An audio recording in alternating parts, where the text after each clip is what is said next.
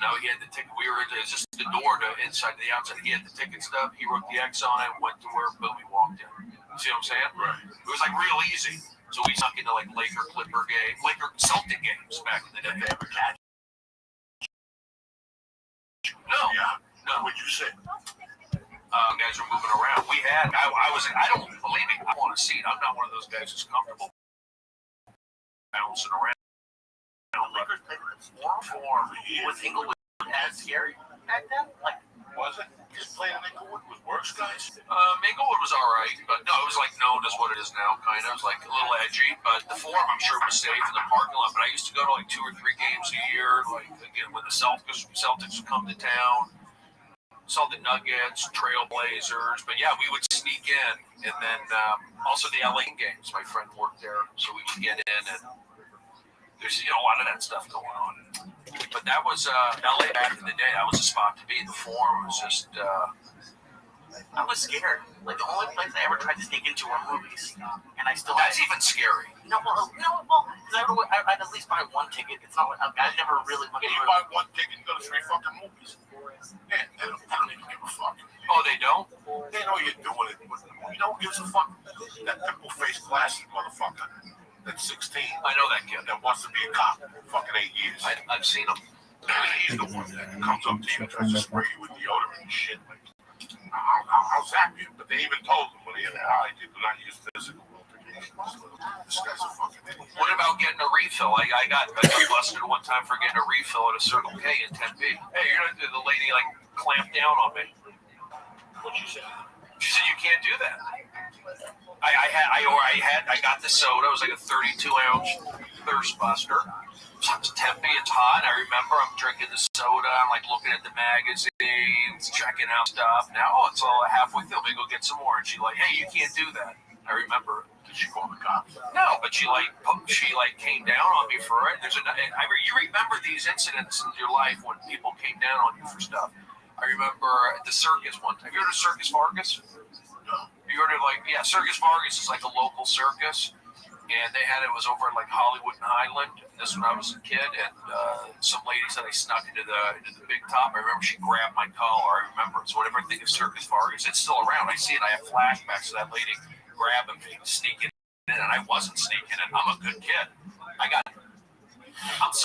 I remember I got busted for some lady thought I was shoplifting. Some people I've been accused of a lot of stuff that I didn't do. I don't know why. I got busted for cheating in school. Were you cheating? Yeah, I was in 4th grade. There you go. And I had to listen how stupid I was. I had the book under my shirt, and my teacher knew it, and he said stand up, and the book got caught under the desk. I was like, yeah. So there was that. That was terrible. I got caught doing what is it? Not shoplifting. Masturbating? Oh no, I haven't. That would be terrible. You guys are caught. Almost. I don't know what I was gonna say. I got caught by an ex-girlfriend. She went to take a shower. She came out of the sniffing her panties, banging one out. You know me, I'm a soldier of that. It was like 8 in the morning with a snort coat. So cold up, I just sniffed her fucking panties. And he came out with a towel. She got sniffing my panties. But yeah, it's gonna come on. Fuck that. You put these things back on, you're pregnant as a motherfucker. What about shoes? Little feet and socks. No, You don't have a foot fetish? no. Really? I like women's feet. I'm sucked up with that. But if a girl says, "Look, here's panties or a sock. What do you want to hold?" Panties. I'd probably take a sock. Weird. I think so. Somebody was telling me there's a girl that gets money for sending you grungy underwear. There's a lot of girls who do that. Yeah, they send you socks that are worn or Oh, short. really? After they go to yoga. Sign me up. What do you like about feet, Brody? What happened? Just the shape of the toe, the nail, the bones, like kind of like when they have when they're lined up good, and I like when they're a little bony. And clean. I like them clean. I mean, I can get dirty though. I can walk. I'm not a sex fiend with a foot. I like a woman's foot. I think it's beautiful. I think when I see a fat chick with fat feet and she has sandals on at the hip, I want to tell her husband stop. Get an advisor before you left the fucking house. He got some pair of balls. I would have said, I love you to death. But But you can't wear those fucking sandals. It looks like a truck driver's feet. I see it all the fucking time. And the guy should tell the woman, I told you this, I love feet, I love you. You're a great cook, I love how you dance. But you can't wear those open toe fucking shoes. Anytime you wear them, I have a fucking heart attack. I wake up in the middle of the night sometimes, I think I'm next to a black guy named Nick. Look at the size of your fucking feet. You're a Godzilla, but I love you to death. You're the mother of my children. But those feet gotta go. We gotta do something. They're hoofs. What do you expect her response to be? Oh, thank you, honey. Oh, I didn't know. Women don't know. Sometimes people just don't know. I got fucked up feet. I got fucked up everything. I have feet. I got fucked up feet. I got the fucking nail toe. People look at my foot in jiu-jitsu. I get all embarrassed. I had eczema. But what's worse? Did I put a band-aid on my toe? That looks like a fucking half a fag. So I might as well just go with the fungi toe sticking out. I don't give a fuck. I trim it. You know, I trimmed the fungi. It's fungus. I've done everything I could. Sebastian told me to spray the thing. Listen, I went up and got a blowtorch. You know, that's just everything on a Groupon, Sherman Oaks, and some Indian. There are people that would do that. Blowtorch your toes, Hindus. They're trying to get back at somebody. Going in the morning, they get a fucking hose, with like a blue hose, with like coldest air ever. And they on your toe until you don't feel your toe. Then they blowtorch your fucking toe. Right. With like a torch. Yeah. You see the smoke of the fungi getting burned. Oh. And you can smell it. I was gonna say, what is it? Oh, it's like for the Dumb and Dumber movie. And you go from one foot to the other, to the other, one foot to the other. My wife got me for Christmas. We tried it. And then I go home and I fucking pick the nail up and spray. Sebastian said he had to spray it on his toe for a year every day. So that's right there. We had it too. Every day I spray it. Now the nail is half a box. Like I've cut half of it. When I go to hotels, that's where I do my footwork. I don't work on my feet in my house. I do footwork in hotels. They have podiatrists on every corner. Joe, why are you doing this yourself? What's a podiatrist? A foot doctor. I want a foot doctor for you. He's gonna say he ain't gonna help me. He'll help you. You're gonna trim your feet, and I got a sander. Oh, sander. Where do you get a foot sander? You get them online. I got a foot sander because my feet crack and shit. I got fucked up skin. So what happens is I take my feet, I soak it, I wait till the toenail comes out, I cut the fungus out, I go deep, I take the brown stuff out. Oh! I definitely sniff it. You know me, you gotta sniff that shit. That's You have to. You're built these. Oh my god. Do you like catalog it? Do you have like a diary with like? No. What you do is you take the toenail and you get some toe jam and you mix it all together like a toe ball. And you sniff that fungi nail. Joe, I think I can help you. Let me ask a question. Do you take supplements? You take MSM? Do you know what MSM is? Do you take BioCell? I take supplements that specifically focus on skin, connectivity, those tissues, those I used to have skin ailments. I used to have bad nails, skin, jock itch, anal lesions. So I got a jock itch, and I got a scar on my foot. About growing up in Jersey and scratching, like I have a red scar, like somebody blew through it. Waking up on my deck with a way on my thigh from growing up in that heat would kill me. But these are for collagen. These are for nails. I take it. My nails get stronger. My eyebrows get thicker. I don't have, again, the jock area, the eczema. That's also mental. But I used to have those problems. I'm telling you. And I think if you tried some MSM. I thought you would. Do you know what MSM is? MSM. It's basic stuff. MSM. It's in chondroitin. It's in joint stuff. But if you take it, it's strong. I'm being serious. For skin, hair, and nails. Look at my nails. I'll scratch somebody.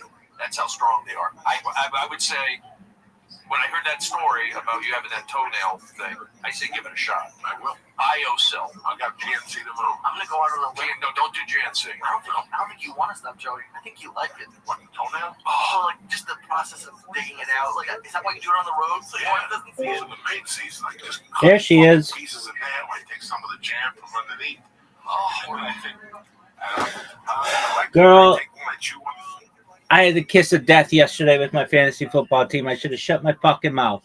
They played like dog shit, and that's all I'm going to say about that. How are you?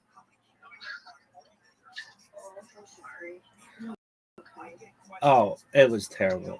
I awoke. I looked at my team. I wanted to throw my phone. I was sick about it. And then one of the players that I traded away had like the best week.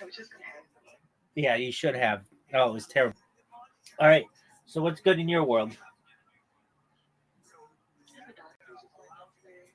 Okay, excellent.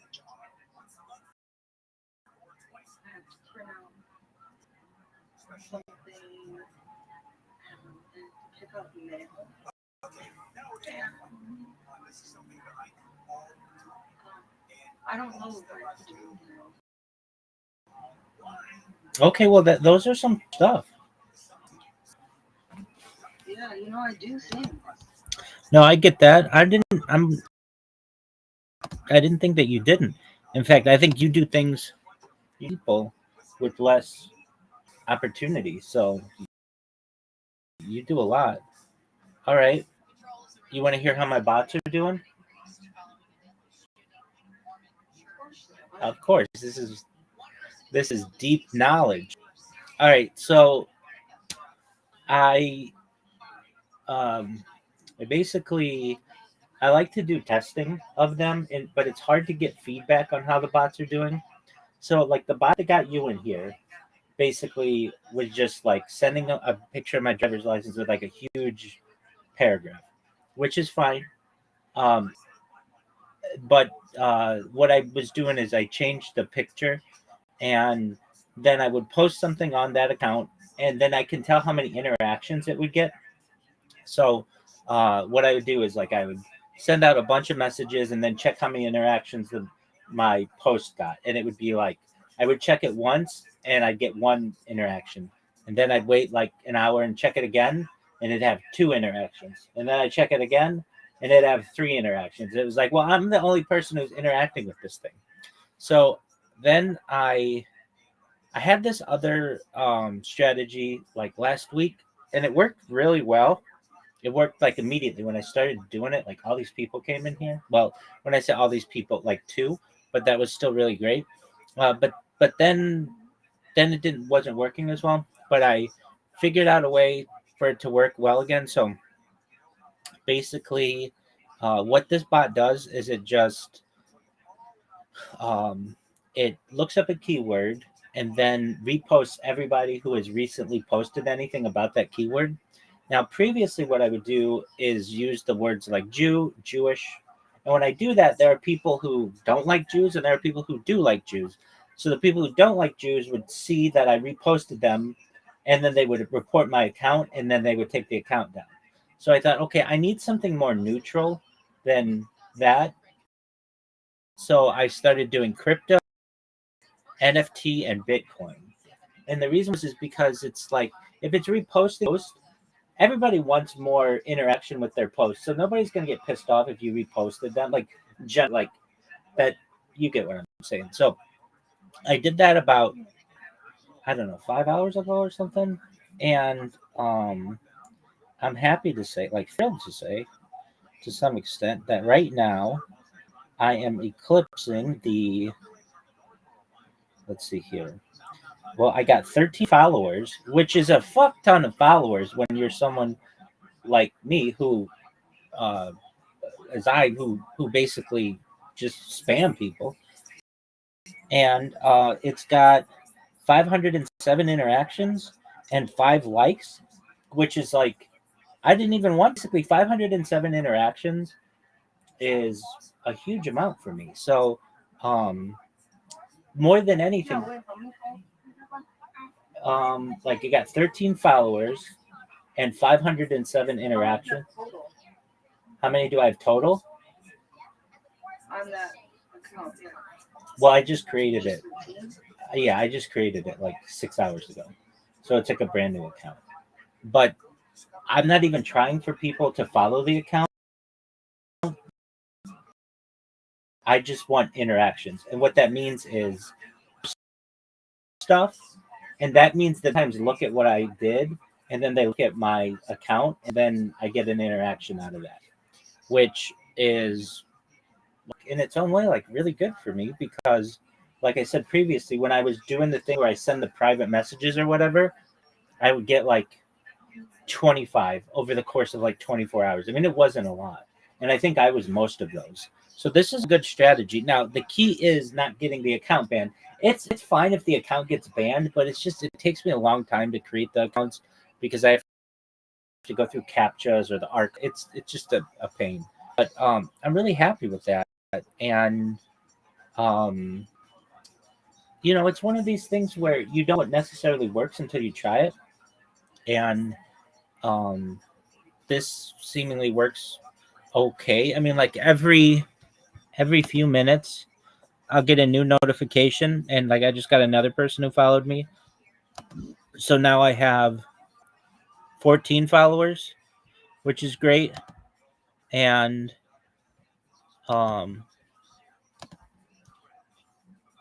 But you said that post that you sent out was looked at 500 times, and then you got 13 followers on it. yeah, but pretty average. In fact, that's probably better than average, especially because I have a new account. Like if it were What is it? The retention rate they were supposed to go for is a little like 25% of your audience walk with you, and then you can actually let them go. yeah, but that's like a real account. My account is just some throwaway account that literally starts with 0 followers. It I'm saying that obviously, I mean, you're hitting the goal in a different way. Do you see what I'm saying? Yeah, no, I do, and it's unexpected. Like if I wanted the maximum amount of people, I would just follow people, and then you get.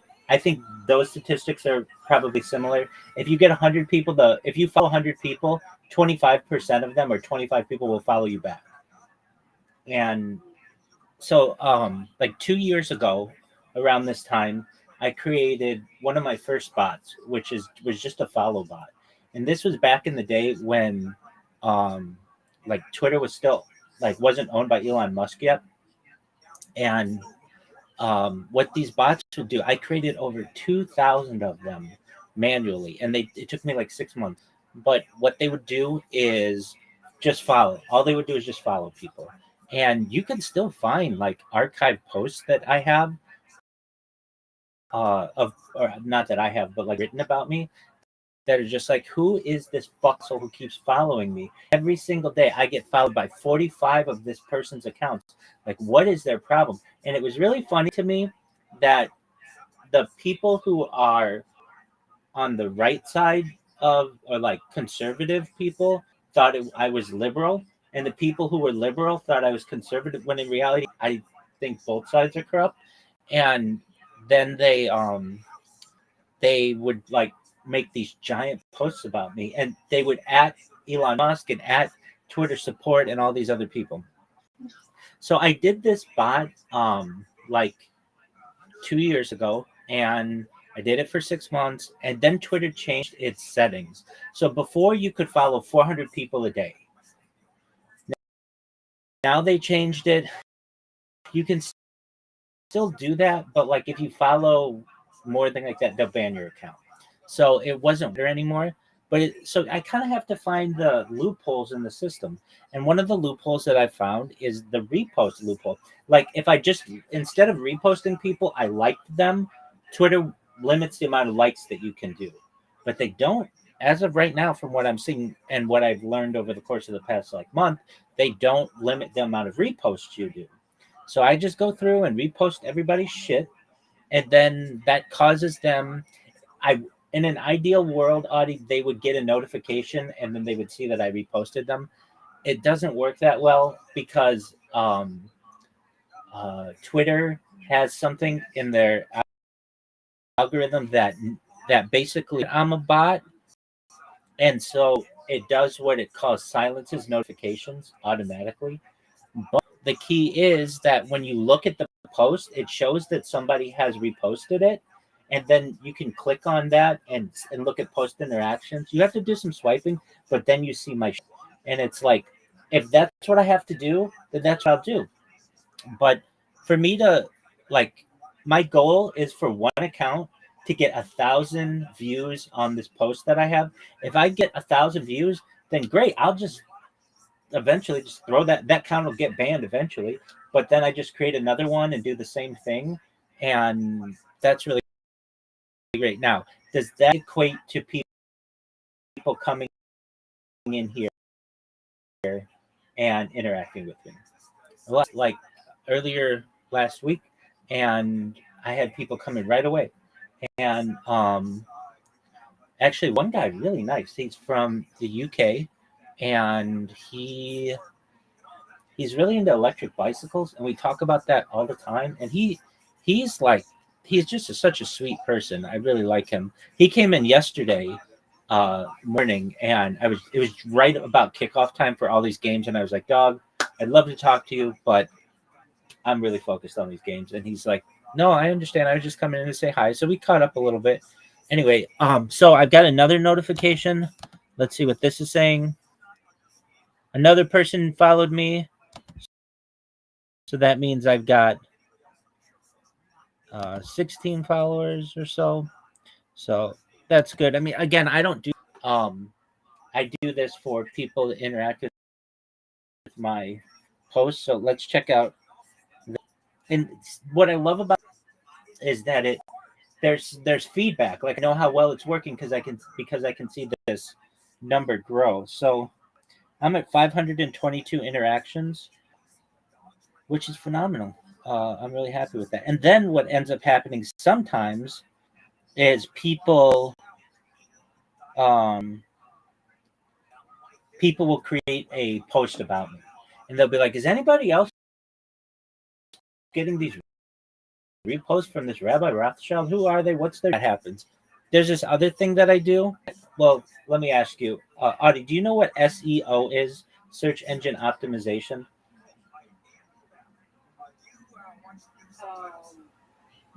Like I know what those words mean together, but I don't know what protocol or whatever you're talking about. I get you. I get you. Okay, so say you have a pizza place, like a pizza joint, and you want it when somebody types near me, wherever you are, you rank highly. What you'll do is you might put something on your website, like a paragraph about pizza in your area, and all the good things that you offer. And then what happens is twice a day, Google crawls the internet for content, and basically, if it likes what you've written, it will rank you higher. That's how people get ranked in like highly in the search engine. Does that make sense?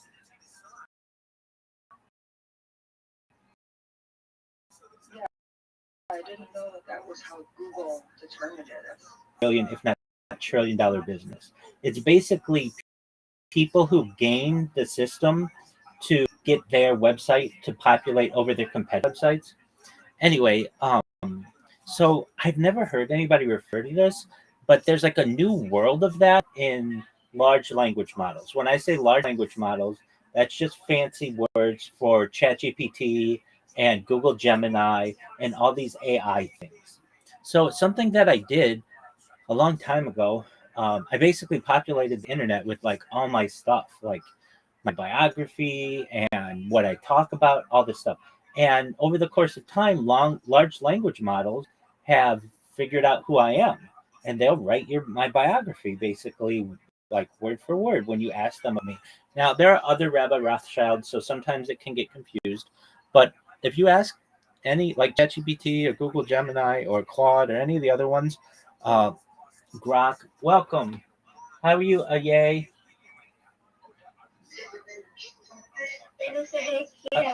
Yay, you got to be 18 to be in here, buddy.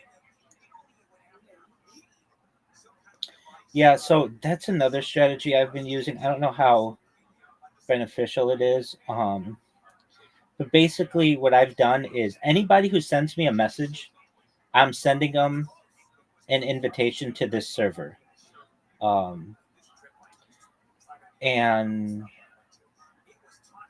so, like, if you send me a message, I mean, not you because I know who you are, but like, see, the thing is, and I'm sure you get these too, you get rando people on Discord who send you a message. And a lot of times it's like, hey, join my Discord or whatever.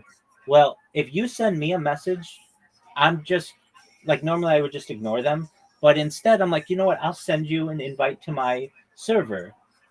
The reason why I do it that way is if you are the responder on Discord to a message, you don't get like in trouble for responding messages to random people. Discord will get mad at you and ban your account.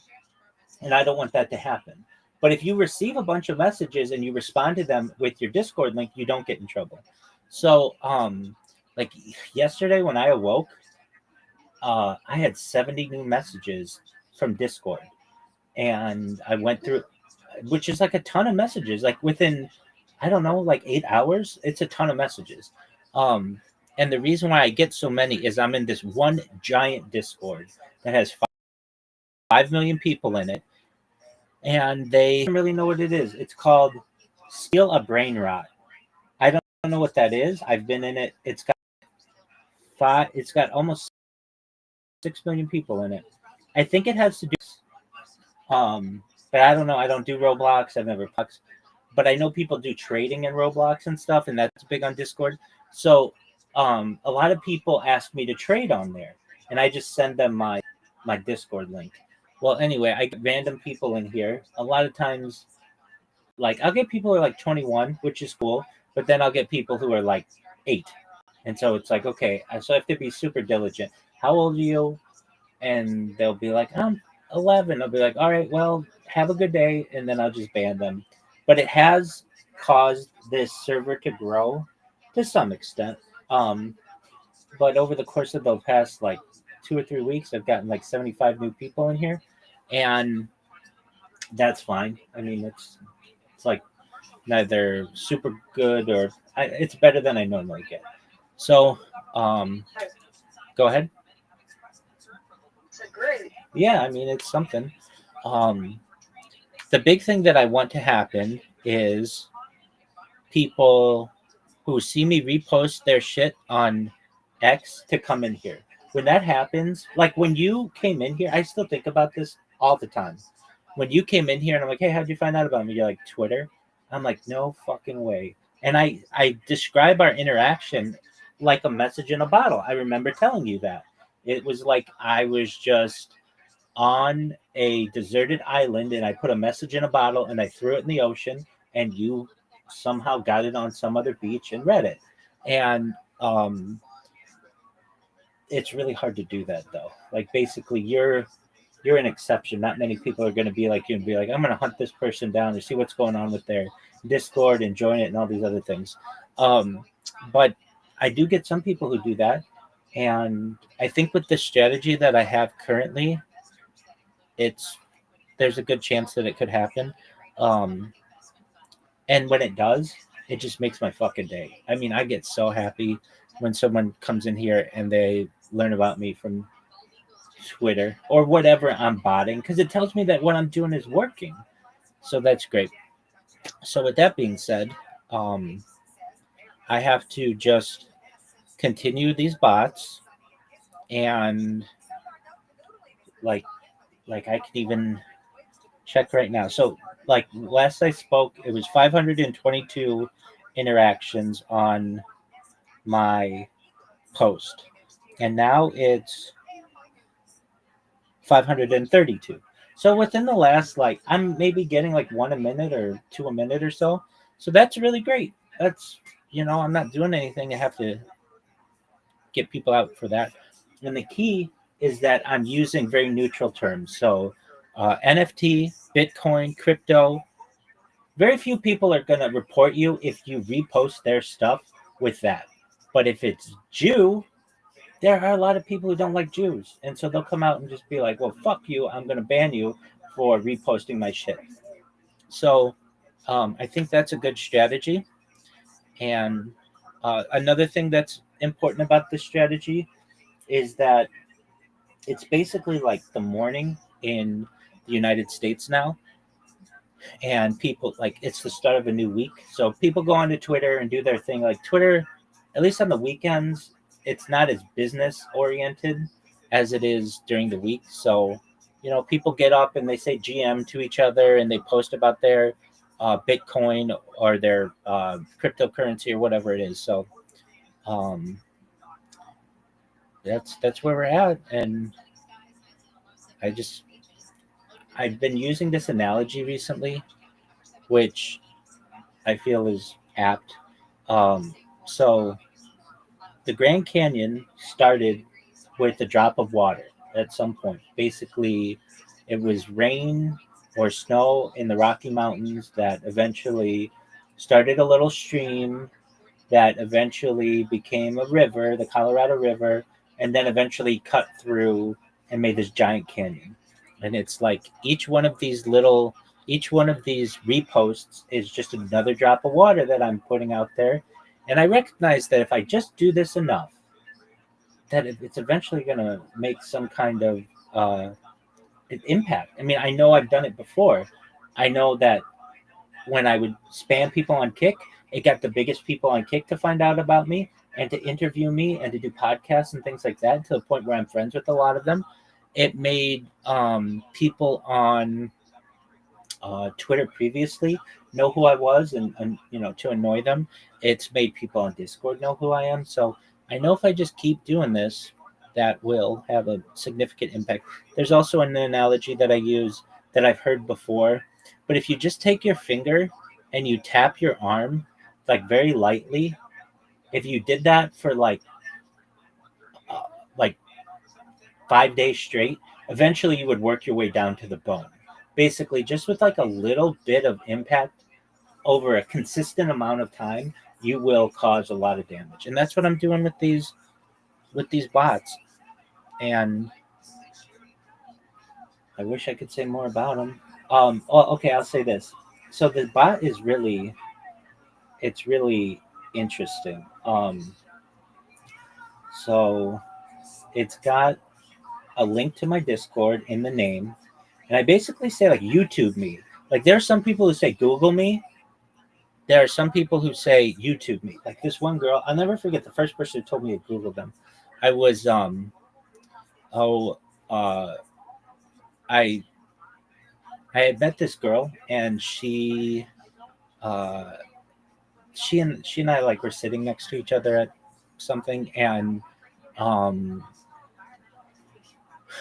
I forget what we were talking about, but um she's like Google me, and I did, and she turned out to be an actress, and she was in like movies, and I was like, oh wow, like that's pardon me. I was saying that under any other circumstance, that would be a really odd thing to say. Yeah, definitely. um at the time I had just done something that was like, I don't want to say what it is. I mean, it was good. It was like a very positive thing that a lot of people knew about me or knew about what I did, and and uh, and so in the same way, she's like Google me, and I did, and I'm like wow, and like her IMDb pulled up, and she's in movies with like actors that I really liked, and I'm like wow, what was that person like? Like like that kind of stuff would go on, and so people say Google me, but nobody really says YouTube me. I mean, it's not like that popular of a thing to do, but I do say YouTube me. And then I say, Rabbi Rothschild lives on YouTube and Discord 24/7 for world peace. Rabbi has been live on YouTube 3+ years. Ask me anything in my Discord, and then it has a Discord link. And then, like I have this post that is very like it gets people's attention, and then I have this thing. I have my driver's license on like my banner, and it tells people there's this part of Twitter that they have where you can view more, and you can write like a really long amount of information. So I write like 50,000 characters in there. So it says, pardon me.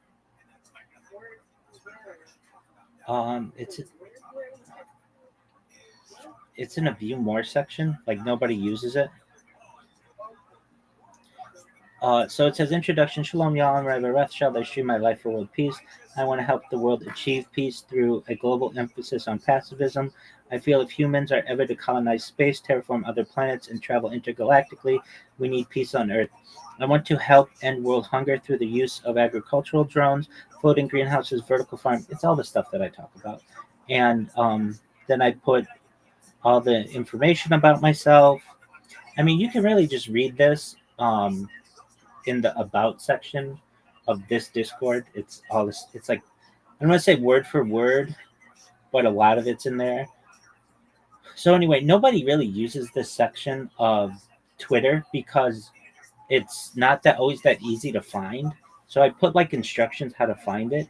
And anyway, I'm just someone who is just trying what they can to trying to do what I can to get the world to unite. Yes, ma'am. Do you think that you would live stream your life until death? Yeah, but I don't think I'm gonna die. But yeah, I'd love to. That's the plan.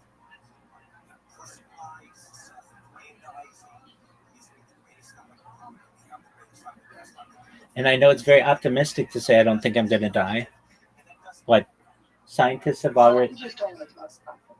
No. I do want to talk about it. I mean, you can talk about it. You can, yeah. I'm not as optimistic as you, I get that. but I don't want to break your heart about it. No. I understand. Look, It looks like cryo might be like, your only option, which doesn't sound great. what is my only But option? if say that, like, would you cryo freeze yourself if there wasn't anything else to do? 100%. Didn't come up with anything else? Absolutely. Cryogenically freeze myself 100%. But you have to then decide at some point in your life that you're done living now and you're willing to just be frozen. You understand that, right? You can't just No. be like in hospice and like, yeah, now freeze me. I mean, like, you could and hope that there's like awesome medicine as soon as they unfreeze you. But you don't understand what I'm trying to do. You have to be alive. How alive are you going to be? I get what you're saying. Usually what happens is that people are in hospice and they have plans that are made with these companies that as soon as their heart stops, within like 10 minutes of that, they're basically put into liquid nitrogen and frozen, like they're like immediately. And you have to do it really quickly. So there's like a team of people that they pay to do this. And then you can either have your head done or your whole body. The head's cheaper. And then like the ones that I've seen, there's some in Southern California, there's some in Arizona, and they're basically just companies that keep people frozen indefinitely until there are solutions to cure however they died. And if I'm not one of those people, I want to dedicate my life to unfreezing those people eventually once we have the technology. Like, that's something I want to give awareness about. And I remember in the 1990s, I saw like a 60 Minutes on this, and I was like, oh, wow, I want to help with that. Or that's how I want to die. And but do I fear death? No. Meaning, like, I know that I could die any, like a meteor could kill me or whatever. No, I know that you don't. You just genuinely enjoy life so much. Oh, I absolutely do. Why do I want it to end? Yeah. But I also think it, we're of a generation that scientists at least estimate the first person to live to be 200 years old is already born. And then I learn about the science of mind uploading, and it's very realistic. We're already doing it with mice. And when people counter this to say, yeah, but there's a big difference between a mouse and a human, I say that's correct. But 20 years ago, we were doing brain computer interfaces with mice, and the first BCI brain computer interface, Neuralink, has already been implanted in a human and is being used daily. So like that to me is still very advanced technology that's actually in the past. Meaning somebody has a computer chip in their head and they can use that to move a mouse on a computer. That's like mind-blowing technology to me. And so for me to think that, or like another one which is really interesting is like a test tube baby. Basically, like that's been around for 50 years. But that's still like a lot for me to be able, or like the artificial womb, basically. That that's something that's like a reality today. And I so there's part of me that's like, even I talk about this stuff about, life mind uploading and all of this, and it sounds so futuristic to me, but in reality a lot of this stuff is already happening. I mean, de-extinction, like that's like Jurassic Park. That seems so advanced. We've already done it. We did it in 2003. That's 20 more than 20 years ago it was done. But it still seems super um, advanced to me. And but so I'm okay with death, but I think there might be a chance to be able to escape it in one way or another. So why not try? And it's like the ultimate evolutionary adaptation that you can have is to try to escape death. And as a species, I'm doing everything that I can. Now, um, there are some people who would be like, okay, well, why aren't you like you talk about peptides and oxygen therapy and human growth hormone and stem cells and all that. Oh, that's super expensive. I get that. But I don't have the ability to just become superhuman like that or whatever immediately. However, I do recognize the importance of data and how valuable it is. And that so long as I do the stream, it's going to make me an influential person. And when that comes to fruition, I'm going to be able to pay for all that stuff.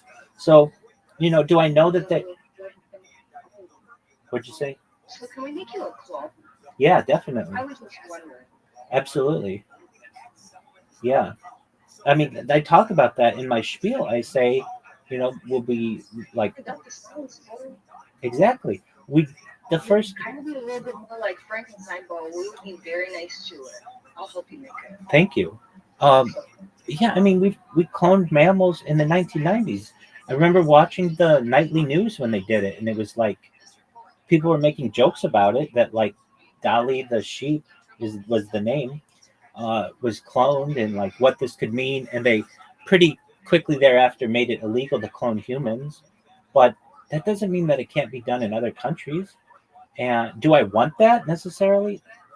I mean, I don't know. Look, I had this professor. Exactly. I had this professor. This was 15 years ago. And I'll never forget this. This woman, very accomplished lawyer, and her husband's a judge in Southern California. She, on the first day of class, she did a little biography about herself. And she said that she waited later in life, after becoming an attorney and such, to have children, and she had her eggs cryogenically frozen, and that she had her uh, husband. She didn't do test tube. She just had her children, her eggs cryogenically frozen, and they took one egg. What'd you say? Sorry. You okay? I'm so sorry. Keep on telling the story. Exactly, no problem. So they took one egg and split it and froze them, and they inseminated it with their husband's sperm, and she had like at the time like a 5-year-old boy, and then 2 years later they did it to the girl and they had a 3-year-old girl, and these children were identical twins, but they were 2 years apart. And I just thought that that was so advanced. I mean, I remember raising my hand in class and I said, "Are you from the future?" And everybody in class laughed. And um, I remember just being like shocked by that this technology was actually happening. And it's an affluent area, and people are doing this type of thing. But that was more than 15 years ago that this was being done. I mean, those kids are adults now, and I still think that that kind of technology. From how the egg is split prior. Yeah, so I may have explained it incorrectly. So basically, I think they took a fertilized egg and froze it, or no, perhaps it wasn't fertilized yet. It was just her egg, but they split it so that she had identical twins, and they were just uh, born at different times. Well, there was a recent um, article that I read, or I can understand how that makes sense scientifically. Because in order to get twins, it has to be two eggs that are already identical. right. So okay, so perhaps Or would have to per, split. perhaps what they did was they took her husband's sperm, her frozen egg, inseminated it, and then froze it, and then split it. So it was exactly the same genetic material. It was just 2 years apart that they did it. But there was a case recently that made headlines. They call it the world's oldest baby. It was a baby from 30 years ago who was frozen. The egg was frozen, and they just fertilized it recently. So this baby's actually been on this earth, at least from an egg point of view, for 30 years. But it's like 5 months old. All of this is very advanced technologically. And One thing I don't understand, Rabbi, is like, how do the cell walls not burst? When you freeze things, cell walls burst. yeah, so they do it at a very cold temperature using liquid nitrogen so that it preserves those cell walls. And they do it very quickly.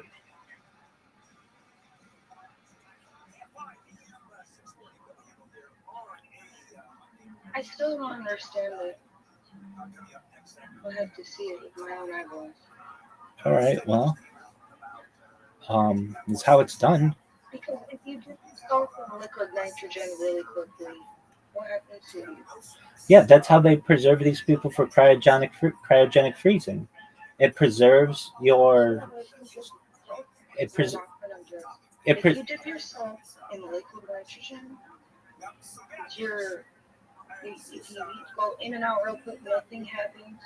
You're just gonna feel it. If you go in for too long, you're gonna be fucking frozen and you die. Hold on. If you go in and out, you will die. It's not like you can just take a dip in it. No, you just straight up die. It's like Okay, so how the fuck are you gonna be alive after? it just preserves. After you die? Wait, it doesn't guarantee that you will be. If it kills a live person, Yeah, how does it not destroy a body that just is? it it preserves it. It preserves it. So basically, it ensures that there's no decay of the cells. But you still have to revivify them. They're decaying if they're dead. So you still have to revivify them or reanimate them, and that's the complicated part.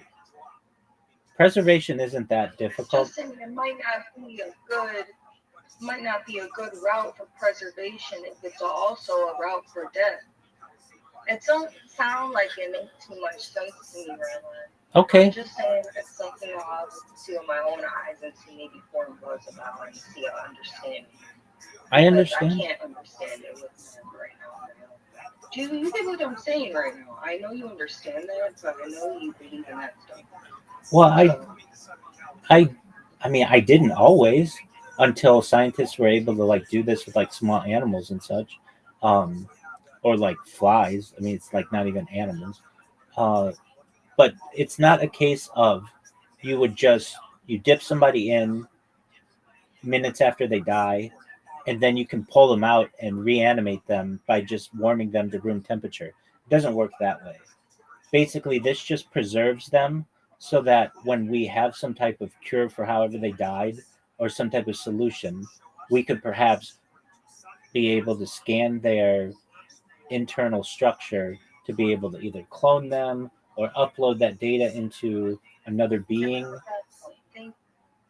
Yeah, these bodies, I mean, you gotta understand the technology we're using, this is fucking killing them. They're not gonna be able to be thought out. But that's how they fucking sell it sometimes. You see my understanding, you need to be alive before you fucking do it. This shit isn't making sense. I can't believe people pay that much money. Well, they're not paying it so that firstly, they know that it's not 100% certainty that they'll be able to be reanimated. They know that they're taking a risk, but they have enough money to do it. That's why I believe it costs like $100,000 to do just your head or something like that, and $250,000 to do the rest of your body. And they also know that there are going to be people with whom we try this, and it's not going to work. So there's going to be some trial and error, but they have the ability to perhaps preserve themselves for a potential in the future reanimation. And if they have the funds, why not try it?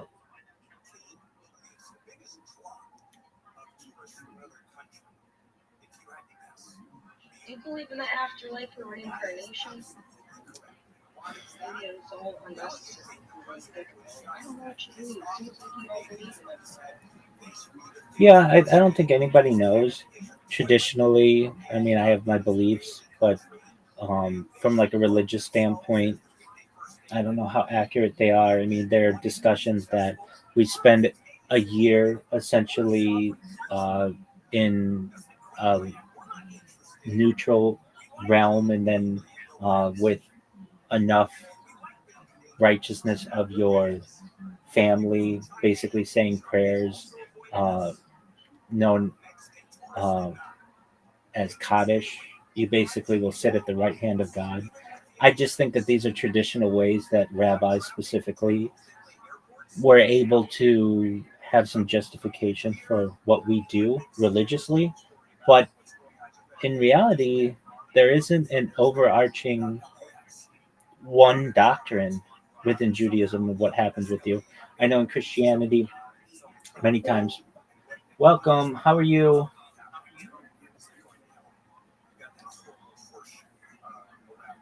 How old are you?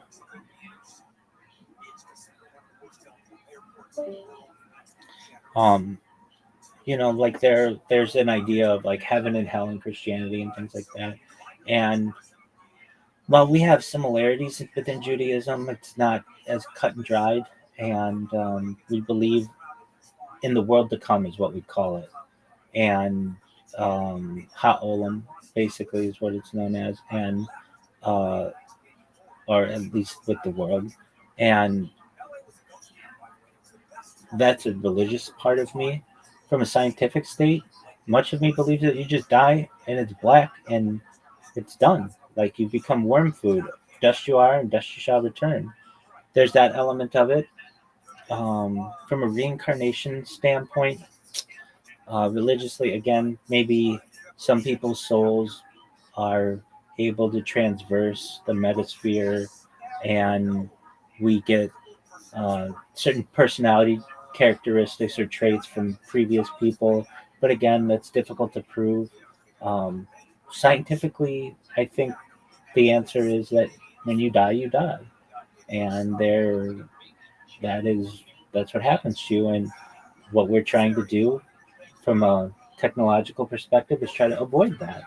And then I think you can get into real reincarnation, quote unquote, with the ability to import your brain upload into another being. So if you wanted to be a dog, you could. You would basically have your brain information, your central nervous system, your peripheral nervous system, implanted into a dog, and you would know that at one point you were a human, but you made the choice to be a dog, and now you're going to live a life of a dog, or you could be a bird, or a fish, or whatever you wanted to be, or you could be something that doesn't necessarily exist right now, some type of advanced type of creature, something that can maybe type of superhuman like creature, perhaps an extraterrestrial. Oh, until you mentioned superhuman creature. Well, what I mean to say is like you could be like a human, but with uh, better genetics. No, I hear you. I hear you. But that's what I talk about. I think you could be a cyborg, a cybernetic being, a clone of yourself, a robot, an ethereal being, which basically is like a being without a body. Whatever you want to be, you could literally be whatever you want. Or I also say an android, a cyborg, a cybernetic being, a clone of yourself, a robot, and an ethereal being. Those are the six things that I normally spout off to people, and they're usually overwhelmed by it. And they're like, I mean, you've heard them. They're like, "Wait, what?" And they don't normally hear people talk like that, and I get that. But basically, what I'm saying is that you'll be able to be a shapeshifter. You'll be able to be whatever you want to be. Now, normally we think of shapeshifters as people who or things that can change. Can what? Bazooka. I'm gonna make one of my arms a bazooka. Oh yeah, you could do that. That's a cybernetic being. But I don't want it to look like a bazooka all the time. It has to transform. All right. Again, that's still a cybernetic being. And there's an argument to be made that we already have cyborgs on Earth. Those are people with pacemakers and artificial limbs. They're just the primitive versions of that.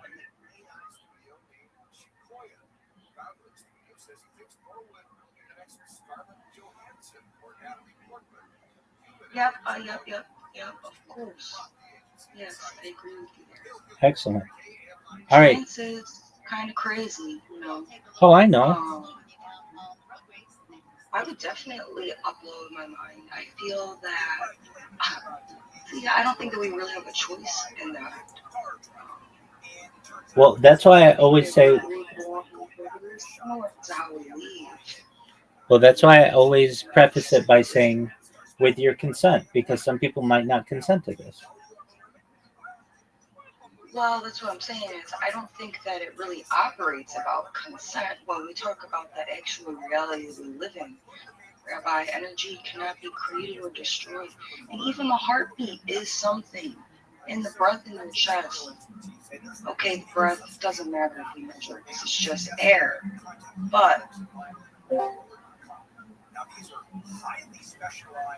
there's only like a certain capacity that could be anyway. Like a recycle bin. Excellent. I would not want to be a fucking animal if I already was a fucking animal. All right, calm down. We have our friend here. Good morning. Good morning. How are you, Miss Aquarius? I'm good. How are you? Every day's a holiday. Every meal's a feast. Good What's morning, up? Mustafa. Good morning, Mustafa. Good morning, everyone. How was your So far, so good. Good morning. It is no morning of my country. We know. Good day. How are you? I know you know, but I just said that for the girl, All right, this lady. that's fine. Yeah, because I didn't know. That's okay. Thank you. Mustafa, do you want to tell him where you're from? Yes, I want to tell her where I'm from. All right, well, tell her where you're from I'm then. from Iraq. Oh, nice. Yeah, I'm from Iraq, in Middle East. So I work to move to America, live in America. Yeah. So that's all.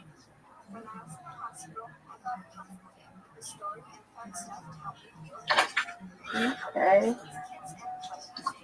So you guys, I will be right back. All right, big dog. Okay. You got it. Okay. So Mustafa wants to move from Iraq to the United States, and actually, like a little more than a year ago, I had somebody with whom I was speaking in here from Tunisia, and I basically like gave them a game plan of how they could get to the United States, and they came in here a couple weeks ago, and they're like, "I did what you said to do. I got on I want to say it was a cargo ship, but they got on a cargo ship to Brazil, and then they like made it to Colombia, and they walked all the way from South America to Mexico, and then they just made it around the border, and now they're working as a security guard in California." I was like, "No way, Nice. you did it." And he's like, "Yeah, he didn't." Escape route? Yeah, exactly. We were talking about we were talking about I remember, he was like, there's no hope in my country, and like I explained to him, like, I understand, like we were talking about desalination a lot, which is basically like pumping earth seawater onto land to make it drinkable, and we were talking about doing that in the Mediterranean Sea, and I was saying, like, I think this is really important for Tunis, the capital of Tunisia, and he's like, "No, I agree," and I just basically, like, there's nothing stopping you basically coming here. And what's the worst that's going to happen? You get deported back to Tunisia? Like, that's the worst thing? Like, that's where you already are. And he's like, "Yeah." And, like, it took him a year, a little more than a year, but he's working as a security guard in the United States now.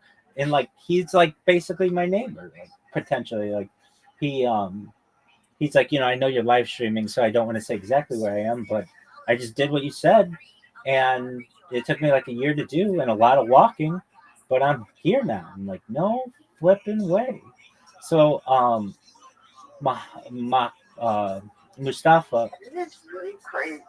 I told him, "Dude, when this goes viral, we're going to have to make your journey into a movie because that is a wild movie. You were in Africa the last time I talked with you, and now you're in California." Cargo ship. Yeah, exactly. Exactly. So You should have documented it. I mean, who's really leaving out? it was like, he's like, "Do you remember talking to me? I was from Tunisia." And like, I don't remember everyone with whom I talked, but I did remember him, and I remember the big thing that we talked about was desalination for Tunisia. That was like a big thing we talked about. And if we talk for a little while, I'll remember you. But a year went by, I didn't hear from him, like a lot of people on here. But then he's like, "Yeah, I love it. Like, I can't believe." I'm like, "I cannot believe you did it." He's like, "I just did exactly what you said. Like, it took me a while, but I did it." So Mustafa, basically, he works in construction and doesn't make a lot of money, and he's caring for his mom and his sister, and fortunately, his uncle's going to help them so that he can move, and he's trying to figure out a way to do it. And I'm like, "Well, probably the easiest way is to just buy a plane flight to the United States and then seek asylum. And if they kick you out, okay, you tried." But I mean, this is like, it's so sad. They beheaded his father. I'm like, that's a great reason to seek asylum. Like, hey, they killed my dad. They literally cut his head. They cut his head off, and I don't want them to do the same for me. So I'm trying to get out of that situation. And if they say no, then they boot him or whatever. But at least he tried. So he only makes $16 a day, and that's just not a lot of money, especially if you need to get, like, support yourself, support your family, um, and buy a plane ticket here. So I was helping him recently work as a translator, where he makes like $25 an hour, which is like more than he makes in a day there. And it's like just translating documents. His English is pretty good, and he speaks Arabic. So, like, it's like, I can already say, look, the guy from Tunisia did it. So basically, anybody I talk to on here, I have him as an example. Like, it can be done. You just have to focus on it. And I explained to them, like, ChatGPT or large language models are your friend when you're asking questions like, "Hey, what is the citizenship process for someone seeking asylum to the United States? It'll tell you all the stuff that you need, and um, like basically, normally I want well, and I said this to him. I want you to go through the right process. I don't want you breaking the law, but basically, like seeking asylum is a way to do it, and through a legal process. So I explained how that could be done, and he's been researching it. But the big thing that he needs to do is get a job that pays better. I mean, we calculated it, and it would take like if he just was able to save everything that he makes on a daily basis, it would take him like 50 days to save up that money. But that's with no food or shelter or anything like that. So, but yeah, he might be the next person who might be a resident of the United States. But I still think about this guy from Tunisia, and it's like the funniest story that I've talked to random people on here all the time, and it's like, all right, well, if you want to do it, this is how I would do it. And boom, a year later, here he is.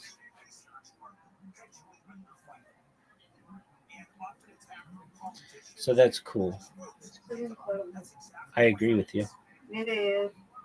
I agree. I want to see that guy's movie. I just think it would be fascinating. Like that it all starts you just in a random call on Discord, and then a year later, a little more than a year later, you have a job in the United States, and like he likes the job. I mean, he's the one thing. I mean, he's not making minimum wage here. Minimum wage is like $15 an hour, but depends on what cities he's in as well. But he's making $8 an hour, but still $8 an hour is way better than what he's making in Tunisia. So I want to see that guy's movie, and I just think that it's a wild story. So was his family? Did his family still over there? Yeah, his family's still in Tunisia. Oh. But he was a single man. He didn't have like a wife or children or anything, and he was able to do it. Mustafa also is a single man, but he has a mother and little sister, and he's been supporting them. But his uncle, as of like yesterday, agreed to let them live with him so that Mustafa could move to the United States. So, but I mean, like we went to like the UN website, how you can seek asylum there. Like, because I said, United States is fine. I mean, we take it for granted, but there are places in Europe you could probably go that are a little closer and maybe a little easier. So we looked up all that information, and basically anybody who comes in here with a problem, I'm willing to help them with it. And we are able to overcome some really major challenges. So that's what we've been doing. These are very interesting processes to be part of. It is. Yeah. Well, you just have to understand the shock that I heard. This guy came in here within like it was maybe a month ago. And he's like, hey, do you remember me? I'm like, man, I've got 2,000 people in here. Can you refresh my memory? And he's like, well, I'm from Tunisia. And the second that he said that, I remember, oh, yeah. We talked about the desalination. He's like, yeah, you're never going to believe this. What's that? Well, you know how we talked about how I could immigrate to the United States? Yeah. He's like, well, I did what you said. I got on a cargo ship to Brazil, and then I made it to Colombia or Venezuela, and then to Colombia, and then to Panama. I took a ferry, and then I just started walking like from Guatemala to Mexico, and then I got to Mexico, and That's where it starts to sound believable too, which is crazy. yeah, I mean it was just wild, and then he's like, and then I just made it over the border and moved to where you are, and then basically got a job, and I've been working now. I've been working nights. He liked the job. He's like able to be on his phone. He's like, yeah, I just work as a security guard. I'm like, whoa.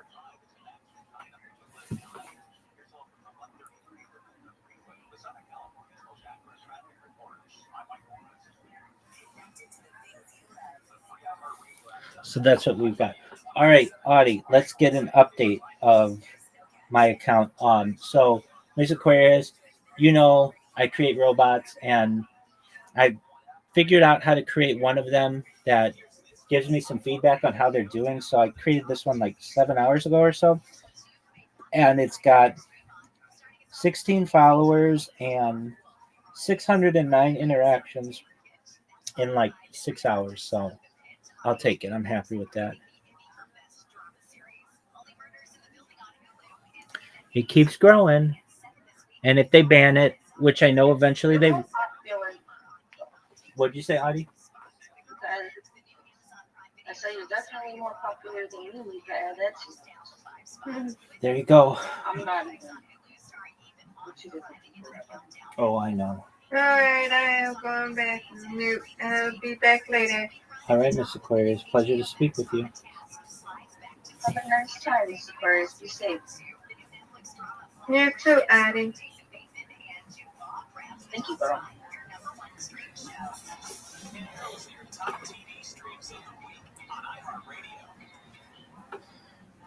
All right. Well, I'm going to go back to listen to this podcast. If you don't know what it is, so Joey Diaz is, Adi, I don't know if you know who Joe Rogan is, but basically the guy who used to open for Joe Rogan as a stand-up comedian, his name is Joey Diaz. He's like this really rough comic, and the things that he says are many times not very clean, but I think he's very funny. I don't support all his actions by far, but I feel everybody deserves a second. But everybody deserves a second chance. So here we go. I don't want to watch it fucking the prison show. Is that you on the phone right now? Fuck yeah, I don't give a fuck. I've eaten hookers pussy. Oh, fuck. Do they get Yo, They do. what's good, Raul? Raul, you got to be 18 to be in here, big dog. Take care. So, like, when that happens, I go to my moderation screen and I ban them. I even ban people who are 17. Anybody who is not 18. Like, so quickly. Can you repeat that, Audie? You determine so quickly whether or not somebody's 18, like whether they lied. Yeah, usually they just had really high voice. Though there's a girl from Israel who came in here. Well, I say she's a girl, but maybe she's figuring her way out in life. And she came in, and I'm like, this was like 2 weeks ago, maybe a little longer.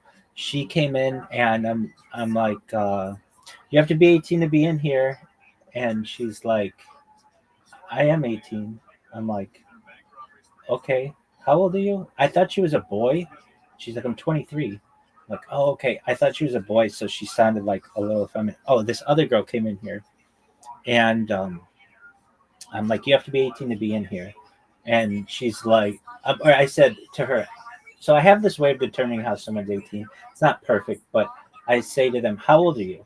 And she goes, like 18. And I'm like, oh, you're like 18 or are you 18? She's like, I'm 18. I'm like, okay, and what year were you born? And that's a good question to ask someone, because if it takes them a long time to do the math, then I know that they're not 18. But if they're like, I was born in 1982, okay, well then, they kind of passed the test. And she says, I was born in 2007. And I'm like, oh, that would make you 18. Were you born at the beginning of the year? She's like, yeah, I was born January 26, 2007. I'm like, okay, well, that makes you 18. So she's a senior in high school, and she's like, she comes in and talks about her. She's in a relationship, and she talks about how she's really happy that she just started this relationship with this person.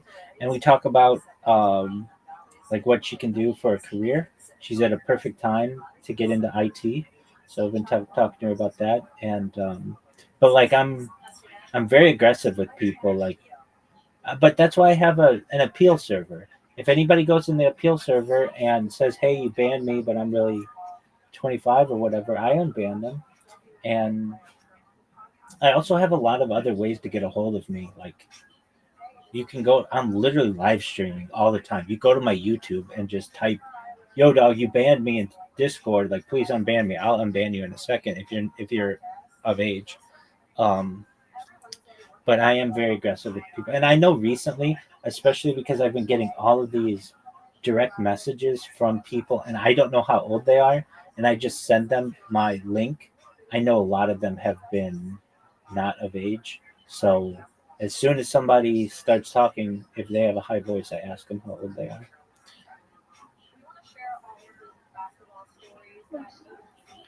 Yeah, I mean, even Mufasa, I, I'm like, how old are you? How'd you find out? And he's like, I'm 21, blah, blah, blah, blah, blah.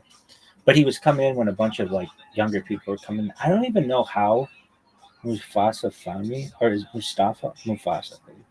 Um, but that's how that is. I find it interesting as well. I get people to find out about me from all different types of ways. So I get people to find out about me from Kick and YouTube, and you like from Twitter. And Mr. Aquarius found out about me from the Socialized Discord, and Brandon found out about me, I believe, from the Aiden Ross Discord. I could be wrong on that. Um, there's like I put myself out there. If you want to find me, I'm here.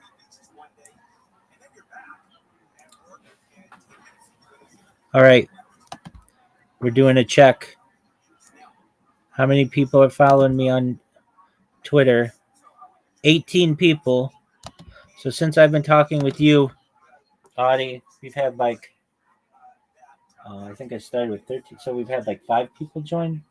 And that's not, again, I don't really care if they follow me because I know that account will be banned. And then when it comes to um, impressions or interactions, whatever they want to call it, I'm at 625 with 6 people having liked what I posted, which is wild.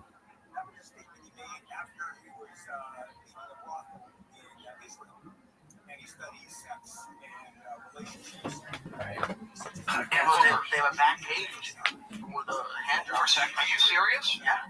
You sent me the. Yeah, absolutely.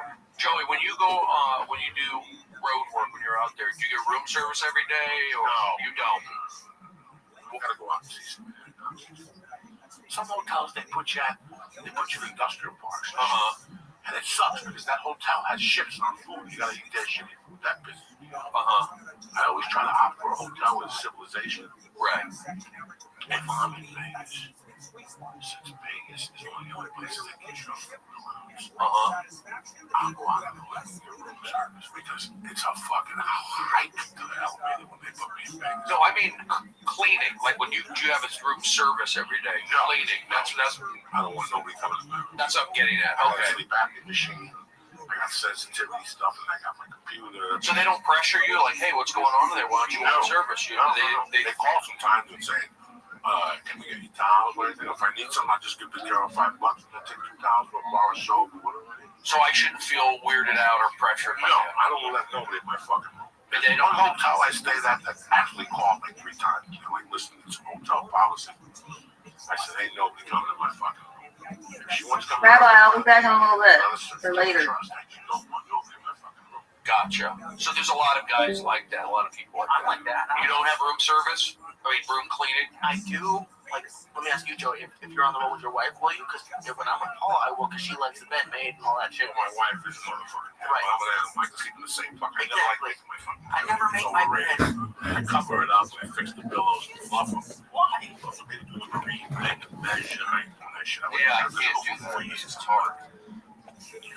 What's it called in the corner? There's a name for that. You pick it up and you tuck the corner and then you have to put it over. It's got to have a space in the side. Hospital corners. Oh, right.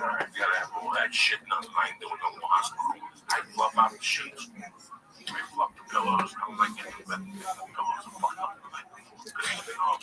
And it slows me down. Now I'm pissed off again because nobody fucked the fucking pillows. Now it's another half hour before I fall asleep. Yeah, I've been making my bed recently. It feels good. It's a new change in my life. But you know, and here's the thing. When you're a comedian or you're a go-getter or you're this way, the other day you feel next. Some days I'm inspired to do this, some days I'm not. Sometimes I'm eating here, some days I'm not. It's just hard to stay consistent. I mean, I'm doing good stuff, don't get me wrong, but it's hard to really, you know, hard to be brother. Or is it? It's a very good question. No, the question is, like, I look at my life when I was unhealthy. I look at my life when I'm healthy. I have a pattern. Here he is. I'm back. Excellent. How you living, big dog? When we come to the morning, we go glass of water. Huh? That's a great. How are you? You're supposed to. I'm doing good. Excellent. How was you? I'm well, thank God. Have you worked on any of those Have you worked on any of those websites to get a job as a translator? Yeah, like I found something about that. Yeah, but like the money is not good actually. What do you mean? What do you mean the money's not good? The places that we looked at, the money's very good. No, like the work on Baghdad, on Iraq, it's not good for me. Doug, I'm not talking about working. Look, Like, don't. When I want to go to LA, okay, so I have to get $6K USD. Okay, why? Because like when I go there, I want to get a home and a car, and You're not going to get any of that stuff right away. Why? Do you know how much a car is in the United States? So much. Well, we're talking a new car. It's like $40,000. I'm not gonna buy the much expensive car. Okay, even a used car. Even a used car. Oh, hey, no car. A motorcycle. Even a used motorcycle is gonna cost you a few $1,000s, maybe like $5,000, and then you need insurance on it. You have to have insurance. You can't ride it without insurance. The insurance is going to cost you maybe $500, probably $1,000 a year. I told you, and you know this, you need to get a translator job from one of those websites we went to that either pays you by the word or by the hour. I'm not talking about getting a job in Baghdad. They're not going to pay you a lot, but a Western country will. Yeah, that's right. So that's what you need to do. You need to go on the internet and search for, just use ChatGPT and say, give me a list of websites that hire people from Iraq to do translation for people in the Western world. And it'll give you a bunch of them, and then you apply for those for the next hour, at least. Yeah.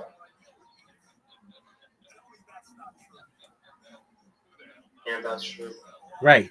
Now you're going to need $6,000, but you're not going to be able to get housing and all that other stuff you want. It's going to cost more than that. For just like a really small apartment, a place to live, even just a room in LA is like $1,000 a month. A car is going to be out of your range. I mean, on top of that, you need gas. Gas here is very expensive. It's like $6 a gallon, probably by the time you're here, at least. And so, like, one step at a time. You just need money to get here, and to be able to have at least, I'd say, like 3 months of housing, and you need food. Like, food's here very expensive, and you're going to have to get food stamps and things like that. But at a minimum, let's say you're making everything yourself, it's going to cost you probably $20 a day. So that's like $600 a month. Now, you can get food stamps, which will help you, probably gives you like $300 a month. But that's, very limited. Like, you smoke cigarettes, you're not going to be able to afford to smoke cigarettes here. It's very, very expensive to smoke cigarettes. No, actually, I'm gonna leave the cigarette. You're going to have to. You're going to have to. To smoke here, each pack is over $10 each. Wow, $10. Very expensive. No, my country not too much expensive. Right, I know that. In fact, Yeah, like you can see here, you can see like the kids can smoke here. I've got you. In fact, marijuana is arguably cheaper than tobacco here, which Well, is actually, listen. In Arizona, there's a girl. She's an Iraqi. She said, like, see my Instagram account, and she see my posted on Instagram account, and she said, "Wow, you are a good photographer." And I told her, "Yeah." Sorry. And she said, "Yeah, you're a good photographer. So I hope you can like take a photo, like beautiful, just like for me." And I told her, "Where you from?" And she said, "I'm from Arizona." And I told her, when I come to LA, so you can come to me, and I'm gonna like take a picture for you. So I think why I don't go to Arizona, not to LA, and like maybe she will accept me. I mean, do whatever you want to do. There just aren't as many opportunities in Arizona. It's smaller. It's easier for you to get caught living here illegally. Like which better, Arizona or LA? LA by far. The average temperature in Arizona is like 120 degrees in the summer, and in LA it's like 85 degrees.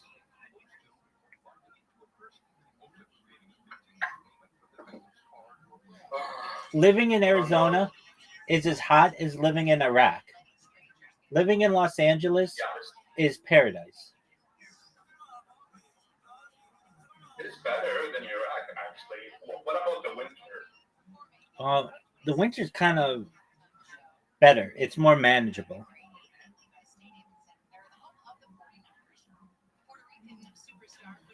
So, but you should know, nobody's going to pay you to be a photographer in the United States. Everybody can do that already. What they can't do is be a translator. No, you don't understand what I mean. Like she said, you are a good photographer, and so maybe I can live with her. You understand me? Yeah, I mean, she's an Iraqi. I get it. I mean, that's a dream, sure. Yeah, it's a good plan. It is not a good plan. Mm-hmm. There are, I don't know, 10,000 Iraqi girls in Southern California who would probably let you do the same. Really? Yeah, there are a lot more Iraqis in LA than there are in all of Arizona.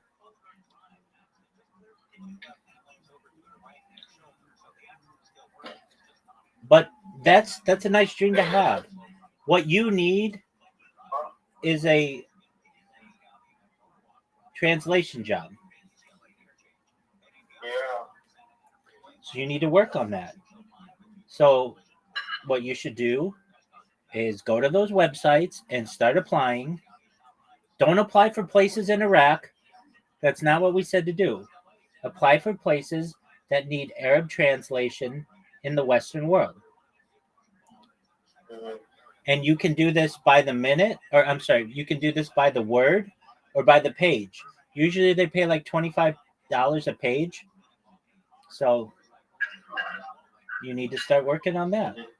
And then you also need to start working on your English if you're going to be a translator. Your English is good, but it can always be better. My English can be better. So, you know, you need to improve on that. But that's what your free time needs to be. I should be better than his. No, you're doing fine. I mean, you just started with this dream. Yeah. But and life is continuing. I should be better. My English language actually will be translated. Yeah, I mean the best way to Yeah, wait, I'll be right back. all right, you do your big dog. Then I put the coffee in. Then I take this fucking throat, whatever the fuck that is. That shit, that vein in your throat.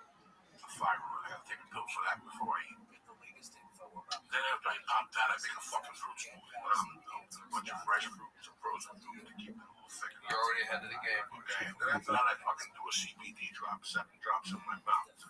Break all the cancer in my body. There's something in there. Why fucking wait? You know what I'm saying? Then I fucking spray my nose. Antibiotics. Here I am. Steroids. All right. Well, you know what to do. Twice a day. For how long? Until I get the surgery on the 11th of July. You need to get a job. Then I fucking take a shower, wash my pussy. Whoa. And then I smoke some more dope. And then I eat my eggs, my 3 pieces of bacon with my 1 slice of toast. No, he didn't want to tell me that else. This happened. I go right for the hug and chicken butt fucking around with that fucking green and white shit that smells like dick. You know, if I smell egg whites fried, I get sick. Yeah, I can't even smell them.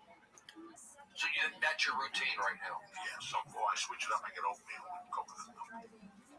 Better than Uncle Joe. I like that. That's Then I great. walk my daughter to school. So I gotta jump at 9 o'clock. I'm out there exercising along, maybe half a mile. So I put a mile in. I do my breathing exercises. I walk back to the place. Walking breathing exercises. What are you I eating? get on my right foot out. I put my knee on. Pasta. I get beat up by a young kid. Huh? Sit-ups and push-ups. Pasta. And I figure every time I go, I have to do 25 push-ups. Pasta. I go 3 times a week, 75 push-ups a week. You know, it's shit that you don't do at home. I do that. Right. I get beat up with my cardio. My core strong. Okay. I drink a little protein. Activity, 26 grams of protein with my electrolytes. Yep.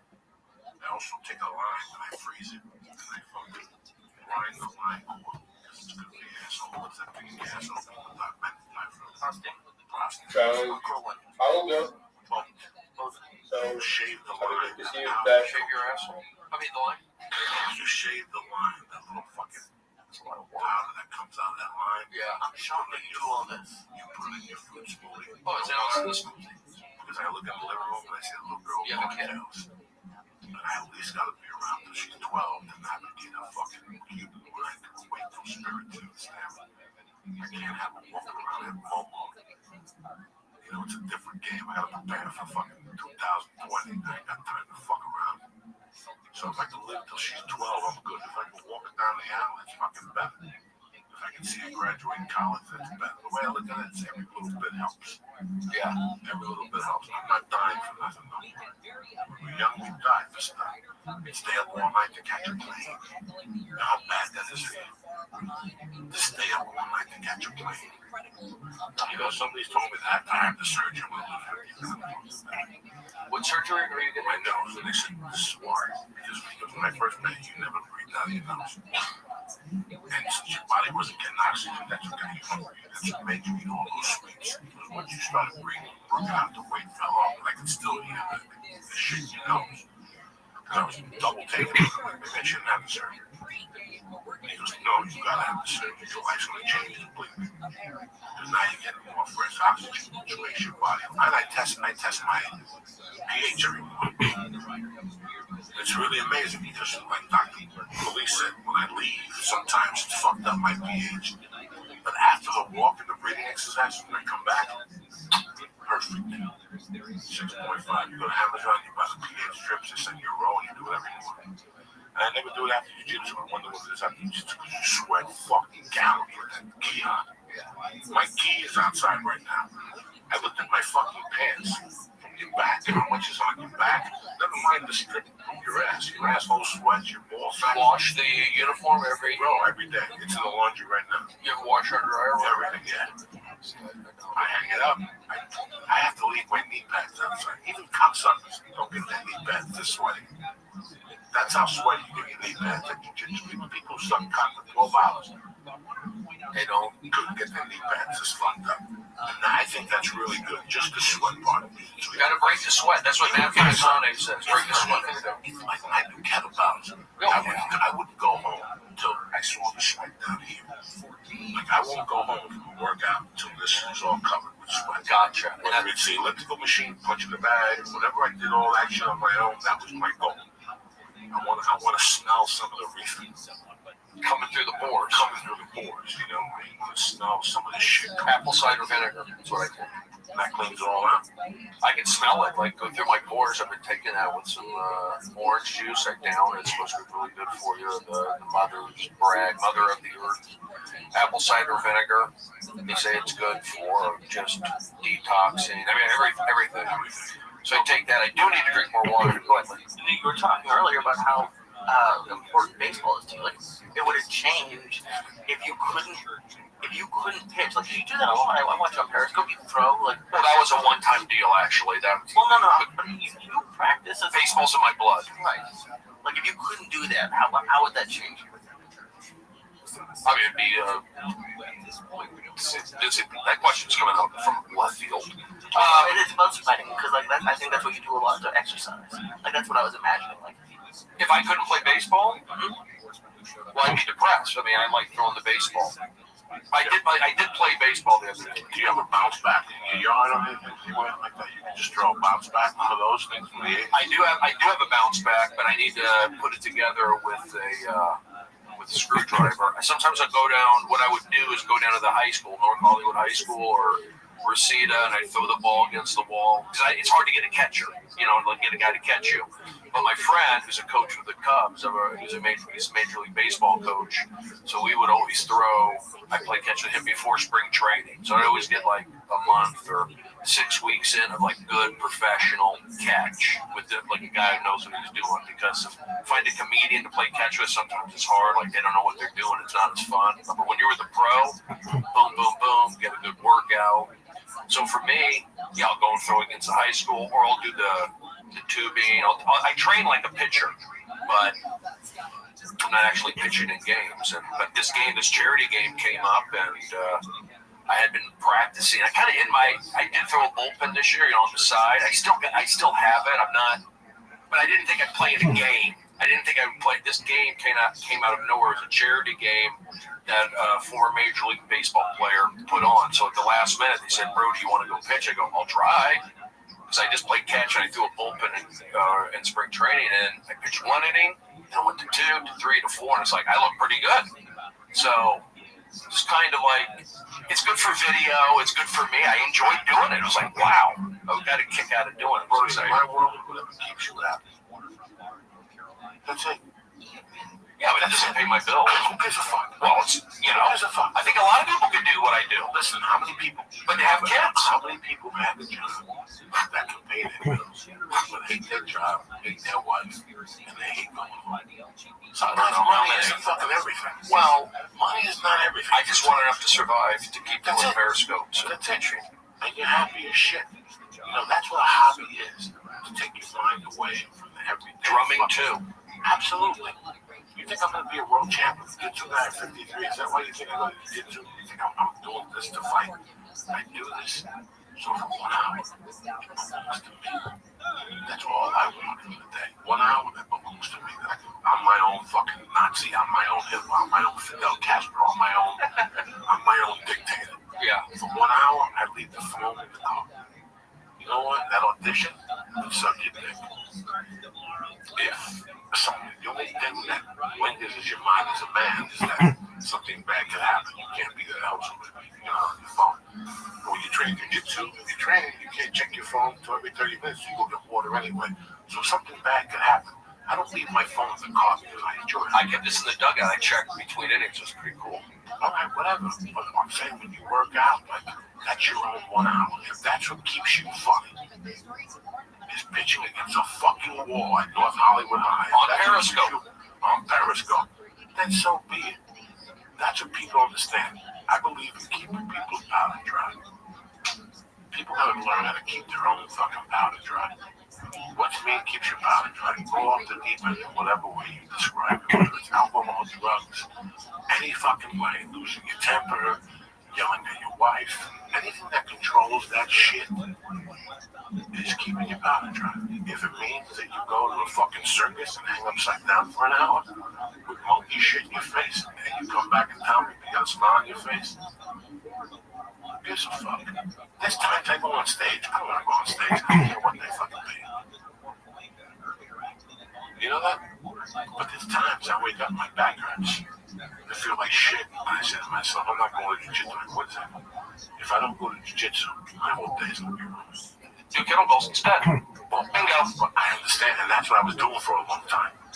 I would cut the short, I would take a shortcut with the kettlebells and not go to jiu-jitsu. No, I want to go to jiu-jitsu. So it's like being an open micer.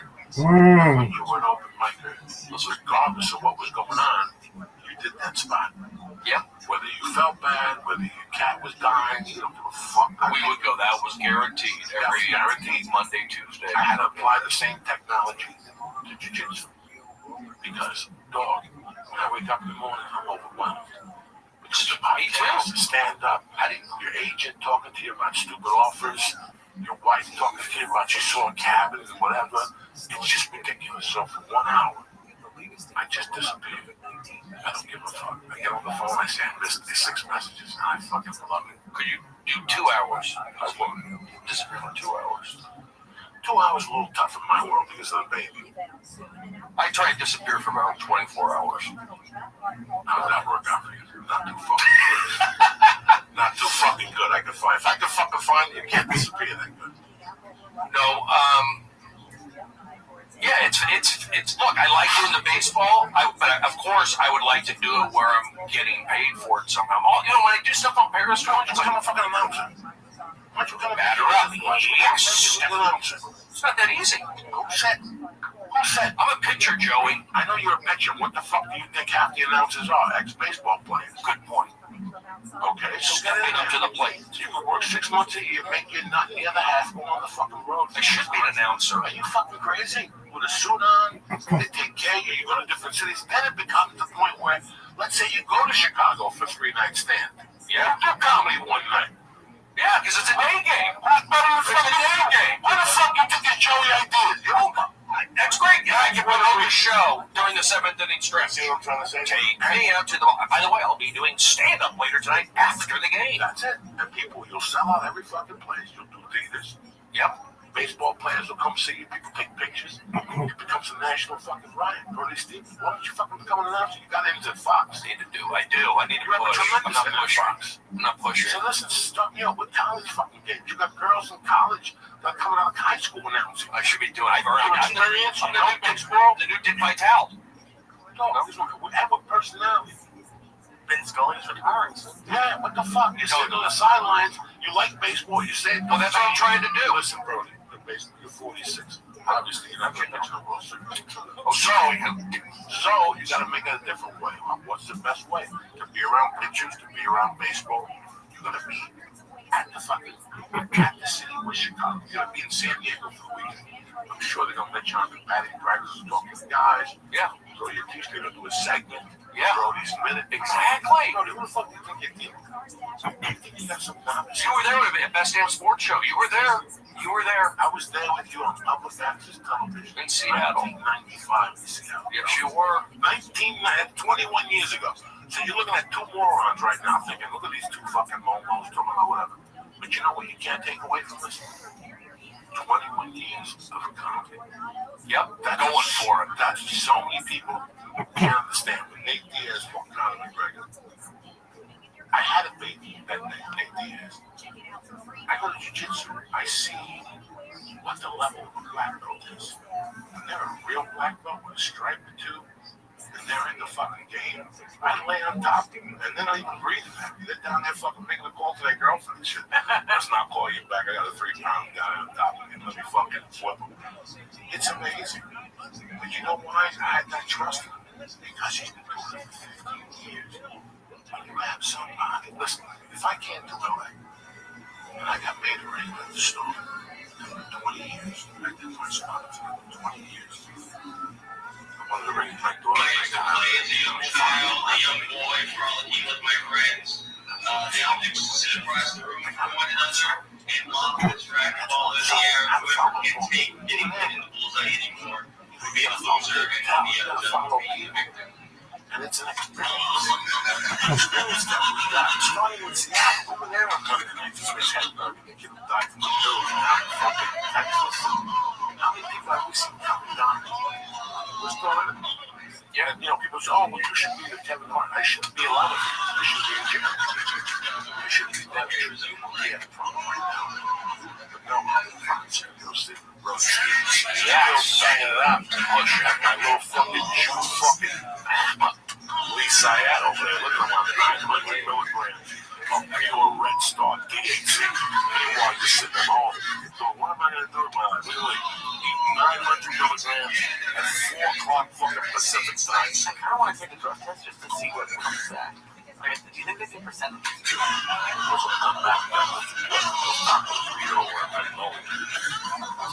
no perfect tacos. I gotta knock you out, Johnny. Okay. He always tell you, and if I go Brody, he likes to mess with me because I get in my own head.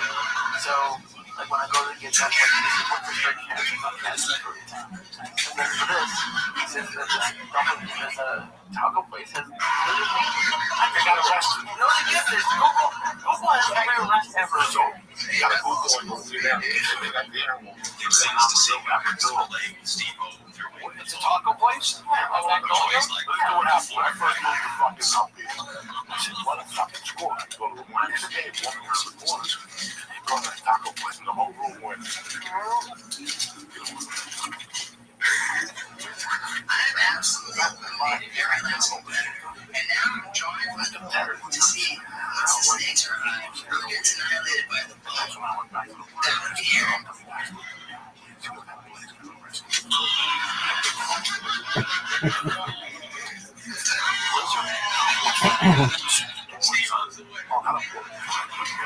Amarillo, what are those fucking things? Armadillo. Armadillo meat there. Oh, gross. And they got arrested, they deported the Mexicans who were selling armadillo meat. Even if they don't have it no more, they still got the knives that cut the armadillo meat. You know what I'm saying? You don't want to be involved with that shit. Then you took your father, he got poisoned. Where'd you take him? The taco place? No, a different taco place. Yeah, the lizard burrito? No, he had a couple tacos. He just wasn't taking. It's always good on the way down because you're stoned. You don't know you're eating lizard meat. You think the weird. You're like, everybody says it's good, so you just eat it. Something don't taste right. Oh, lizard meat. When you eat lizard burger. No, I like chicken, steak, I'll eat pork, That's a good idea. bacon, mashed potatoes. It's time for you to take it in a great direction. You'd be a great baseball announcer. Right, I think I could work on it. I could do it. I just need to put the energy out there and make that happen. Put a suit on, look good. I think it would be funny. I did the baseball all-star game last year with Periscope for Comedy Central. I did that.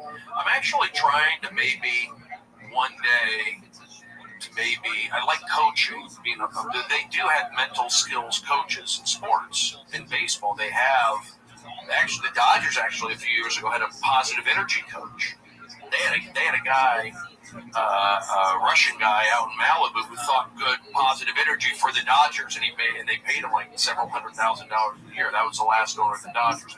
But they do have mental skills coaches, and I'm that kind of guy. I'm not a psychologist necessarily, but I played baseball. I'm a good guy. I know psychology.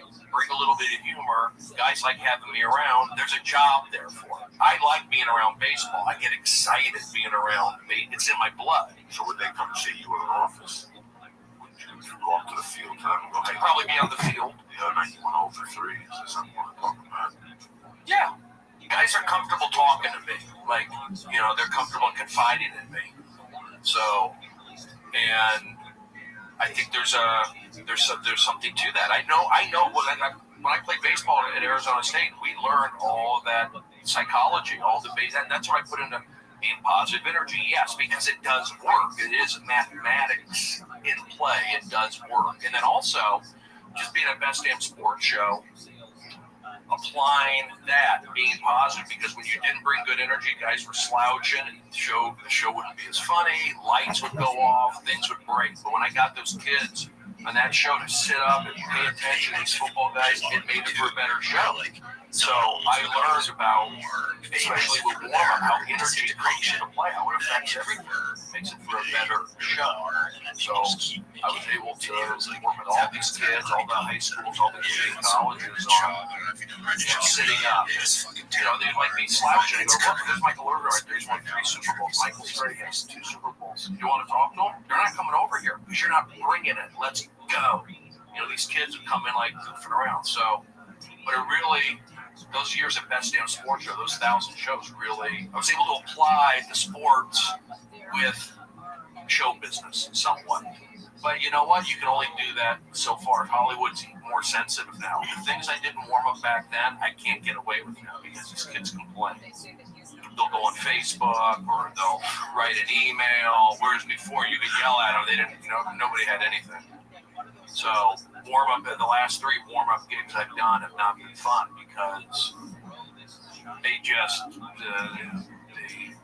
they don't want to cause waves. They're just, it's like the audiences are bad, and I care about the show. People don't care about the show. I've always cared about the show. I cared about Chelsea. I cared about Best Damn Sports Show. These shows, so these last few shows that I cared about that I'm not at anymore, people don't talk about them.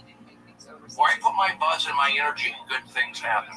So I stopped doing that warm-up. I started focusing on the Comedy Store. It's a hot club.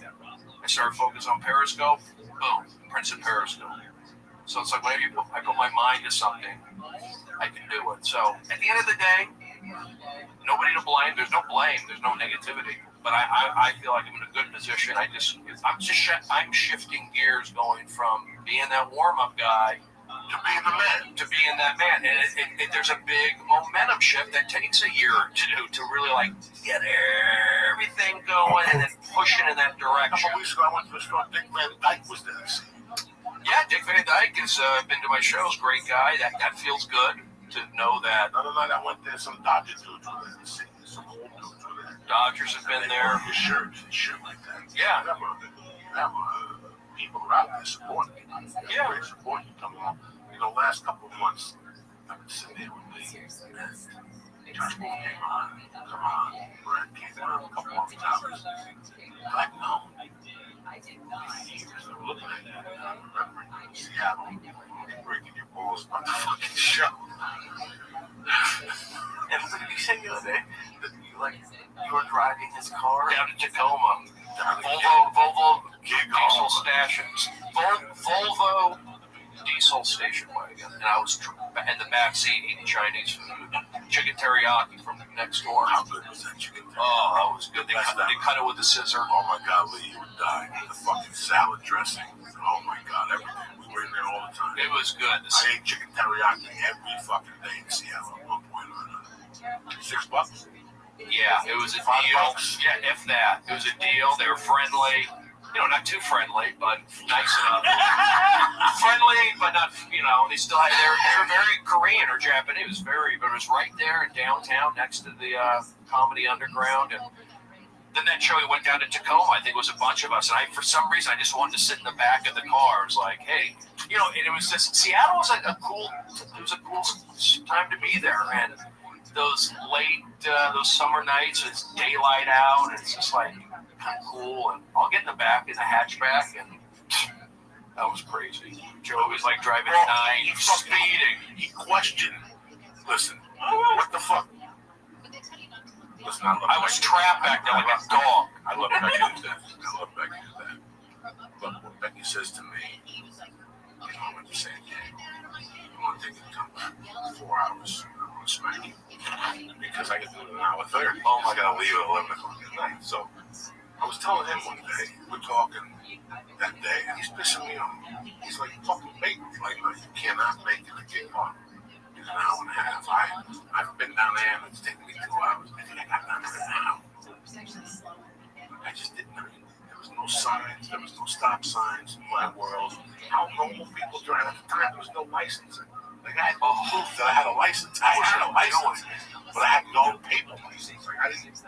In those days, the last thing I wanted was ID. So I never carried ID. I got ID, but I went to the house. They let me go.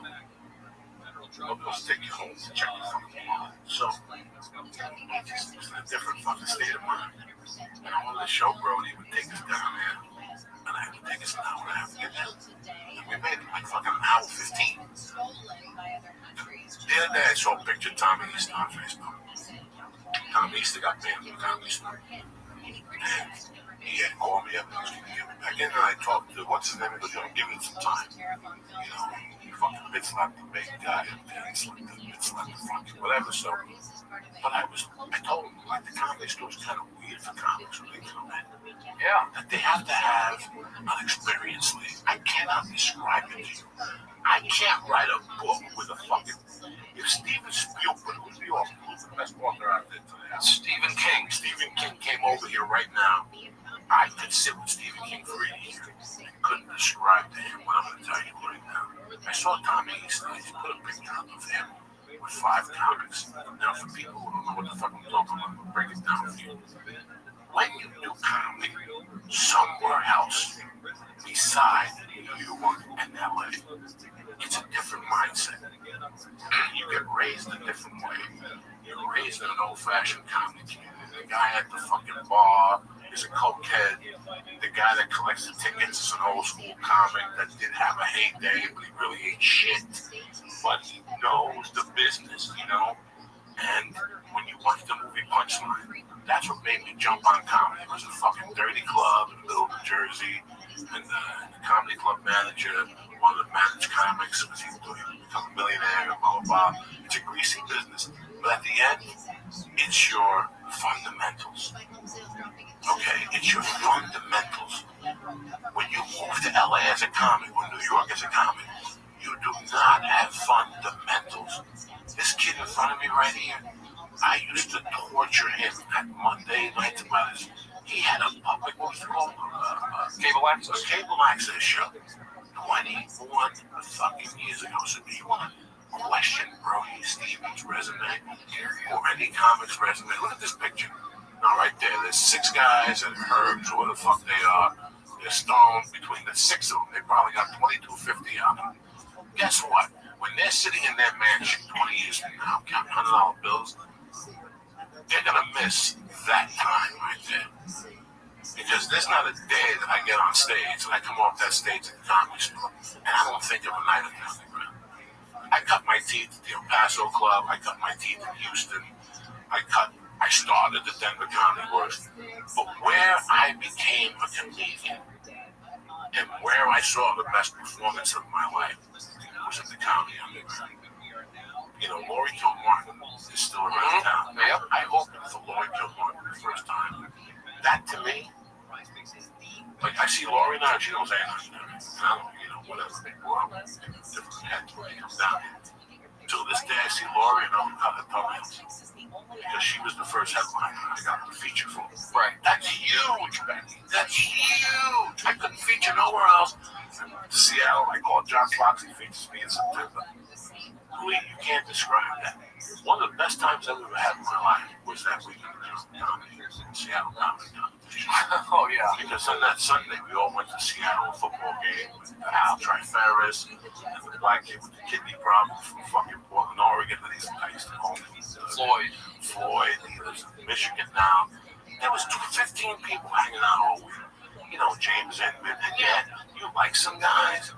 But for the most part, you did like everybody. It didn't really matter. We all knew what it was. You weren't going to fucking be on a movie or do a movie with Eddie Murphy.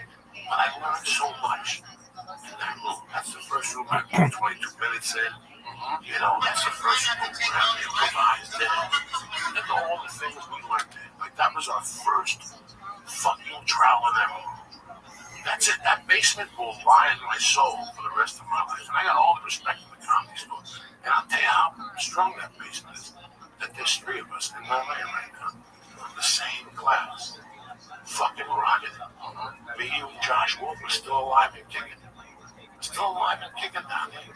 You know, we cross paths. I cross paths with the best next sports show. You cross paths with him on Chelsea. How could that be possible? Because we learned the fundamentals there. The fundamentals. You see the movie 30 to 30 with Jim Valvano. I've seen that. Black kid. I kept saying the math of high school. I always thank Coach Wooden because he did what? He taught us the fundamentals. And he showed the basketball game championship level. And the guy throws a pass and he goes to reach it with one hand. He goes, they lost the game. Why? Bob Wooden. Fundamental. You never catch a court pass with one hand. You always count. You sit there going, you're fucking right. Championship college basketball game, we have the fundamentals. I mean, I learned everything in that club. Yeah, I learned about a three-person show. It wasn't a showcase club. It was a three-person show. The weekend, you had the open mics with a crowd. It was kind of supportive. And Tuesday was very supportive. 35 people, 50 people. But Wednesdays belong to us. So either me, Brody, Gavin, Josh Wolf, or somebody else got the door, 70% of the door, and we have to promote it. And then we take the money, we give each other enough money to get weed, and then we go to that restaurant. We'll call Mick and Schmitz and get the happy hour from 11 to fucking 2. They would have a hamburger for happy hour for $2. They have a shrimp cocktail for $2. Seattle was great. It was fucking, Summers in Seattle. Whoa, I got arrested 6 times in 18 months. You understand me? It don't get no better than that, though. And it's amazing that you're here today. And I was on the phone with you yesterday talking about ridiculousness. Yeah, energies, putting it out. Yeah, and I learned that, but you were the one who also told me, because when you start there, you get to a certain point. Like, I made it to where, okay, I was getting to do guest spots and maybe host a show. That's about where I leveled off because, you come there, they don't know you. It's like, you first impressions, and I was fine with that. And I sold my T-shirts for the Seattle Supersonics. I just learned to public speak. That was my goal, just learn to public speak. But after a few years, I felt like I was done with that cable access. I kind of had my voice, but I needed more, but I wasn't ready for LA. You told me, go to New York. Now, Joey was the one to go to Surf Reality. And that, for me, was just, I didn't look back. I went to New York, and it was like right away I felt like, I told 2 people to go to New York. You were a bitch. Because if I go to New York, there's 1,000 people like me in New York. I'm going up against 1,000 Guidos in New York. Mm-hmm. If I go to Seattle, there's nobody like me in Seattle. There wasn't. And in LA, there's a few of us. Yeah. So you're a comic, you want to go, but you're a novelty. You're fine. Yeah. If you're a fat little Jew like Lee, you don't want to fucking go to New York because there's 1,000 Jews. Right. Yeah, they'll relate to you. So should I go like down south? No, you'll get killed. They'll fucking kill you after midnight. You know what I'm saying? Go to Beaumont, tell them I'm Jewish, jump around and shit. They'll stab you with a knife down there. I was thinking Orlando. Oh, they'll stab you down there too. They only want Mickey Mouse. Trust me. But no, you can go to like Michigan. That's part of the fun. That's what builds the character. When I get in the car with you, things start to anger me. And we'll leave 5. And we got enough money for a tank of gas. Just to stop and see depending on how much gas we got. We could stop with an hour left and maybe get something. There was no headshots in the car. There was no agents coming to the show. Nope. It was just me and Brody. Brody had 18 minutes to do a feature. And maybe I had 32 minutes and I was in that way. You guys want to know fuck everything. That's a bond you build. And that's something to see that vulnerability that you remember forever. You think I remember being along the shore? Yeah, it was great. And I had a good time. No. I remember driving back from fucking Riverside, Riverton, Wyoming, Rick Kearns, and he's drinking Jack and Cokes, and people on the style, he's running the wheel, telling stories and smoking cigarettes and shit. Oh, the car's going from fucking one side to the other. That's when you remember a comic for the rest of your fucking life, okay? Well, I talk about that story with him in the backseat because I remember that for the rest of my life. Him yelling in the back, don't let people drive like this. And, us howling. He had us fucking howling. When I get out of all the police, this is kidnapping. Yeah. Those are just crazy days, and but Seattle was the perfect spot to be. It was just a hot spot, but then when I went to New York, I really never looked back. When you're in New York doesn't even know that Seattle exists. It's not even not even on it. And this is the funny thing, man. I talk about this all the time. That there used to be a comedy that was made around the San Francisco scene at one time was so big, guys. Oh yeah. In the mid-'80s. It was so big. I mean, from Margaret Cho to Bobby Slayton, there was so fucking many comics up there. And the guy John Fox, who booked Reno, he booked all those clubs, the Punchlines, he booked Seattle Comedy Underground. He was a part owner on the club. He put out a publication there.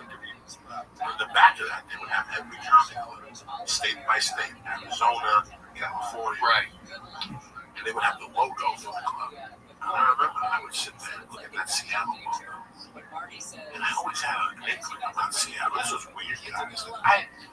In 1970 fucking 6 or 7 or 3, the Seattle Supersonics went to the fucking playoffs. And they were amazing. They had a basketball.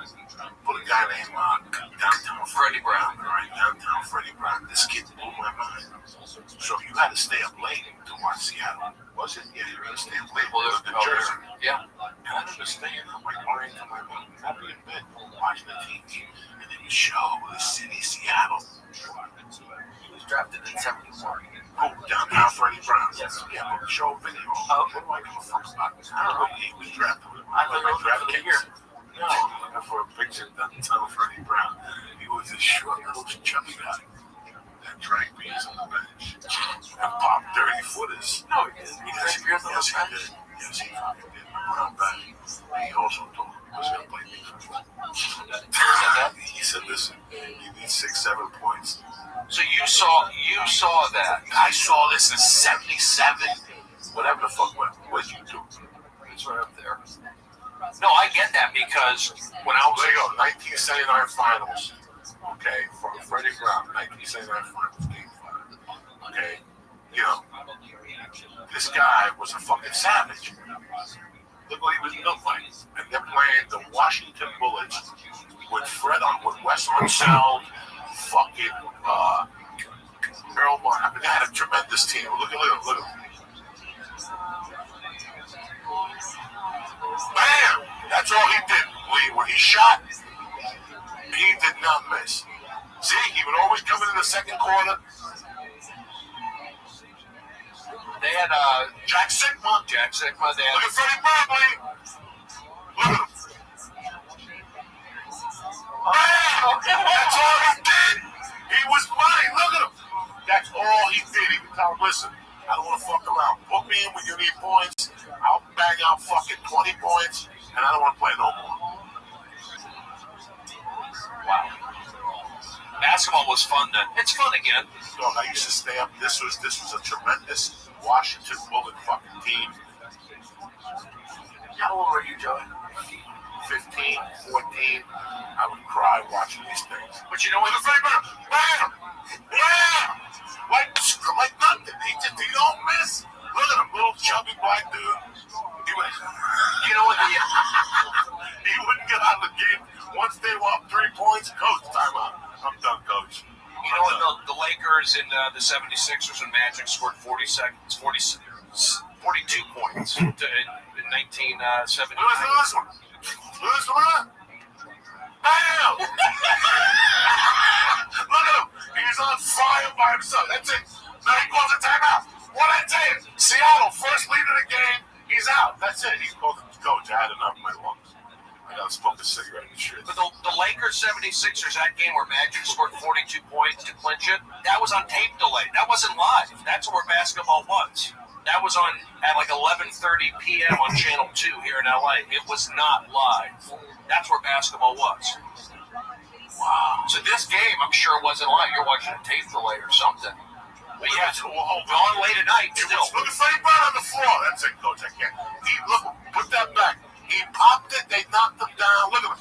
Watch this fucking shot, Louis LeBron. Did I miss it or should I go back further? Watch on one side. Let's see if they show this. Look, they even play funky music. Look at him, Tyson, coach. Where's my beer? So that's what triggered. That's what you saw that Seattle stuff. I love this Seattle thing. I'm like looking at this fucking Seattle thing. I'm like, wow. There's some white people there. I heard about what's his name? Some big killing chicks. And then when I watched Goodfellas in '91, he went to Seattle. Yeah. Must have been something comes from with that shit. He said, well, that was one of my dreams to go to Seattle. I was like, I gotta go to Seattle. No fucking now. I'm gonna get up there. I get a road trip to Michigan. From Michigan, I finished the fucking play. You don't love this one. I forgot to tell you about this one. I'm in Michigan. I finished the show. And this girl, a hot girl, comes up to me and says, do you want to have a drink with me and my friends? I said, yeah. I end up talking to her and her friends. I go, I gotta go. Because they didn't have weed or something. I don't want to sit in these fucking steps. I go back to my room. My friend goes, where you going? I go, I'm going back to sleep. Thank you for coming to the show. He goes, listen, man. I can't drive when I'm having. Yeah, she stay the night with you. This only happens when you're a comedian. Did she stay the night with you? Oh, yeah. And I go, what are you talking about? And she's like, yeah, I know you have 2 beds. You talking about it. That'd be a problem. I stay the night with you. They skirt on with heels. And I'm like, oh, this is going to be a long fucking night. We go back to the room, we watch a movie. She stays on her side of the bed. I stay on my side of the bed, whatever. Fucking 3 hours later, I wake up to her on the phone crying with the ex-boyfriend. He's coming over to beat me up and shit. She's saying that she didn't fuck me. She wakes me up and asks me, like, you fuck me? And I'm like, what the fuck am I waking up to here? You know, it was fucking, so after all this drama, I go, you know what, after all this drama, you might as well fuck me. Oh, wow. Oh, you know me, though. I asked her right out, this is bullshit. Now you're gonna have to give me a piece of that fucking ass. Yeah. What'd you say? Give me a ride home. I'll suck your dick in my house. Nice. So I gave her a ride home. The other thing I didn't know, the house was 2 hours away. Oh, yeah. It's a long DJ. So on the way home, I go, listen, dog, you can't just sit here like this. You can't smoke cigarettes in my car. And she goes, well, what can I trade you? Take your fucking clothes off. She spoke in my car. She took her clothes off. Oh, God. This chick was crazy. And I dug it. I had been single. I love crazy women. I'm like, I gotta take a ride. This is tremendous. We're back to a house. And guess what? We're back to a house. I felt so bad, guys. I didn't have sex. Like, I had such a good time. Like, she took me out of my funk. Like, you know what I'm saying? Like, you know, sometimes you lose your funk and you just bump into somebody. And at that time, I needed coke to do everything. I sat with this girl for 3 hours. I talked to her. At the end, I didn't know what am I going to do for drink friends. She's got this idiot boyfriend. I don't even know if he's outside of my car. I don't know what the fuck's going on. In those days, I had a flare, a hanger, and like a fucking BB gun in my car. I had nothing. I had no weapons, no protection. And I dropped her off. I gave her my number, guys. Come on, this hot girl is not gonna fucking call me back. I just tried to finger her on the drive. She's not gonna fucking call me back. Guess what? She called me back. And she came to Boulder. She drove to Boulder. She stayed in Boulder for 2 weeks in my basement with me.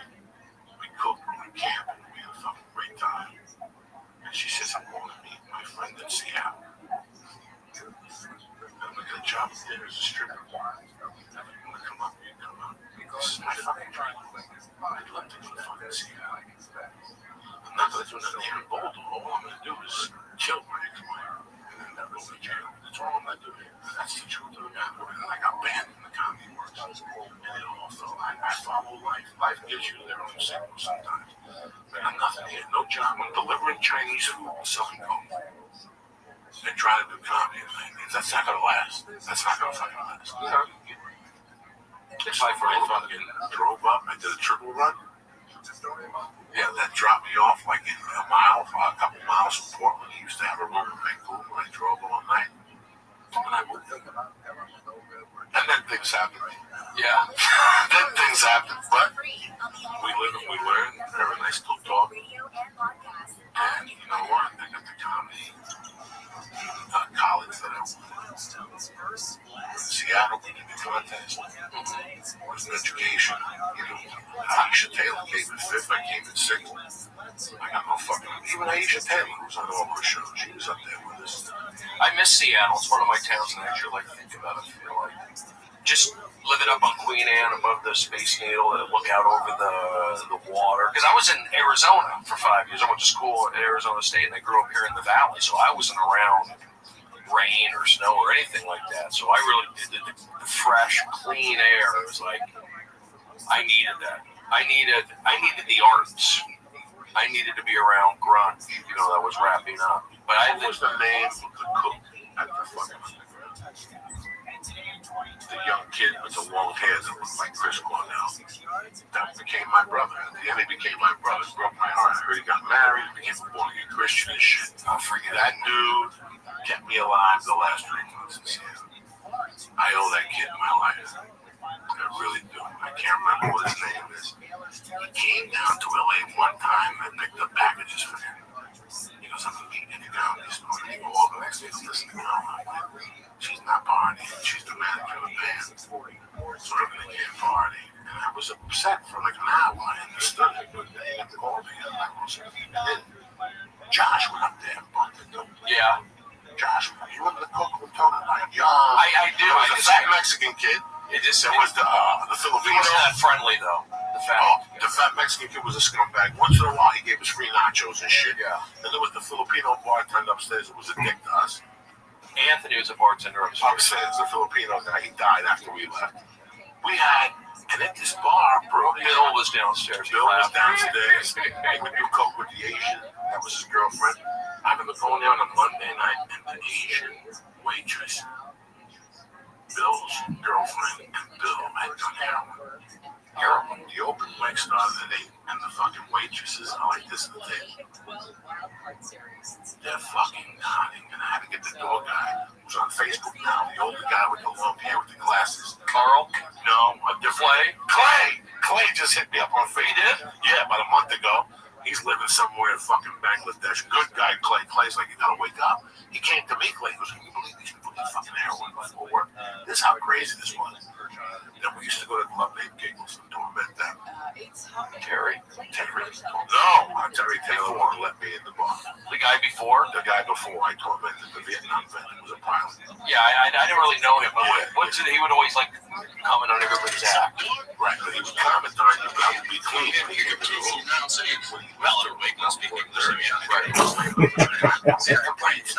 Somebody working dirty behind my back who was cursing on stage. Went after the track guy one day. Brad Upton. Oh, that is fucking hilarious. Brad's not a rap. Brad Upton is such a solid fucking guy.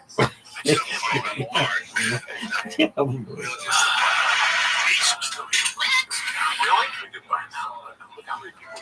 I don't know what I'm going to be doing a year from now. How many people speak English? So yeah, what's your name? Scott P. You know what I'm saying? Lots of locals. Yeah, I'm saying you can't confront this bitch at your Jeff Masters. Oh my God! Yeah, I remember it. No, I know that Jeff Masters. Rita O died. Right. Okay. Rita O died. No. She was not really. She was on our cable access show. She should have been to the drummer, right? It's like an amazing show. Told you, Lee. Yeah, those are cool times. Why she kept her penis in a jar? That was the original transgender. 20 years ago, we were already banging it out with a transgender. Some of the best fucking laughs I ever got. Seattle comedy was the bag, you know, all Ringo, the fat black guy. That's a lot of learning. I helped him together in the cops. It's in the 20s. We had the fucking spider on his face. You can't write this. James Hennigan, the old guy left his wife at 50 to start stand-up comedy. Kermit Apio, who won the Seattle comedy competition. I remember him when I was a host. Vince Valenzuela. Vince is here. He's down in LA? Yeah, he's in Santa Monica. He's on Facebook. Oh, okay. I just saw he put something the other day. I'm like, I listen. I it happens sometimes. Vince Valenzuela was the first person to have it in Moscow. I don't know. Saturday, I would send us those tequila shots. Furry farts with the Tabasco in them. Yeah. Fucking Lee. When you fucking listen. Was that a rough room, Moscow? Or yeah, they were college kids. It was the university. It was Washington State. I did it a few times. I saw them back up there before he went to the New England League. I saw him up there one day at the airport. Drew Bledsoe. I did that room with Josh. Like Todd Sawyer and Todd Sawyer's down here. Olsen. Todd Sawyer's down here. He's a writer for some days. I think he's overseas. I think he's like in Thailand now. Is he? Kelly Moran, he passed He away. passed away. The wife is still here. Val Myers. Myers is still in LA. Al Fox. I don't know where Al Fox is. So maybe if Yoshi texted me today. I know that the black kid's still doing comedy. Fried. No, Count Hopkins III. Count Hopkins III, yeah. I know he's still doing. It's just amazing. Chaz Ablin. I don't remember. He was friends with Mitch Hedberg. I remember Chaz now. Okay. Yeah, is he still in town? I think he's up there. Wally Glenn, Ron Reed, Carl Warmerhoven. We learned a lot up in Seattle. That's why I worked at that club. I learned about seating the clubs. I learned about the restaurant. I learned about the bartender. I learned all about Seattle. I learned about everything about comedy at that level. I just wanted to learn to talk, and I was so nervous just speaking on camera. I mean, off the off mic, doing the announcements. But Clay taught me a lot about working the door. But I didn't love it. I knew that I had to do it. I had to educate myself. What I knew would be good for me. If you come to LA, I know for a fact that there's a set that I got on one time, and I had no idea what I was doing until this fucking day that casting director's mad at me. He's so fucking mad at me that about a year ago I got contacted by the star of this fucking stupid show on YouTube. It was when YouTube was buying shows.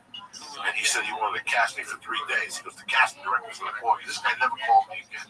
I got the shit out of my feelings. One day I'm in Hollywood, I bump into him at the doctor's office. And I talk to him. I'm fucking friends. And he never called me. I said, listen, man, I don't know what you did. That dude refused to have me. Fucking thing. You know why, Lee? Because I didn't know how to step on the line. I didn't know how to, when they said action, I didn't know any of that stuff. It set me back so much that Monday I had to borrow $500 from Josh Wolf to get on my class. I'm not ashamed to say that's how bothered I was with my performance. But when I lived in Seattle, somebody got me a job. Laura Crockett, God bless her soul, got me a job doing industrials on Saturdays. They gave me $1.25 for 4 hours. But it's like a video for Sony. And guys talking about it, when they just say, here it's Sony, it's me and you walking with boxes making money. So at least you watch. I was never an extra, but I did those industrials. So you understand what I'm trying to say to you people? By doing those things in Seattle, nobody ever yelled at me. Because when I came down here, I did basketball. I didn't really know what I was doing. I did a couple of things I didn't know what I was doing. But people filled in, and people were nice. On this particular thing I did, the people were just coming in. They didn't like me from the minute I walked in there. And now I didn't know what I was doing. I'm a fucking comedy guy. The guy hired me, seen me at the fucking comedy store. The guy cast 1,000 fucking movies. He knows what he's doing. Just tell me where to step and what to do. The people were just coming at me. So, but if I would have had that opportunity in Seattle, I shoot a short film in Seattle, or something, I would have known that action. And that's the point of this whole thing. The reason why maybe we're here is because by the time we got here, we were seeing we knew our way around the fucking thing. Yeah, that's why I did that cable access. I was able to do live television and see what would stick.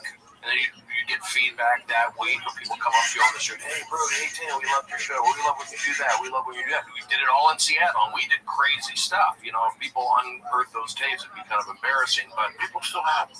people have the tapes. I have it on the Somebody on Earth one a couple of years ago. I saw it online. I was laughing. But we would get fan Fantasy mail. And the reason flashback. why I did it is like those Watch other guys now. had that TV show, The Heckler Line, Jeff Masterson, all these guys, and they had a How we do? and they were popular. I was going, but I didn't have all these friends for a crew. And then right after that, we had this hotline studio, which was about the size of this room with 2 cameras. So you didn't have to have a crew. It was just you with take a 30-minute class and then you're set. And then I did that, and I felt like I could get practice being on TV. No one's, and I just built up on that, and it just went that way. It just like again, that's kind of how I do everything. Like I didn't win anything. It feels right, and then if you get feedback like this is good, keep doing it. So Seattle was great for all that. Cable access, selling T-shirts for the Seattle Supersonics, that kind of stuff, doing the whole comedy underground. But after 2.5 years, you hit that plateau. You go, I'm ready for that next thing. But I'm not ready for LA. I always wanted to go to New York. So my friend got the job at the Yankees. So he said, go out there, just for the internet, some research and everything, go to Surf Reality. That's where I went Sunday night to film. So now you're going from 4 to 5 minutes, maybe, to 8 minutes guaranteed. And you're right there. And I would just do that. I would do Sundays and Wednesdays, and I became a tour guide at Radio City Music Hall, and I just fed off the energy of New York. It was worked on being myself. You know, they weren't, New York wasn't intimidated by a guy with, loud. It was like normal. So, I was there in New York for 3 years, and at that point, I felt I was ready to come back to LA. But you gotta go away. I see these guys, and I go, go on the road, You gotta go away. go away somewhere, and come back when you're wanted. Even when I came to LA my second year, I disappeared for 11 months. I basically lived on boxes on the road, I sent clothes home, and some CDs on the road, buying CDs. It was fucking crazy. I had a system down. How do we All I do? had to do on Monday was call like 3 or 4 bookers. And I would book the years, but I would live off fallouts during the week. I had Roger Paul. All right, here we go. Michigan. I must have had 6 guys across the country that would well, call, hey man, there's a fall, I'm right here. 2-0. And Pete would fucking call me back by Wednesday and go, drive up to, 3-0. I don't even fucking know. 3-1. It's crazy. Roger 4-0. Paul had a lot of gigs. We did 5-1. He got me a gig 5-2. on the bus. 5-3. Tour guide, 6-3.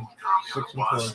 6-5. 6-6. Learning the ropes. What happens is if you 6-7. don't 7-7. have that 8-7. 8-8. come out 9-8. let's pretend 10-8. that you're good looking. 10-9. Or 11-9. your girlfriend helps you write 8 11-10. minutes, and also you get a little fame with 11-11. 8 minutes. They're gonna throw these things at you. 12-11. You're 13-11. fucking prepared. And that's what 13-12. people do. They give up on you because they assume you know these things. They assume you know these things. Listen, I don't fucking hate acting class, but you gotta hit acting class for 60 days just to get the ropes. So, did we win anything? You don't stare at them like a fucking stranger. You could be the best actor in the world, and if you're holding up the set or something like that, people are gonna get pissed. You could do like Time is money. Yeah, listen, time is fucking money. They tell you all this shit.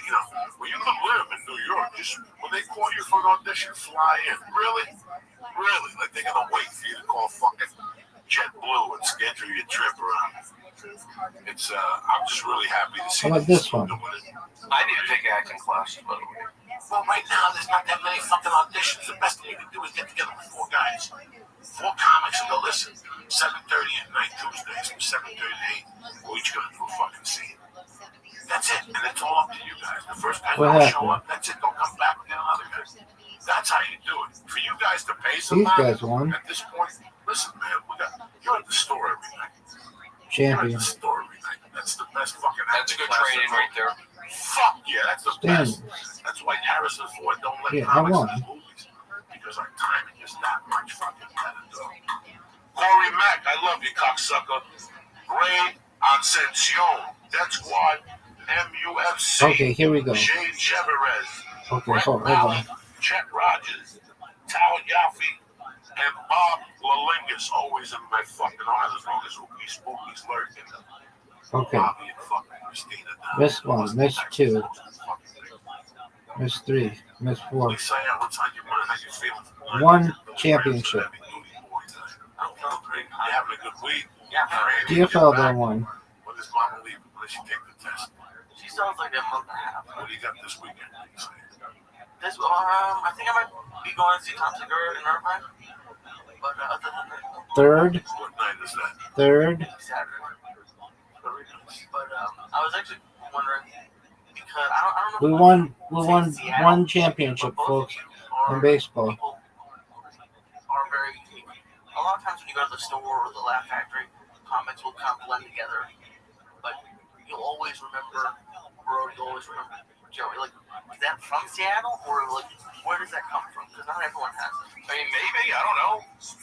Seattle probably had something to do with it, but Brody, my girlfriend got us tickets to the show in Irvine, the Oswald tour. And those are, in theory, the best comedians in the world. And you were running the side show, and then you hosted the main show. yeah. And my girlfriend, at the end of the night, and we still talk about you because you always pop up on Periscope. You were the highlight of the night out of the A-list Wow. comics. Yeah, that was one of my better shows. Thank you. Yeah, it was. You know, a lot of it, you have to put out energy. I think we had some really good people back in the day, some fun comedians that it was a good creative scene. And like I said, cable access for me and just pushing each other. Maybe, and I don't know, maybe every city, everyone had their little scene, but I think Seattle was different. It was probably right up there with like a San Francisco and a Boston at its time. At that time, it was my world. I had some places, I had 2 places to go. I had 3 places to go. I had 2 places to go on Tuesday night.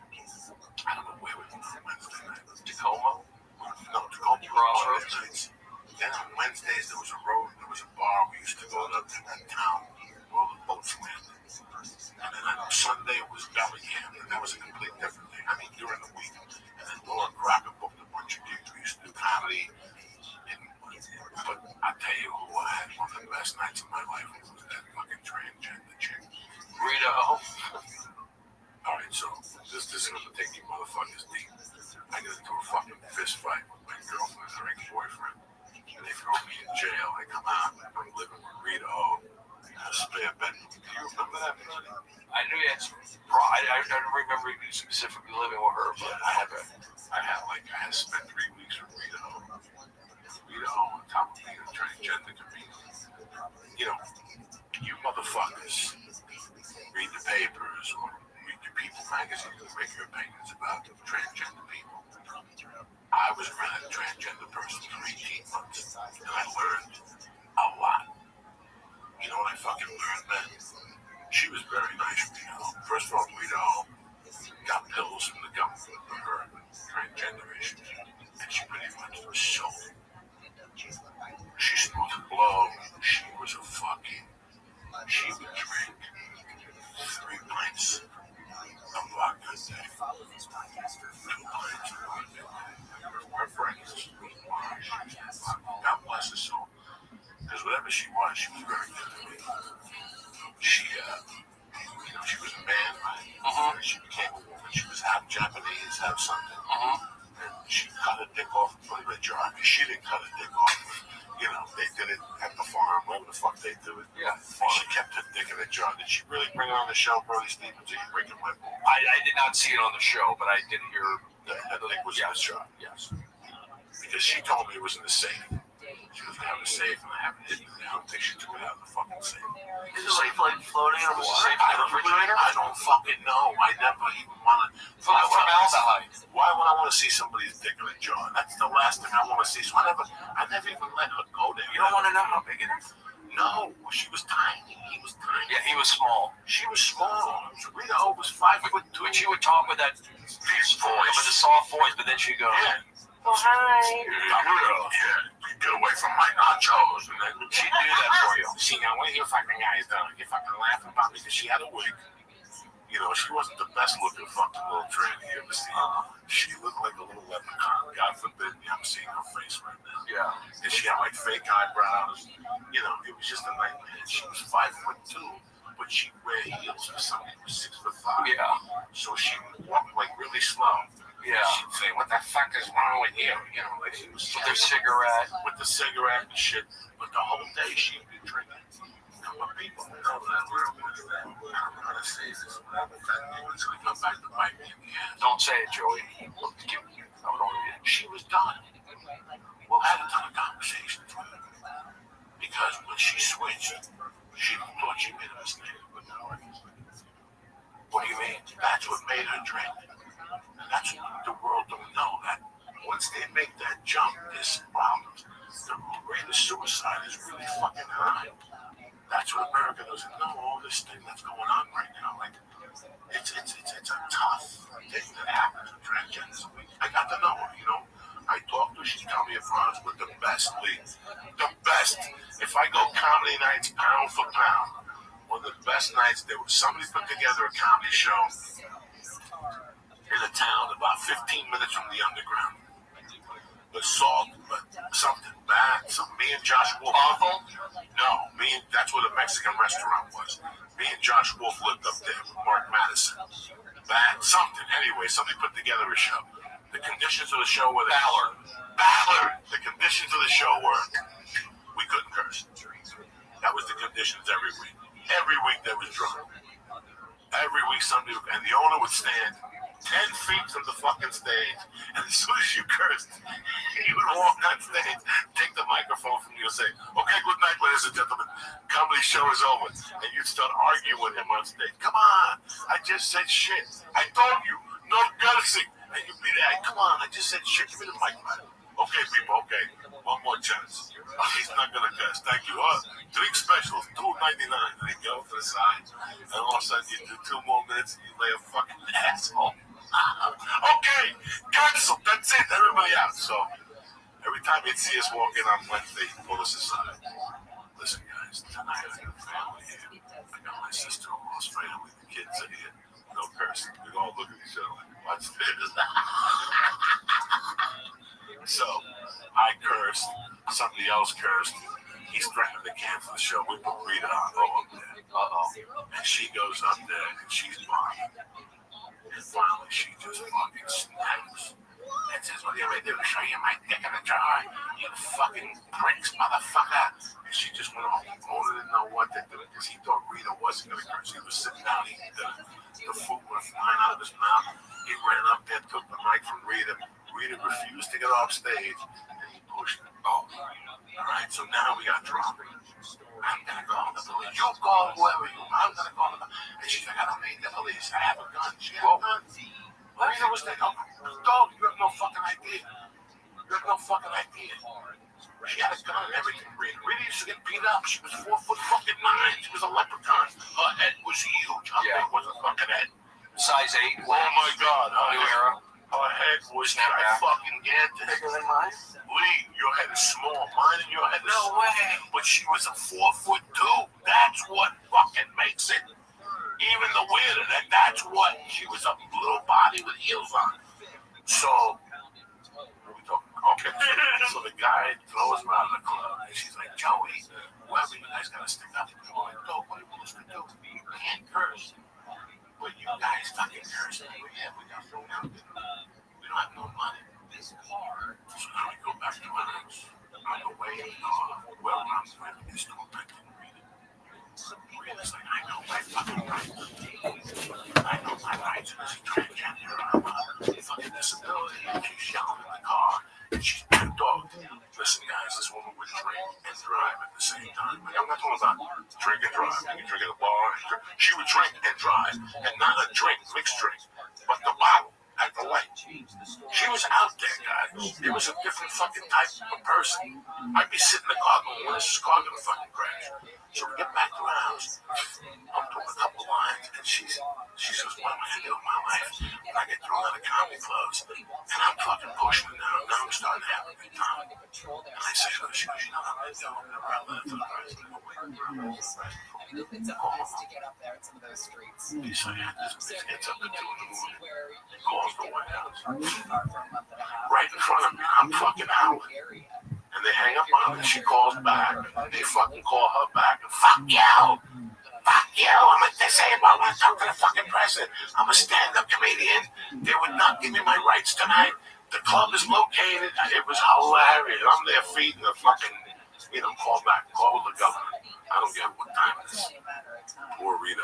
So she used to dance at the gay bar. They used to hire her like on Tuesday nights, and she'd get on the podium and dance, but she kept falling. Because she lose her balance between the alcohol and the equilibrium. Big head. This people don't think. People think this is a joke. When I say it on stage, they don't fucking joke. Her head was so big that when she drank, the equilibrium, because Carol kept in touch with her all those years. So one day Carol called me. She goes, "Hey, you're Rita Rogan day." I said, "What happened?" She goes, "She lost her balance in one of those clubs. Landed on her head." Oh, really? Got to go home, and that's how she died. All right. Call back, call the governor. I don't care what time it is. Poor Rita home. So she used to dance at a gay bar. They used to hire her like on Tuesday nights, and she'd get on the podium and dance, but she kept falling. Because she lose her balance between the alcohol and the equilibrium. Big head. This is what people don't think. People think this is a joke. When I say it on stage, they no fucking joke. Her head was so big that when she drank, the equilibrium, because Carol got in touch with her all those years. So one day Carol called me. She goes, "Hey, you know that Rita O is dead." And what happened? She goes, "She lost her balance at one of those clubs, landed on her head. Oh, really? Got into a coma, and that's how she died." R.I.P. Rita O. I just want to tell you. R.I.P. Rita O. The legend of the Seattle transgender. We both got. Yep. Her and Taylor used to go at it. They would argue? Yeah. Taylor would fuck with her. Fuck you, Rita. Pull the wig. Because everybody knew she had a wig. It was the ugliest fucking thing in the world. Guys, that's the comedy scene at that stage. Louis Sarzo came on the other day because, you know, it's amazing how music is a mental health. Stand-up comedy is. You know, 10 years ago, the open mic at the comedy store, after those people, boom chakalaka. Yeah. Boom chakalaka. He has friends, you know. He just said, "I'm the bring them." They show up down there in tuxedos and shit, homeless people, and stink up the place and do comedy and not drink. You think I'm kidding you? You know, you don't remember those open mics in Seattle. That kid that used to go up there and say, "This is my impersonation of a cop. This is my impersonation of a fly. This is my impersonation of a fucking soldier." That's what he would do for 5 minutes. Wouldn't get a line. Walk off stage, pay his talent, leave. That was his therapy. Half that shit is when you get on the lower level of stand-up comedy and you go to an open mic, half of that room could snap like a fucking ISIS soldier at any minute. You just don't know that. And they disappear amongst time. They don't grow because people know that they're fucking crazy. They do something crazy at their first hosting gig. At their first hosting gig, they snap. They disappear at their first hosting gig. Those crazy motherfuckers. There's a bunch. It does attract that. I mean, there's the one kid, Jeff Masterson. If you didn't think Jeff Masterson was gonna fucking do something crazy, listen, I'm no psychiatrist, and I'm not fucking no champion person. But even I knew Jeff Masterson. Jeff Masterson said something creepy to me during the contest or something. And I had to look at him and go, "This guy is fucking out of his bird." Right. You know, He tried to push buttons sometimes too. yeah, he was very small. One of those guys that's small and tiny. But he had a weird sense of humor. He had that smile. And he would say things to antagonize you, but you couldn't punch him in the head. But I also knew that if I punched him in the head, he was going to hit me with a chair eventually. You know what I'm saying? Like, that's right there when I know that I just leave those guys alone. Because we'll be hitting each other with chairs for the next 20 fucking years. He goes to the hospital, I go to the hospital, he goes to the hospital.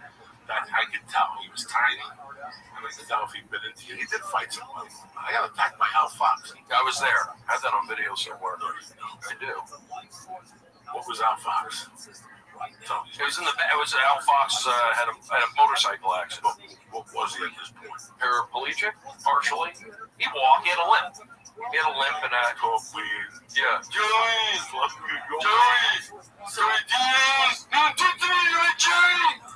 It's on. I have it somewhere. And you're like pushing his buttons. He's flipping. He's like snarling at you. It's in the back. He was foaming into my ears. Yeah. I have it on. How did you get him so loud? I don't know what happened. He came back. I took his chair. It's not that funny, Brody. And he took his fucking shirt off and he wanted to fight me. He was shaking. Don't get your fucking ass. Why you insulted me? I didn't know it was your chair.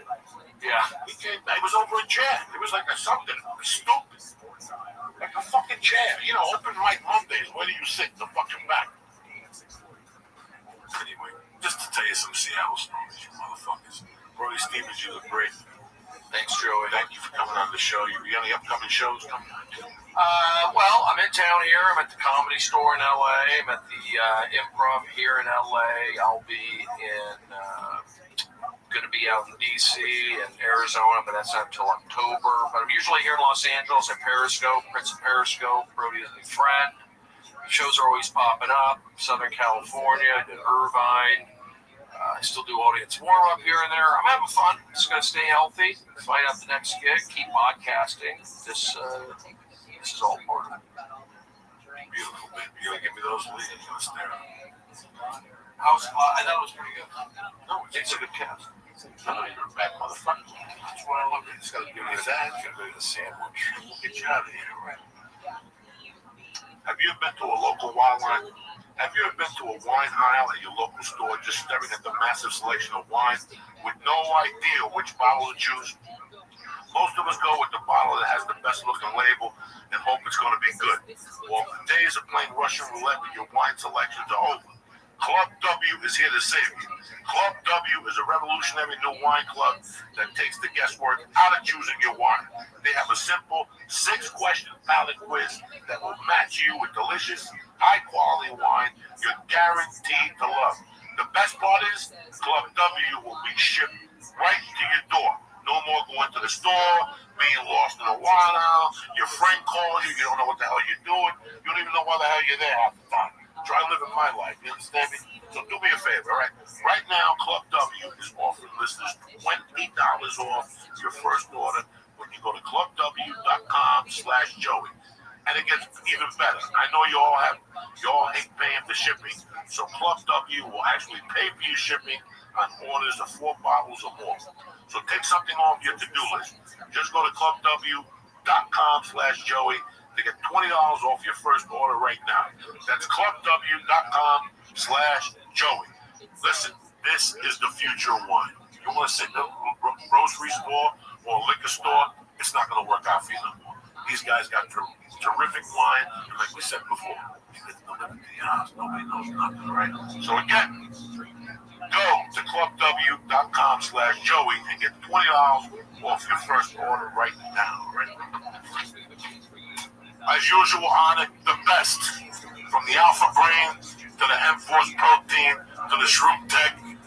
I can't even talk about the wonders it's done for me. I love that little M-Force chocolate shake. But do yourself a favor. The protein M-Force, delicious. Do yourself a favor.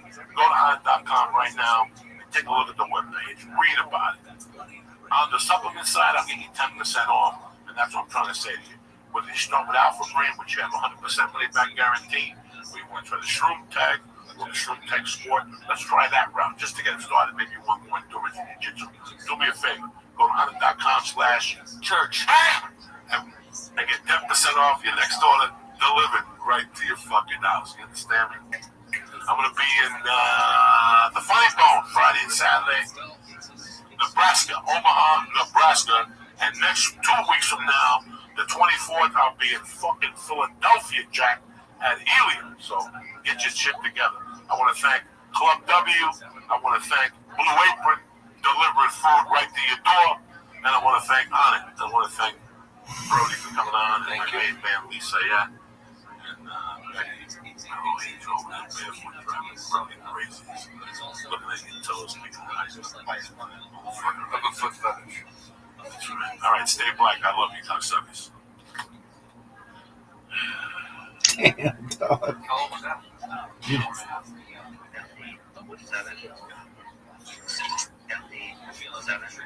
That's what I'm feeling. And I'm not full of I have Andorra with the lyrics pretty low. Not that Spotify does it on some devices, it does just now. Before I do. Images of destruction in Paris, followed by the immigration crackdown, made global news and repelled visitors.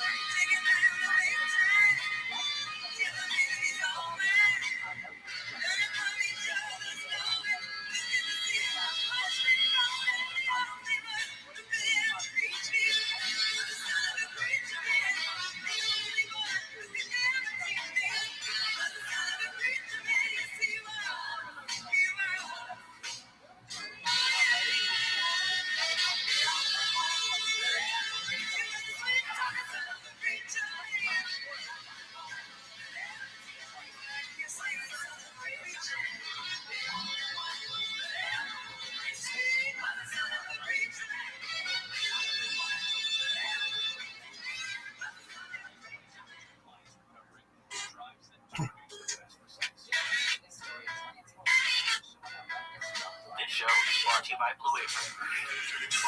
I gotta take a shit. Son. Look at this, it's lettuce. First 2 meals for free. That's right, free. Just go to blueapron.com/Joey and start cooking incredible meals at home with Blue Apron. That's blueapron.com/Joey. This show is also brought to you by Texture.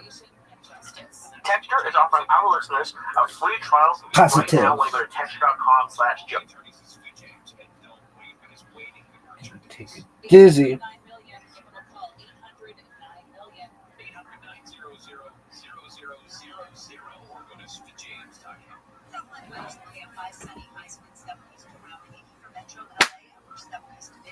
Greetings to Podcastville.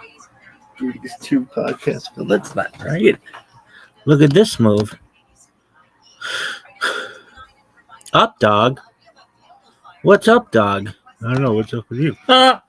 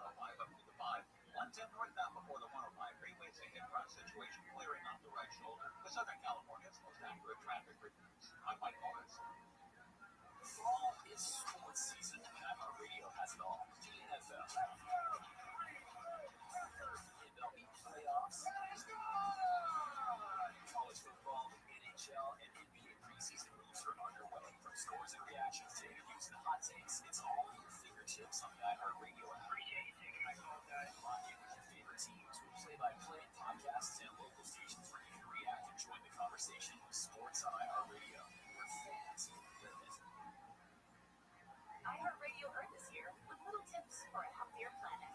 This spring, you can share your own observations about nature with scientists and play a critical role in scientific discovery by adding to their data collection. Discover more about citizen science programs such as monitoring weather, observing plants and animals, and more. Brought to you by iHeartRadio Earth and the National Environmental Education Foundation. To find more tips for smarter, sustainable living or to take action in your own community, go to iHeartRadio.com/Earth. This is the iHeartRadio Sports Report. NFL Sunday Week 4 started early in Dublin, Ireland, with the Steelers escaping with a 24-21 win over the Vikings. The Bills stayed unbeaten, topping the Saints 31-19. Patriots over the Panthers 42-13. The Giants shocked the Chargers 21-18. The Eagles are 4-0 after a narrow victory in Tampa 31-25. The Rams beat the Colts 27-20. The Chiefs dropped the Ravens to 1-3 with a 37-20 win. The day ended in a 40-40 tie on Sunday Night Football between Dallas and Green Bay. 2 games tonight, Jets and Dolphins, 7:15 Eastern on ESPN, and Bengals and Broncos, 8:15 on ABC. And the baseball postseason is set. The Blue Jays and Brewers are the top seeds in the American League and National League. The 2 seeds are Philly and Seattle. Wildcard series start tomorrow. Tigers, Guardians at 1, Padres, Cubs at 3, Red Sox, Yankees at 6, and Reds, Dodgers at 9. All games on ESPN or ABC. I'm Andy West with your iHeartRadio Sports Report. Open the free iHeartRadio app for the best sports stations in the country and the most sports podcasts with the biggest personalities in the game on demand. Nobody covers it like KFI. LAPD says the 68-year-old woman jumped from the 3rd floor fire escape to get away from the fire. Firefighters put the flames out in about 20 minutes thanks to an assist from the building's sprinkler system. It seems like it could be a potentially dangerous thing. That can be seen on doorbell cameras, banging on doors, and looking through windows. The Elk County Sheriff's Department wants people to document and report the man's behavior. KFI News is on it. The federal government could shut down tomorrow. President Trump is set to meet with congressional leaders today in an effort to keep things going. KFI AM 640, your number one preset for breaking news in Southern California. KFI AM 640, more stimulating talk.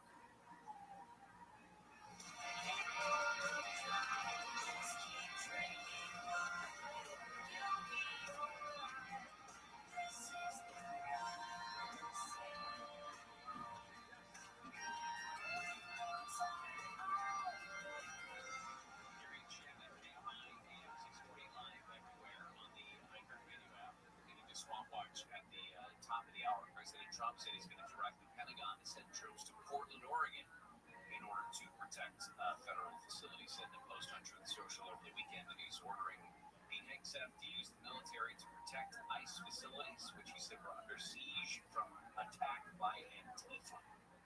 Also at the White House, the president is hosting Benjamin Netanyahu. They're expected to be talking about a 21-point peace plan. The president's also supposed to be talking with leaders in Qatar today. They've served as the intermediaries with Hamas. That news conference, by the way, between Trump and Netanyahu is expected to take place any minute now. Well, residents in Rancho Palos Verdes got yet another huge problem over the weekend when a big chunk of bluff dropped about 50 to 60 feet. Nobody got hurt, amazingly, because nobody was in their backyard at the time, it looked like. But and none of the homes were damaged. But according to the city's website, there was significant soil movement that resulted in damage to several backyards. It happened about 8 o'clock, 8:30, right along Marguerite Drive, your EV Drive West. Yeah, the people who felt it said it was noticeable. Like, I don't know if that means it felt like an earthquake or just walked outside and was like, that has moved. I mean, listen, this is an area that has moved repeatedly for decades now, and we've seen that with road closures and I mean, just the way that it is built out there on that peninsula. The assumption, though, is that it's going to be caused by water, rainfall kind of stuff, and there hasn't been any. So that's the weird part about this. There's more than enough problems out there. There are a few hundred homes that are perched on hillsides along this whole thing, but the beauty of the area, the beauty, the views, all of it comes with a price, and in this case, the potential for the hillside to just slough off into the ocean. You don't get this. You don't have to worry about this in Valley Village. You know what I mean? This doesn't happen in North Hollywood. Yeah, you might get to enjoy yourself on a Saturday night at Star Gardens. You might get a sinkhole. If you got that's it. You got a little extra scratch in your pocket. You really don't need that You can much. go to Star Garden. Well, a Saturday night here. Go on. That's gonna cost you. It's not the Tuesday morning at 10 a.m. that you're used to. What's the cover to get into Star Gardens on Saturday night? Oh, I would say girls get in free, obviously. Maybe if you bring a girl, your $20 coverage is knocked down to 15, something like that. I'd say maybe about 15. But yeah, if you know somebody, like I knew somebody in Magic City, I could just get in. I could get in equal. You got to know the door guy. That's the big deal with these places. If we could meet the guy who runs the door at Star Garden, that would be great. If we could get the guy who runs the door at Star Garden on the show, I would love that. The stories he can tell. This is what, yeah. But anyway, back to my original point. You live in Valley Village, you go enjoy yourself on a Saturday night at Star Garden. You don't have to worry about waking up and your home shifting in the ocean. Right? You've got what you're If you're wondering, it's time to get your breakfast in. Well, after a good night at Star Garden. Uncle Joey here. This podcast is brought to you by Nature Box. What do you do when you want a snack, but all you can find is junk food? You rely on your self-control to resist the temptation, and how do you end up there? Eat the junk food. Start snacking healthy with Nature Box. These snacks are tremendous, and right now you'll save even more, because Nature Box is offering our church family 50% off your first order when you go to naturebox.com/Joey. Again, that's naturebox.com/Joey for 50% off your first order. Number 2, here's something to chew on. Many recent studies suggest that having good oral health impacts your overall health. Yet most of us don't brush our teeth properly. You can start brushing better. You know why? Today! Because right now you can go to quip.com/Joey and get your first refill pack for free with a Quip electric toothbrush. That's your first refill pack free at quip.com/Joey. That's quip.com/Joey. The new way to brush your teeth. And number 3, Father's Day is coming. can see him sit there. He sits there all day. What do you think happens when he sits there all day? I mean, your dad's a nice guy and the whole thing, but his ass don't mess like the rest of us. Just because he's your dad don't mean his ass don't stink like that. Yo. That ends today. What up, baby? You're gonna order. Yo, Alpha Ape. Joey, what's hellotushy.com? How you living, pimp? Are you from Twitter? Alpha Ape, can you hear me? Dog. Alpha Ape. Do you have an NFT or cryptocurrency?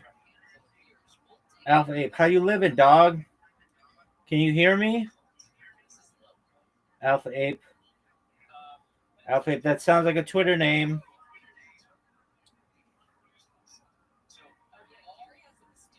Oh, yeah, Alpha Ape is from Twitter. Shout out to John Wick Gems. Oh, you got suspended. That's okay. All of my shit gets suspended. Dog, Alpha Ape, talk to me, baby. Yo, dog. Alpha Ape, can you hear me? Do you know English? If you don't, that's okay. Yo, Real Schiller X, how you living, pimp? Long time no speak. How you living, big dog? Real Schiller X. Yo, what up, baby? Long time no speak. How you living, pimp? What's good? How you living? What's good? Are you gonna unmute? You gonna talk to me, big dog? Come on, talk with me. What up, baby? You're muted. Yo, Real Schiller X, how you living, pimp? I'm doing good, brother. Excellent. Living my best life, bro. Of course you are. How's what about you? Kicking ass, taking names. How's nursing school, baby? Pardon, I didn't get you. I don't know why my volume is low, bro. That's okay. How is nursing school? Nursing school? Yeah, you were in nursing school last we spoke. Okay, I'm not in nursing school, but I don't really know. Okay, well, maybe not. Hey, Real Schiller X, do you know Alpha Ape? Alpha Ape? Alpha Ape. Yes, I do. Who is that? Is he on, I guess, I know Alpha Ape on X. Yeah, who is that?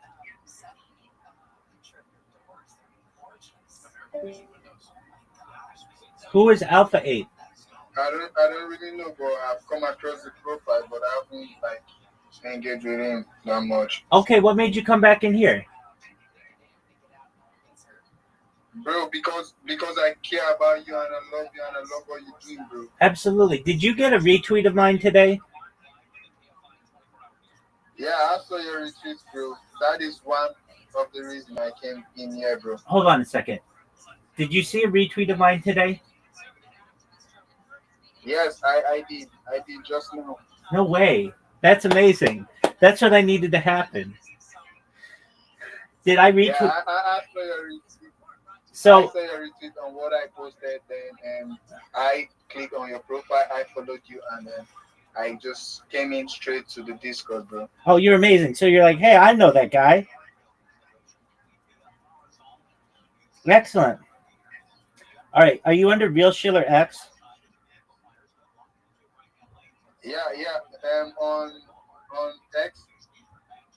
Yeah. What's your username? My username is ReBanana. I changed my name from Rekila X. My name on X is ReBanana. All right. Hold on a second, big dog. Oh, that's great. So you saw what I did, and you were like, hey, I know that person. And yeah, that's great. Okay. All right. Let me retweet your post. No. You're okay. You don't have to do that. Don't do that because I won't see it. Just spell your username. REAL. Oh, just a moment. No. I know that's yours. Hold on. I know how to find it. Okay. Are you Real Banana? Oh, yeah, you did. Hey, there you go. Yeah, Reed Banana. We the Original Dog and Wizard PFP. Dude, and you retweeted my shit. You're amazing. Okay, so did you do a Doginal dog recently? I just engage with them on Spaces. I just grow with a lot of people from the Original Dog. That's amazing. Oh, that's so cool. Okay, so I know that project. They're nice people. Yeah. And they're all over. You know the Original Dog? Yeah, and they're all over Twitter Spaces. Well, that's amazing, bro. I agree. Well, thank you for the repost, man. You're the man. Dude, I'm so happy that this bot brought in somebody I know because you're amazing and I love you and I'm glad that you're doing well. What else is good with you? Love you too, bro. Excellent, man. I always got your back, bro. I know you do. How's your mom doing? My mom, she's doing all right. I'm living with them right now. I'm staying on my own. Good on you, man. How's your brother? My brother is fine, bro. Excellent. We're just living our best life. Bro. I know you are. Well, Real Schiller X, thank you for coming by. And you just made my day. Thank you so much, my friend. I appreciate it, brother. Absolutely. One Peace, love. buddy. One love. Yeah, what about Harry Potter Obamasonic Canyon? Dude. I haven't been in the Telegram. To the moon, baby. To the moon. I'm repping it every day. To the moon. Brother. That's right, big dog. All right, baby. We never come down. Absolutely. Only one way. To the moon. Absolutely, bro. Absolutely. You take care. We live life on the Miami trip. Oh, we'll do it soon enough. Don't you worry. Okay. Peace, baby. Shout out to Real Schiller X, everybody. All right, one love. One love, baby. I'm gonna hop in back. Please do. You're always. This is still ongoing. I need to go on X Space right now. You do you, baby.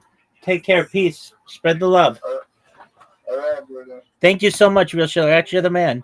Shout out to Real Schiller X.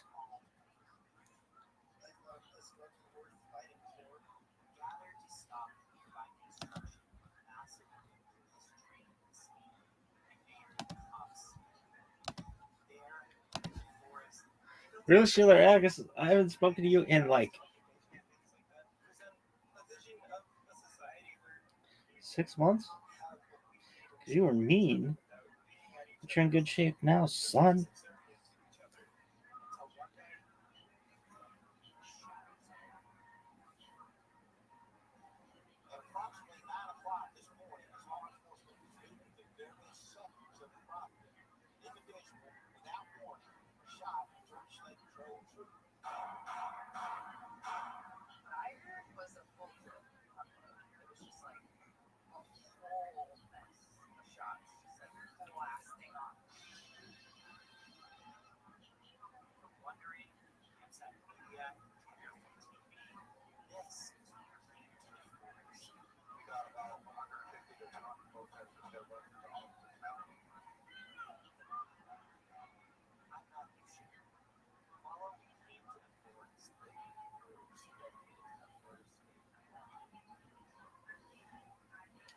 $871.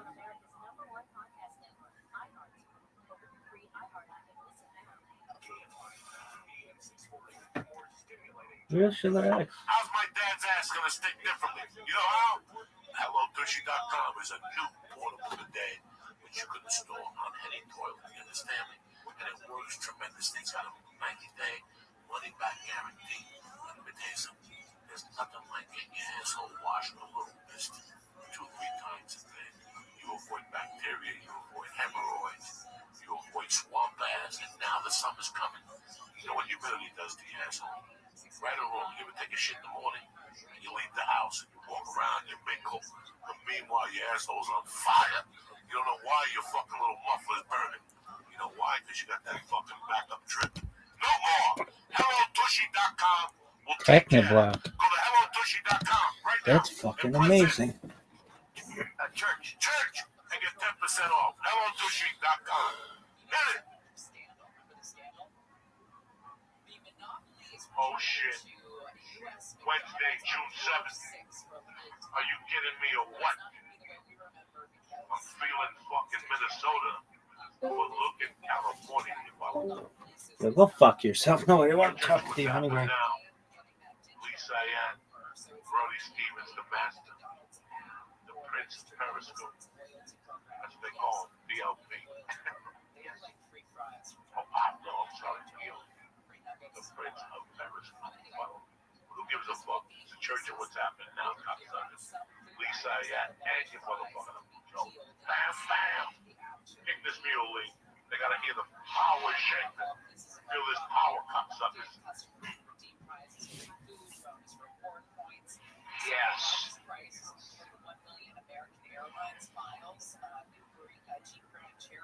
There is $1 million cash prize for lucky players. So they're hoping that this will kind of spur sales, and I think it will. People love this game. This was a scam that began in 1989. It was 2001 when the FBI received an anonymous tip. Kick this mule, Lee. Kick this mule, cocksucker. I want them to feel these drums and shit. Boom, bop, boom, boom, bop. What? Hit it. Bop, boom, bop, boom, boom, boom, bop, bop. Damn, damn, damn, damn.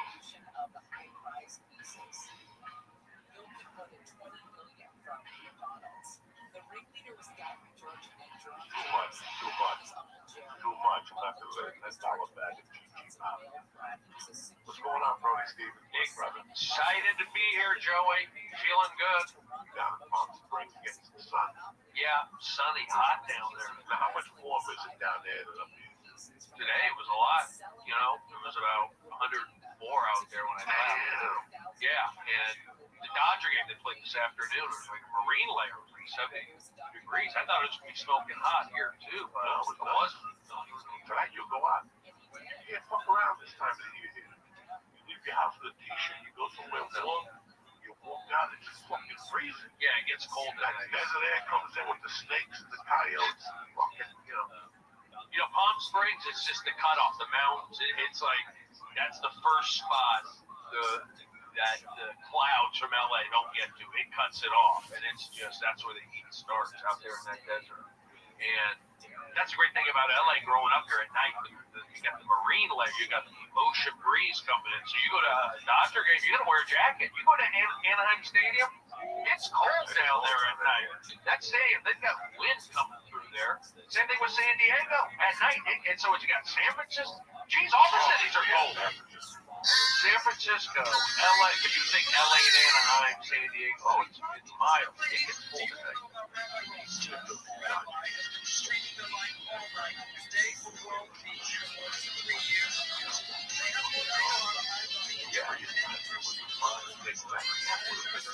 Yeah, it gets cold. But we're lucky we're not in Chicago. It rains, hot. You really got to read the weather there. They're not.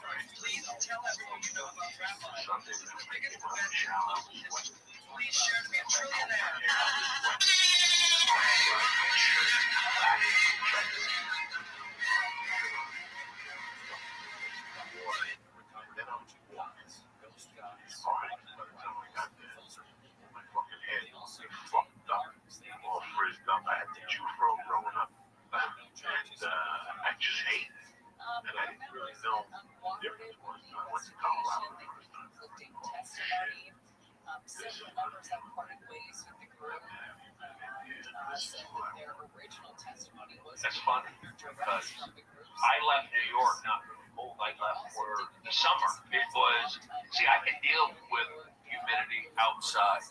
I can deal with it going down the subway, even though that was really brutal. Because you get on that subway with that air conditioning, and it felt good.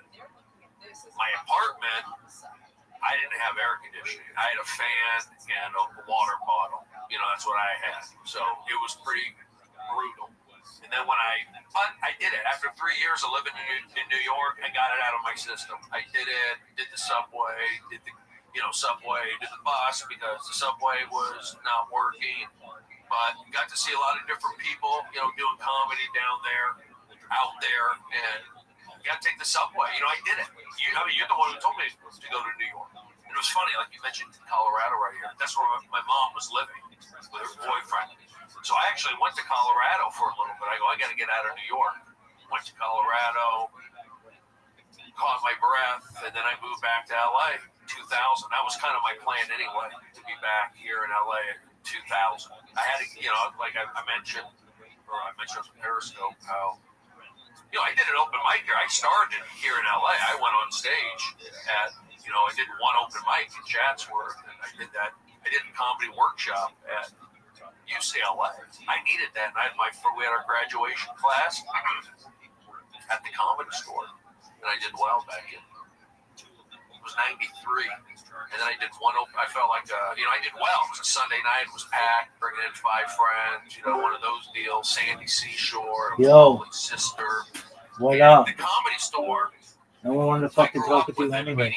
Worst dreams ever. My mom's boyfriend lived on Holloway up in a high rise, so I could see the Comedy Store, Sunset Strip, and you could feel that energy. And I wasn't like a big crazy, comedy guy, but I'd feel that energy in the Sunset Strip. But I would also see the lights of Dodger Stadium. It was there's something about seeing the lights of Dodger Stadium, knowing that there's a game going on there. There's a whole community going on there. You see the lights, and then, you can watch it on TV. You can listen on the radio. But whenever I drive by a stadium, the Rose Bowl, I always look at it. I have to make eye contact with the sign. Dodger Stadium, I have to see the lights. I'm going up to 110. I look at see the Coliseum. I have to make eye contact with the seats. You from growing up. You told me that. I would look at you and say, lunatics from Chicago. Well, people thought I was from New York. Oh, New York. Growing up here, they did. Maybe Florida. Out of your fucking mind. I don't know. But, growing up here, I grew up here, in the Valley. High school here, You said your dad went to school in North Hollywood. Yeah, North Hollywood High, right here down the I street. wonder if you ever had notices there back then. How long has that been there for? That's an active corner. You got 2 high schools there. You got a rich kid. You got What's the other high school there? Oakwood. Right next to North Hollywood High? Yeah. Well, that's the one in the middle of the school on the block. Yeah, well, it's on Magnolia. It's on the What's other the side. difference between Oakwood and North Hollywood? Oakwood's private. Rich kids probably. Yeah, they have a full-time staff of crossing guards on Magnolia throughout the day. Like six crosswalks down. You don't see them. They have like umbrellas. Okay, so the school down the block towards the 101. That's Oakwood. Oakwood. They built a bridge. Right, they built just a bridge. installed the bridge. Now, it costs like $30,000 a year to go to that school. You call your teacher by the first name. Yeah. It's progressive. There's probably like a petting zoo in the back. Yeah. Big wheels. Yeah, it's fucking crazy. That stuff is, that's what I try and share on Twitter. I went to those private schools. I grew my mom, for a semester, and I knew it wasn't right. Which one did you go to? I went to Valley. I think it was actually called the Valley School over on Haskell and Sherman Way. The petting zoo. Now, Notre Dame, the other one on Riverside. Notre Dame's on Riverside. Notre Dame. That's high school. That's respected. #1 baseball player prospect in the country right now. Throws 100. Tyler Green. Is it Tyler Green? Yeah. Kid throws 102. Now, all those schools are 25 to 30 years. Yeah, a lot of money. Now, the problem with those schools is you go to school with themselves kids. You go to school with all these kids. Right. I don't know. Campbell Hall. That's another one. Campbell Hall. Yeah, these kids, they're rich kids. They got helicopter parents, so they're doing, some of the drugs. I gotta tell you what happened to them. That's right. My head almost blew up this morning.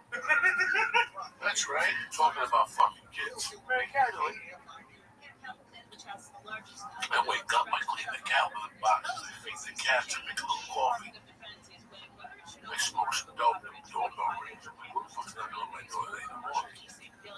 Which one? And that's who comes in twice a week to help with Mercy in the daytime and shit while my wife runs errands and shit. And she cleans. I go, Mom, what's going on? She goes, I'm going to come here today instead of Monday. It was news to me. So I said, well, let me finish up in the office. Let me jump in the shower and I'll get the fuck out of here. I didn't feel like eating eggs, so I just had cereal in the house. Little cornflakes never killed nobody. That's right. I figured I'd disappear for 2 hours, grab a little bit, and come back. A protein shake on the kitchen. That was my plan.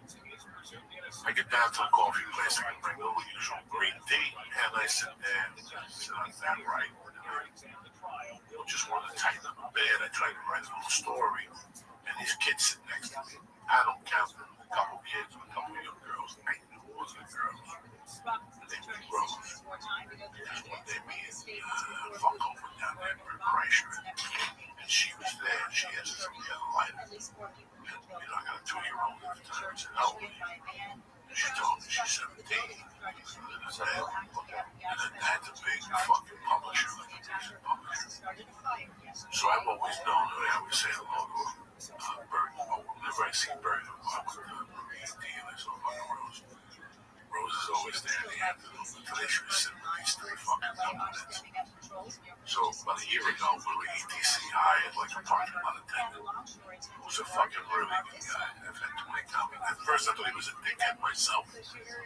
But one day he came up to me and goes, you can park there, but don't worry about it. I was like, really?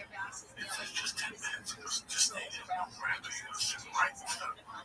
So it's just that I tried to help the guy out whenever I go down, leave my dishes on the table, I pick them up and bring them back. I'll leave them at the rest of the fuckers. All those people make good money, but they act like white fucking supremacies over there. Like they act like fucking, they don't do nothing. They look down on the Mexican help over there. They're disgusting fucking people who got a little bit of success in Hollywood, like mid-level writers or something. You think they're fucking Ingrid Bergman. You know, the women that pull in there, they just pull in there and they don't park right. A lot of women in there, they don't park right. Well, anyway, I'm sitting there, and the next thing you fucking know, the guy comes running to the back, and I'm sitting in the corner, but I don't smoke. So I don't know what's smoking and not smoking. Okay, you know what I'm saying? Fair enough. So I hear him say to one of the kids, do me a favor. Put that cigarette out or go to that side of the movie shop and smoke it. And the kid goes, yeah, man. And he walks away. And I got earphones on. No, I don't. I'm sitting there right. I'm looking up. I'm paying attention to my own world. You know, when you're right and you're in your own world. Right. You're not paying attention. But I'm looking that direction. Or something makes me look up. And I see the security guard running towards me. Right? Did I call you and tell you about this? No. And he runs towards me, and I think he's going to say something to me. I don't know. I'm high. I don't fucking know. I'm just stoned in the corner trying to write, mind my business, drink my green fucking tea, and at 10:45 I'll leave, go up with my gear and shoot jiu-jitsu. That's the plan, make a protein shake. It's about 10:20 at this time.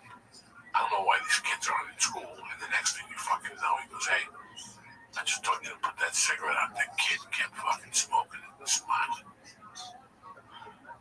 So he tells the kid, listen, I'm asking you fucking nicely. Right? He doesn't curse or nothing. These are nice white people. He says, I'm asking you nicely. You get up and let them call the police. And finally, there's this dude that's always there. There's this big fucking dude that's bald, like he shaves his head. You could tell at one time or another he could have been a roughneck. He's big. He has that white dog. You were gonna breed D and there's a puppy white dog? Yeah. He owns that white dog. And he sits there with another old timer. And they just sit there. And finally, for some reason, this guy gets up. He goes, hey, he's telling you nicely. I'm not gonna tell you that nicely. Get the hell up or go put the cigarette out. Now I gotta turn around. Because they're gonna argue behind me. Or there's gonna be a fist fight fucking behind me. I'm gonna be right there. And I don't mind kicking one of these kids in the fucking kneecaps because you can tell they're 3 little pussies, right? The kid's smiling. He's gonna tell you about the cigarette. Bro, this kid walked up to him. Finally, he was 3 feet from the kid with the cigarette down and snapped on it.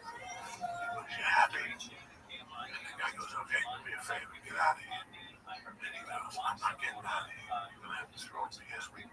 So I'm like, oh, shit. It's going to go down. The guy goes, no. I'm going to fucking call the cops. So I'm like, God damn it. I'm your fucking witness. They're going to ask me stupid questions, you know. Well, how the fuck do I get out of this? And finally, the big white dude was not chilling at the kid. Oh, pussy. You ain't shit. You got no fucking friends. You got no class. They have like a fucking Audi 829Z convertible with rocket ship rings, you know. And finally, get the fuck out of here. The kids head to their car. As they walk in, the kid that was Johnny's looks at me and goes, I hope you're not a fucking actor. My dad thinks they're going to do something. The show on ABC, and I'll make sure you're fucking right. And he got his car and took off. So he's got his weapon. And his dad was fucking wrong. That's what I live with people. What show? To my world. I ran over, knocked up the glass, and asked him, bro, I don't give a fuck what show. I don't want to listen to that little fucking apple bag. Those guys don't show up at Starbucks. We get tweakers at Starbucks. We don't. Well, you're in the Laurel Canyon, so you get everybody who fucking falls off the 101. But it's literally only a 5-minute walk, if that, and it's two different worlds. Two different worlds. Two different worlds. I get the fucking people think, you know. Yeah, the screenwriters. Yeah, the screenwriters. I had my problem. I sit there and listen to those motherfuckers talk, and I just giggle. That's the show. We play the tape recorder, and we play it, and we listen to all the bullshit stories we used to hear when we first moved here, because they were all bullshit stories. I'd rather sit with the weirdos. Oh, no, me too. They're more interesting, too. When I go over there now, if I go out during the weekend, Lee tapes my set. Lee emails it to me, and I listen to it there. I put earphones on, I plug it in on my phone, and I listen to it there in peace. And I don't have to listen to those fucking Disney dude who shows up there with a knee in peace. Okay, the shirt is ironed to the tee. The pants are designer, the shoes are designer, the belt is designer, the BMW is the 5 Series. I'm going to tell you something, the guy's up to his asshole. It's a short speech. Because I saw him 3 times. And I've seen the 3 flights he's been with. He's horrifically bad. And he's terribly cheesy. He's one of those managers you first sign him when you get here. Meets with you. Wants to know where you're going. Wants to know where your acting class. How's it going? And they just had a meeting with CBS about you last week. And your name came up in the pilot. Keep going acting class. He's been in 3 different times, 3 different clients, and every time I sit next to him like I'm writing, and I'm not looking at him, I'm just listening to him. A little smoke in this poor bastard's ass. He was there with a guy a couple weeks ago, and I like this Olympia. And he's telling us, the guy was bending the chat. He had to weigh 6, he was an extra, he was 600 pounds. That's how big he was. Standing up and like a chair. You know, and I felt like looking at him going, how many rows? And he's sitting around for me. Then I go, listen, go talk to Gordon Knight. This guy's like, no. There's a show on CBS coming out about fat guys that live together. Yeah, that's what they want. What are they going to do? A show breaking the bed. What the fuck they going to let us do? That Kevin James show? No. You know, it's just, it's so, like, I don't ever want to redo or need to explain to people my first 3 or 4 years in this town. And I didn't fall. Guys, I can tell you guys right now, as a man, I didn't fall for any of the bullshit. I went through a fucking 80 months. At this time, I had like 3 agents. And one of them was a bottom feeder. I still talk to him. He's out of the management business. But he sent me an audition on a Saturday. He was showing, this movie looks interesting. Just go down, it's an hour on a Saturday. It was right down the block from me. It was across the street in Gardner Stages. Downstairs, remember they used to do a comedy show there? One of your friends, what's his name?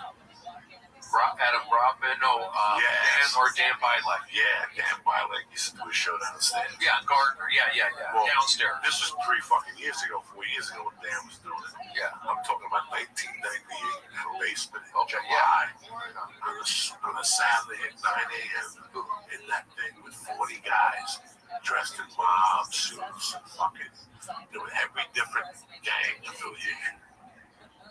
Every different gang affiliation was in there. This guy was making the biggest gang mafia movie ever in Hollywood.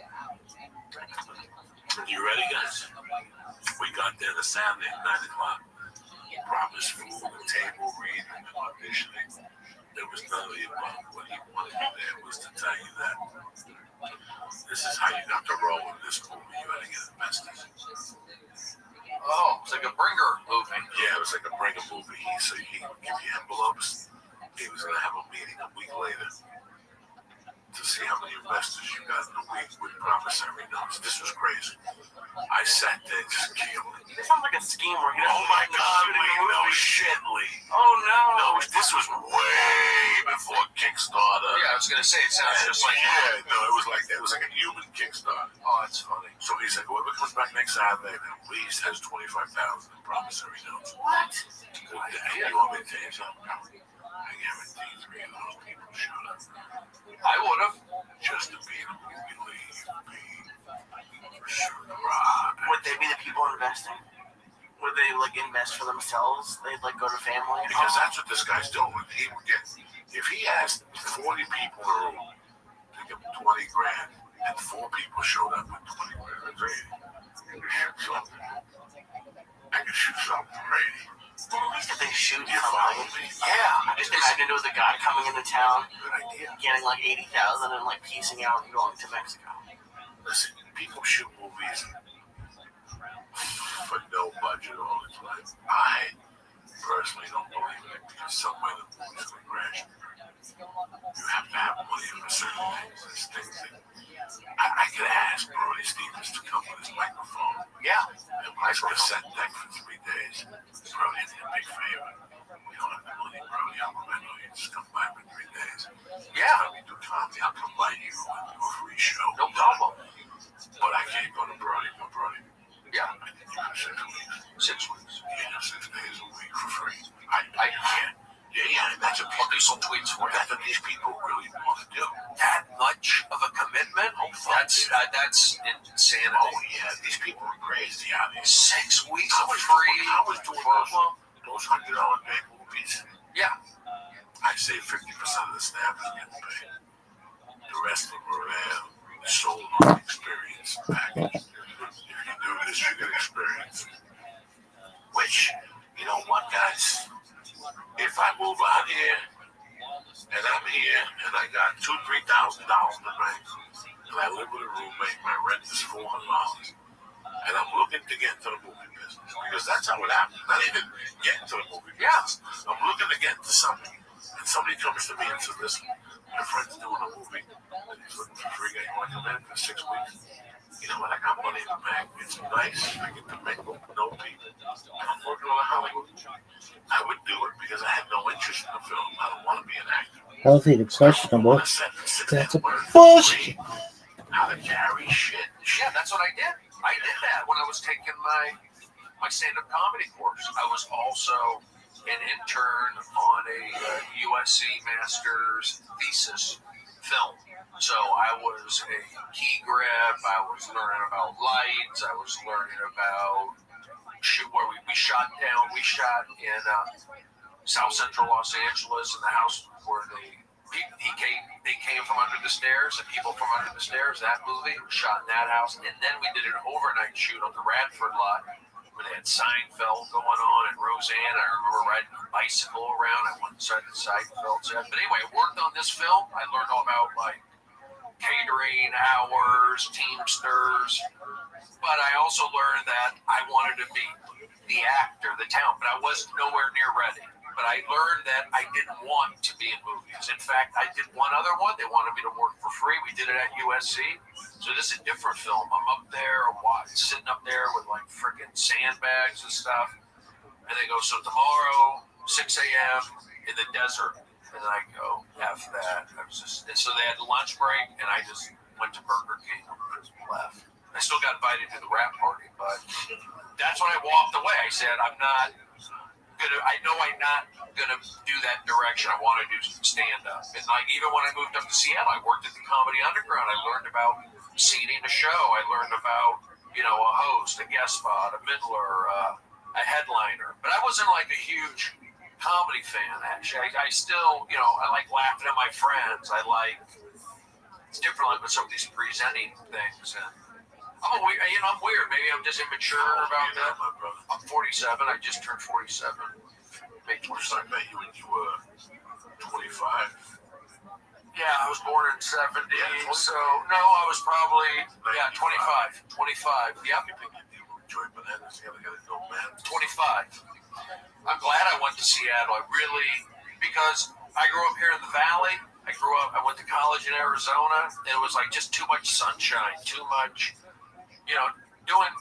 people don't develop stand-up in Arizona. Plus I was a baseball player, that baseball. But I wanted to go up to Seattle and be around Pierce Steers and music and all that weird stuff. I knew I didn't get out of LA. And, I took that comedy course at UCLA, graduated at the Comedy Store, and I did that one open mic at Chatsworth, and I go, that ain't for me. I grew up here in the Valley. I can't have some host. I get it. I understand it because I played baseball. I learned all about groupthink and all that playing baseball. It all comes into in life, playing sports, being at a high level. You do learn about discipline. When I played baseball at Arizona State, we represented the school. You couldn't get in trouble. It'd be in the newspaper. You got drug tested, but I learned about, just taught me discipline. But learning to get picked on, Brody, the Jewish guy, gay guy, run weird, this, fucking punching me. But I knew that's how it was. I was liked in high school. I was a good pitcher all of a sudden. So they try, and I go, I'm not going to quit. They didn't get me out of there, but I'm not a quitter. And I just stuck it out. I mean, going a long story about that. But these guys were hard on me, and I didn't complain. And they would go, oh, yeah, you're a Jewish guy. How'd the Grand Canyon get started? Two, Jews fighting over a nickel and a squirrel hole. Well, thanks for laughing, but you're Jewish too. But I didn't care. That's kind of what it was, because I played baseball also in high school, and it was around football. So it just made me tougher. It made me strong, and I just rose above it. They would say, oh, Brody, you're Jew or something. I go, well, Jesus was Jewish, and they get pissed, like these Christian guys. But, they're good friends. Like, it was kind of a hazing thing. Because I got picked on at Reseda High School growing up, and it's different getting picked on by inner city kids. You got it, malicious. I'd rather get hazed by a Christian. That's okay. That's I don't need to be gang jumped into something. I'm so upset with politics. It stressed me out big time. When I first met you, I used to break your balls constantly.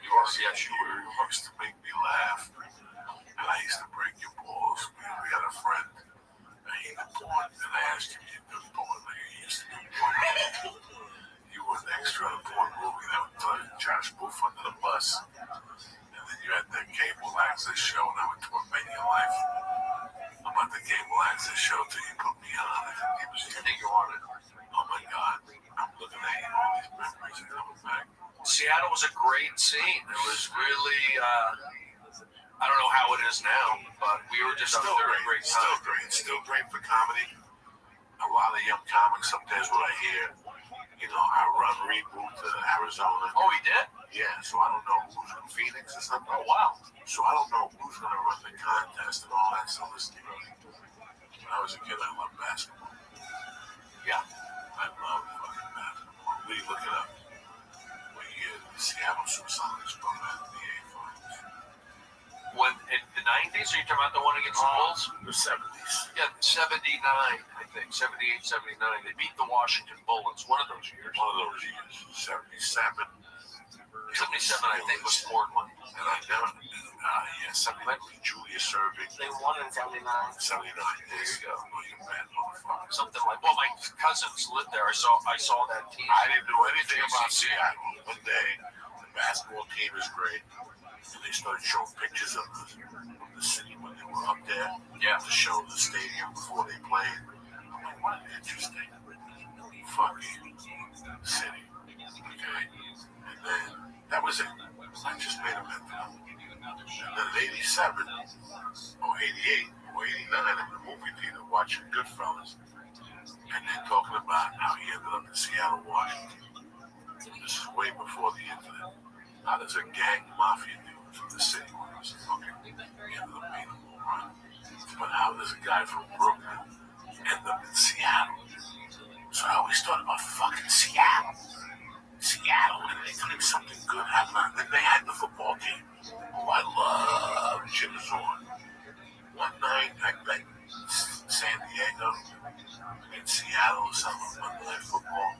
I don't know what year it was, but okay, so Jim Zorn put such a beat on me in 3 or 4 minutes that I ended up liking them after that. So I was always intrigued by San Diego, by Seattle.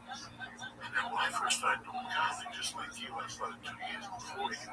There was a publication that came out of San Francisco. Was it a comedy magazine? Yes. That John Fox and his company put out. And they interviewed comics. They told you different. They previewed clubs. If a new club was open, they do a write-up about the club. Right. It was a really good magazine. It really was. And the most interesting thing about it was the last 3 pages was all the open mics in the country.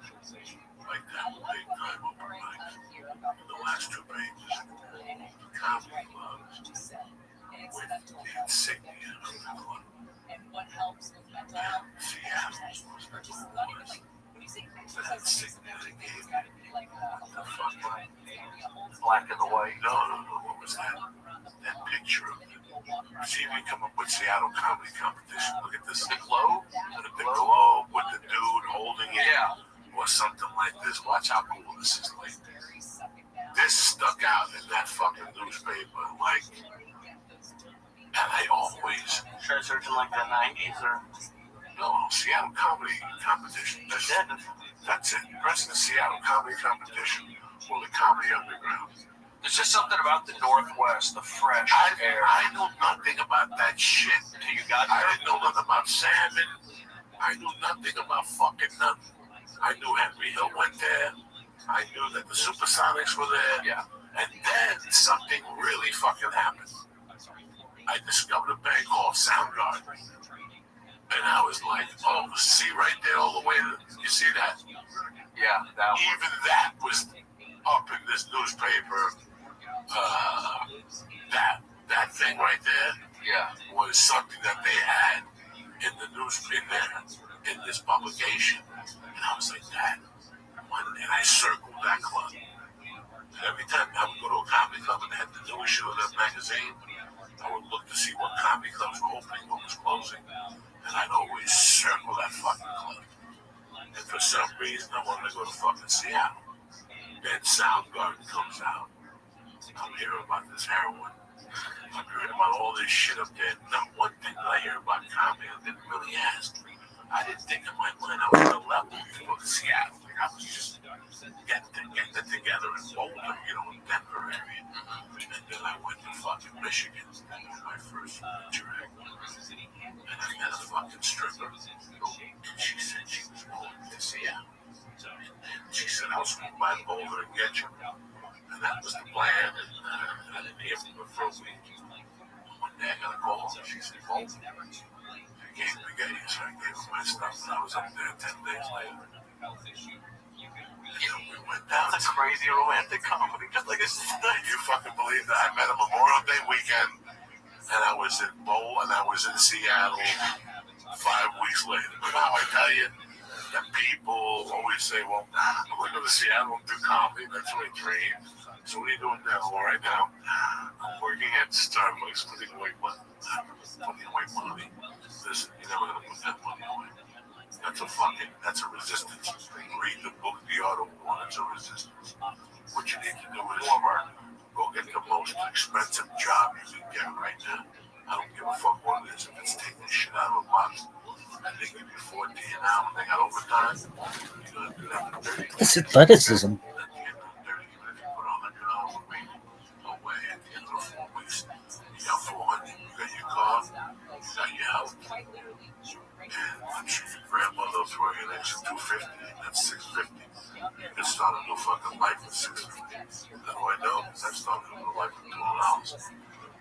tell me the motherfucking stories. You know what I'm saying? Yeah. Are you saying 6:50 today? Where's that back then? I'm talking about. What's the When rate you want to today? go, when you go, bro. That's what I did. Yeah. I went to Seattle. These people look you in the face and go, well, my dream is to move to New York and business. That was one way. Boy, you bullshit with that. You gotta put away money. Boy, you really have a dream.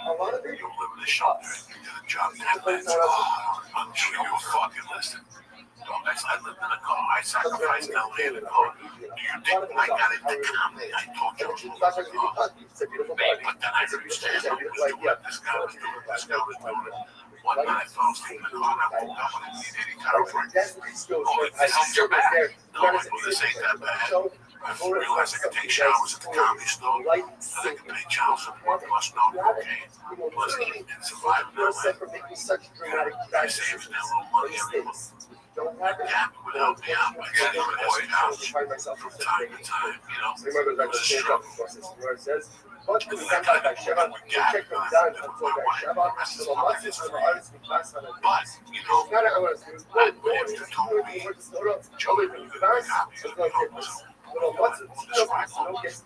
Homeless is the sport. Homeless is the scariest fucking word in the world. The first thing you think of is that nobody said 11 little blanket on something. Next to the fucking tanks. They fill out some water. I swear to God. The one I make noise on the park. Right. Just right now like a mummy coming from head to toe.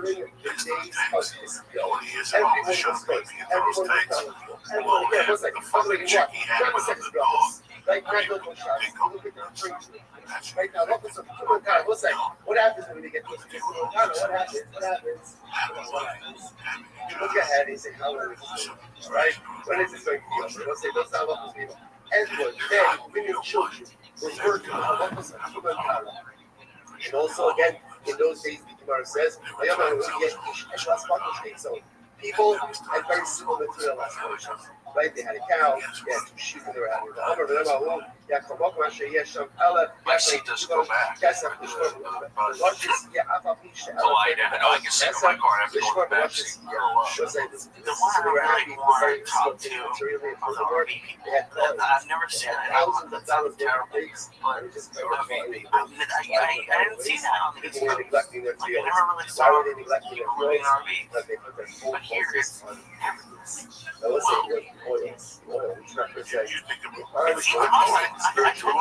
Mistakes as a comedian. Buying a trailer like that? Much more to say. Let's say. Yeah.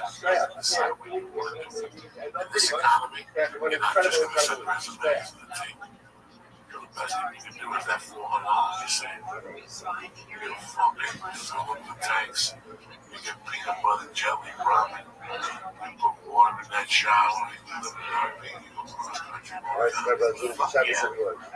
That's exciting. You wouldn't have to worry about the condos. You just go to every night you perform somewhere else. And if there's no show, there's a show now.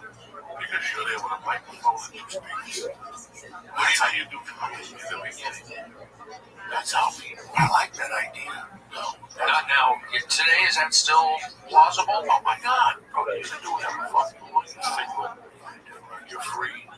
You know, you can get something that's sponsored. I want to do clubs for baseball team like rock. I know. I need help, Lee. You don't want. I don't know how. At this point, you don't need help. What you can do is, there's a thing that is your best friend. What? Internet? Unbelievably. Unbelievably, what you can do on the internet. On a nickel for it. And it will take you. I can get you an executive producer like tomorrow. I love baseball. I have access. I can talk to him tomorrow morning. The whole thing. The double executive producer. Road manager, driver, Yeah. What about? I'll give him. What about? I have to have merch too. He'll help me with that. He'll help you with the merch. We'll take a piece of your merch. Here's, I did a festival a few weeks ago, and one of the rock bands they liked what I was doing, and they thought it'd be a good idea. Maybe they wanted a comedian to open up with them on the road. And they were pretty cool guys, like pretty straight-laced guys that rocked out. They were called Diarrhea Planet. They're out of Nashville, but they rock. You have no idea that, like I told you before the podcast started, you still have that same security I had. Yeah. I mean, that's I feel better now. At this point, it's over. At this point, they didn't get it by now. You know, bro, they're gonna get it. But can I say one thing? Yeah, see what the fuck you want. I have, I get it, people get it, but I haven't, because I did so much audience warm-up behind the scenes, and I got great at that, but it also stifled, I feel like, my stand-up career, because I was getting that paycheck, I was getting that mic time, I was meeting everybody, I was getting opportunities, but I also knew that I had this consistent warm-up gig, usually at Best Damn Sports Show, where you were, and I also had a connection with baseball. I always wanted to be around baseball. All right, so here's the fucking deal. Right now, it's June. Nobody gives a fuck about baseball. Right. Because running away with it. It's fucking right. Right now, what you can do is the next 3 weeks, make a few. You sit down. Obviously, look at yourself. You sit down. You get a piece of paper. Piece of paper, pencil. See, I should be doing a weekly podcast where I have structure. Like you have structure. What do I need? I need structure. I need an RV. Oh no, I need a driver. Okay. I like it on And I need tickets to baseball games. Okay. I need field pass package, field pass, right? Which is always easy. But can I say one thing? MLB is weird, you can't necessarily show logos. I understand. You're not going to show a fucking logo. This is welcome to Brody Stevens' world. Like, yes, I'm here at Dodger Stadium. You got it. Just even me just talking to the camera at the stadium. You already got the environment. You already got Periscope. I'm walking in the parking lot. What's going on? Periscope September. Yeah. After a fucking month of the playoff coverage, and once they get by the World Series, Fox will be hunting you down around the corner. I tried to have them do that last year. Right now, you got the world by the balls. You have the experience. Yes, I do. All you need is a sponsorship from an RV company. Sponsorship. You need an RV company to sponsor you. We're going to have this break from the driver. So we're going to combine this into a comedy tour, Life of Brody, okay? Don't even mention baseball. Because it involves everything. It's still involved pulling over on the side of the road, doing kettlebells, smoking reefer, going to Subway, taking black people shuffling. Like my Instagram videos. This is full-fledged. It's just having fun. The most important is this guy that's driving whatever. Rock his world. Who's he? Where do I find him? The guys who do that. Okay.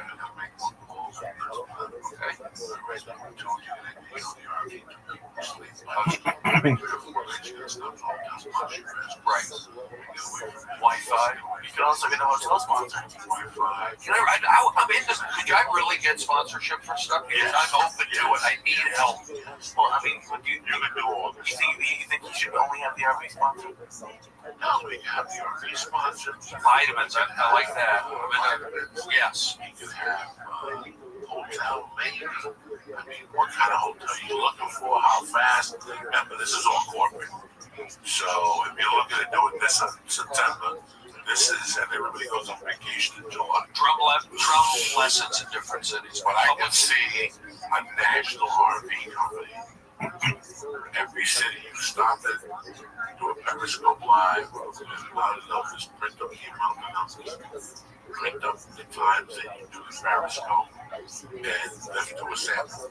Let's go from a Dodger game to an Anaheim game. 2 games one day, right? And let's show it that. We're going to use some shout outs. Hold on 1 second. I don't know. Organization is the key, and this is not a lot of things to organize. This is not a lot of moving parts here. Brandon Gonzalez, I love you. Fudge, packing, 101 men. I love it. Alan Stevens. Stay with me, baby. Jack W. Lewis May 23. Mike Widow. Caleb Bass and OG Buckhead David. Are you kidding me or what? Do not forget about the Braves drop tomorrow night. Do not forget about the fucking working on Uncle Joey. Guys out. And do not forget about governors. The 24th and 25th, we ain't fucking around. 2 shows. Chinese food, no fucking that people stand. Don't worry about that shit. All you need to worry about is praying all night. That's all you need to worry about. We got doing dick tomorrow night. Lee Syed doesn't even know what's going to hit tomorrow night. He's tomorrow night. We go for it. All right, anyway, we're talking about tonight. Tonight's just a warming up for tomorrow night. And then, here's the deal, brother. This is a very easy thing. You have to contact Periscope. I can only give a few people. When I was a kid, I thought that Jesse Jackson was going to do Jackson's Fine. Honestly, I need structure. That's what, if people tell me where to go, what to do, be Brody, do this, do that. Comedy clubs on the way. Like a one-nighter deal, or do a rock club. Okay, who looks right now like they go to the World Series on the playoffs? Have you had the season ended today? Astros, Nationals, Dodgers. Probably not. Maybe not Dodgers. You love the Dodgers because you have to do a comedy show every fucking night. You have to get to the playoff cities. And what do I do in these cities? What do you do in the city? Yeah, let's say there's. You get up nice and early, and you go to the hot spot where people eat breakfast. Like my camera do. You take your camera do with you. You sit down, you eat, you explain the food, you pray. Right. And you go exercise. Okay. And then you go to on Periscope. And you go listen to baseball players that you're friends with. And you don't see what they're doing. Because that maybe walking up this tongue. This is advertising. No, I'm down by the field. I have a pass. I'm legitimate.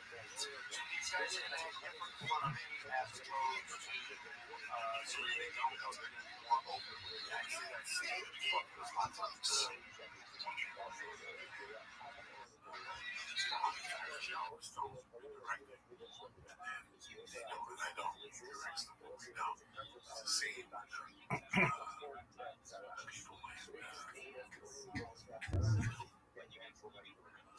Gene Lance with the other fucking guy, Tom Hayden, and the Godfather, Duval, when they land.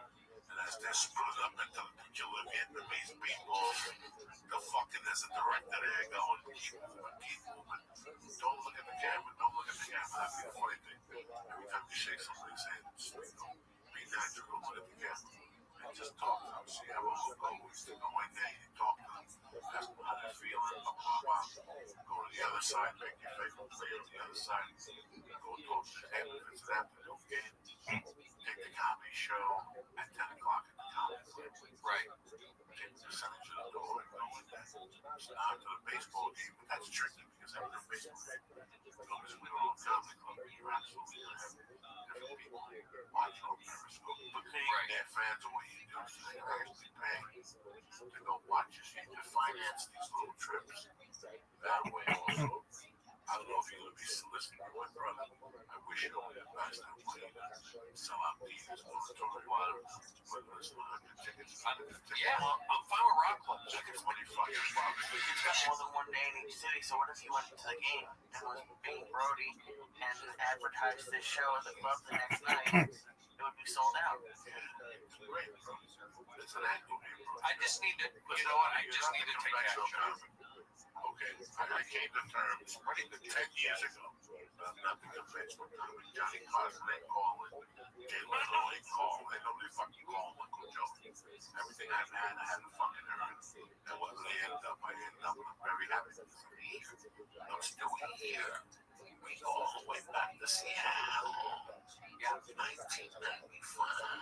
How many people from that era you see at the Comedy Store Sunday night when I was sitting next to you? Be honest.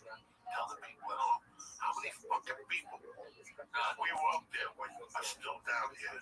Oh, Josh Wolf. Craig Gass is around. From that era. Nobody really. No. So unfortunately, I ended up in Seattle by mistake. But I guess that I was talking to Josh, he says he still remembers sitting with you at the volcano. That Jeep? Dana, Yeah. okay, all that. It's my wife's birthday. I want to get her something that goes 0 to 200 in seconds. Is that the cafe? Yeah, Just a thing. oh, it's some cafe. Not the Bulldog. Those Sundays you really miss that. You really miss that part of town. Hey, Raider, super lesbian girlfriend. What are you buying today? My girlfriend and I are looking for a new Prius. Don't worry, Avery. We have plenty of Subarus YouTube will love. Bought a Tesla. It's sick. Sick.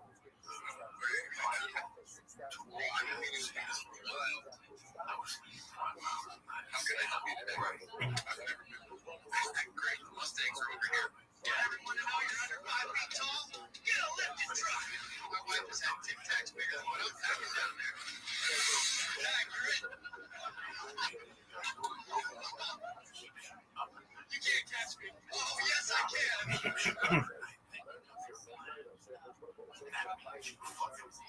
Women keep guys up at night or bills or somebody being sick in your family.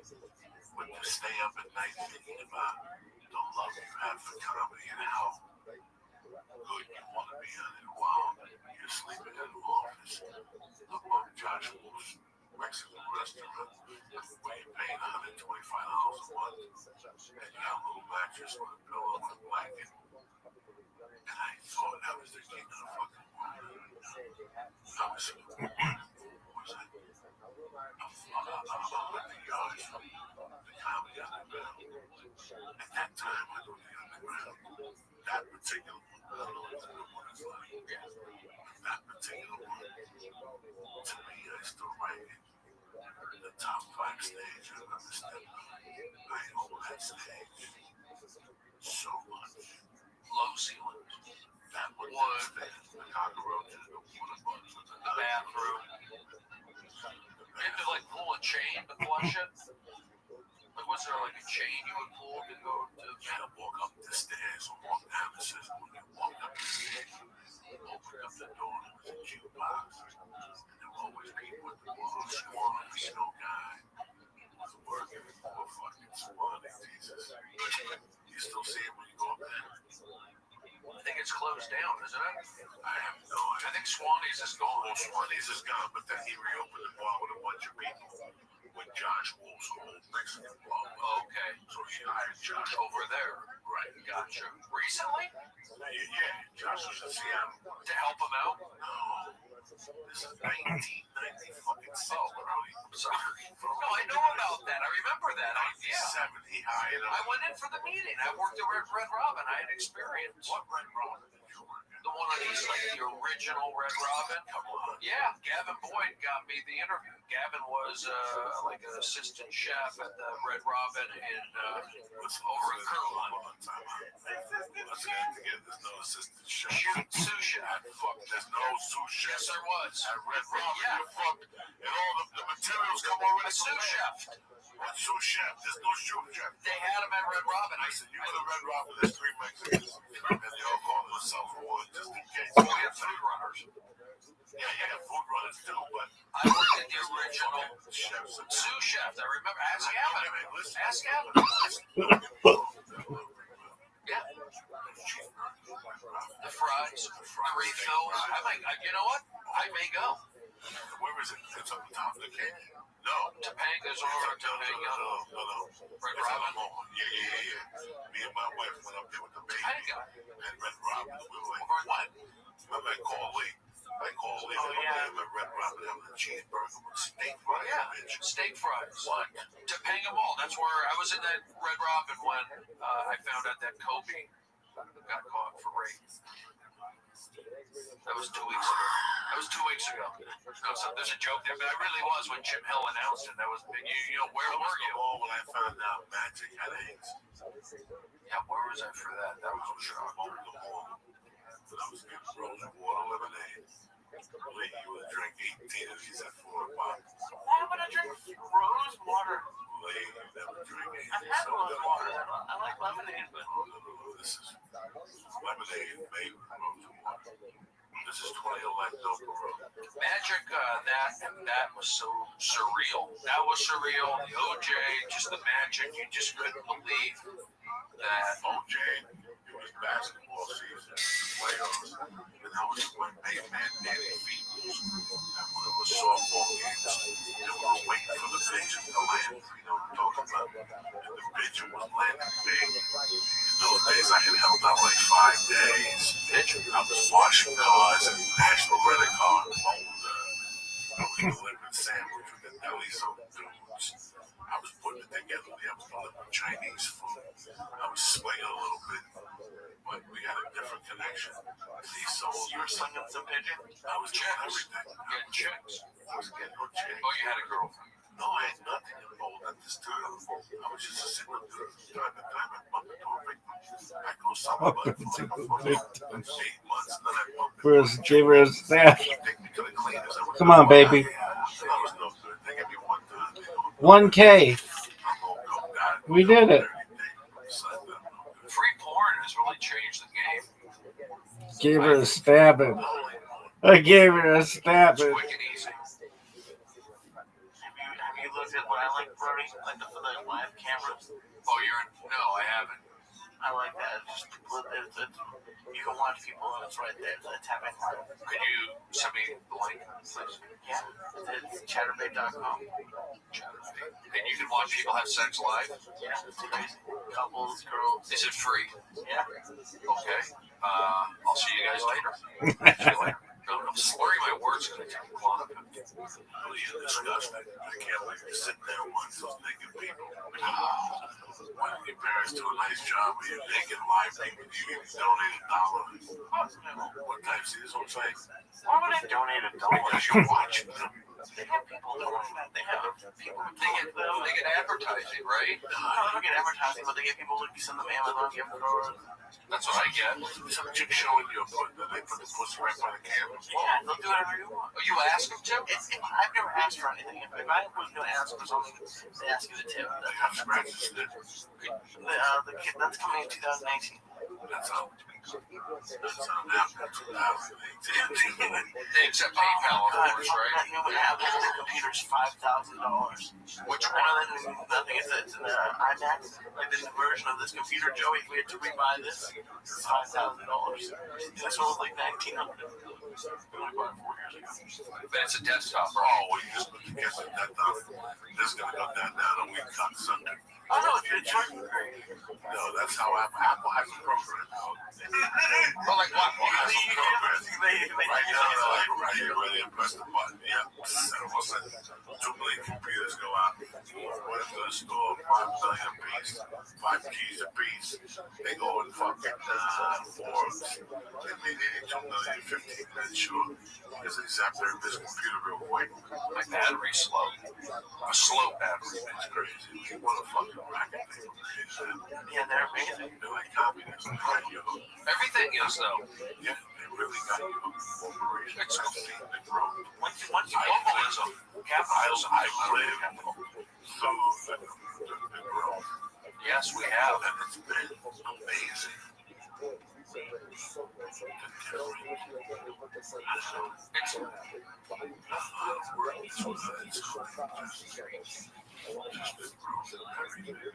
I love GPS. That's positive. Once you make a decision with computers and phones, it's kind of hard to get off of it. You learn some of your things on certain ways. So I would love to switch to an Android, but I don't really have the time to learn a new phone. I'm gonna get the new iPhone. Even though this phone was shitty from the very beginning, I got one of those duds, but they wouldn't do anything about it. But if you don't get the new iPhone, the old one will slow down eventually. Yeah, The old one's got a button in it too. that's what They that's say what the expert one night you're on the phone with your cousins and the phone taps and you're trying to turn it on and turn it back on.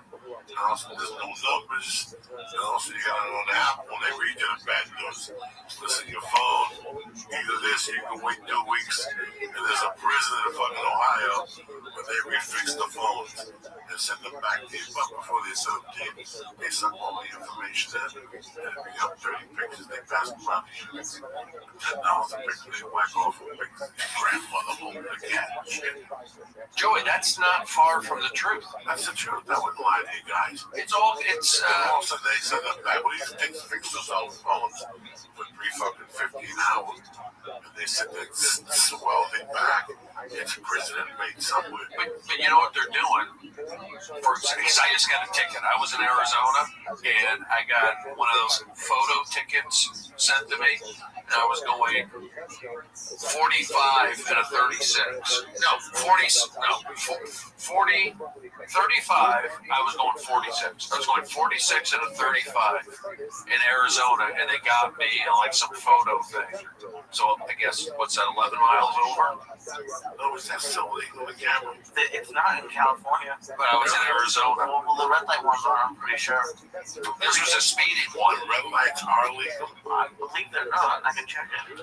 Well, they got me, and then so I paid it, and it hurts because they get it said that you have to pay a processing fee, and then you know what? Eventually, it's going to be like, oh, he got a ticket. Now, automatically, his insurance goes up. Automatically, he gets points on his record. It's all. I don't want to sound like a conspiracy guy, but you're starting to see stuff like that. Everything's automated. Everything's this. And you're going to get a ticket? Why? You're parked right there. Why? Everywhere I fucking turned, there was fucking traffic. I pull up to the left. In front of me, the light turns green. I'm fucking dead. I knew I was dead. Stuck behind me like 2 miles. 22 miles an hour. I couldn't go around. There's no Christians. I couldn't touch the fucking beat. Oh, Yeah, I'm like 40 minutes from the office. I pull up over here with a fighter one. They got me waiting up there, so little chubby fighter fucking stop sign. Fast and go. So that one car, he was in. So I made the right there, good. Now the cross was the first down, right there. There's a bus station now. you can hear it? Well, maybe that. Was it a red light? Well, I don't care. You said the flash, This actually. is in the LA Weekly. So, it says, Goldsmith has rolled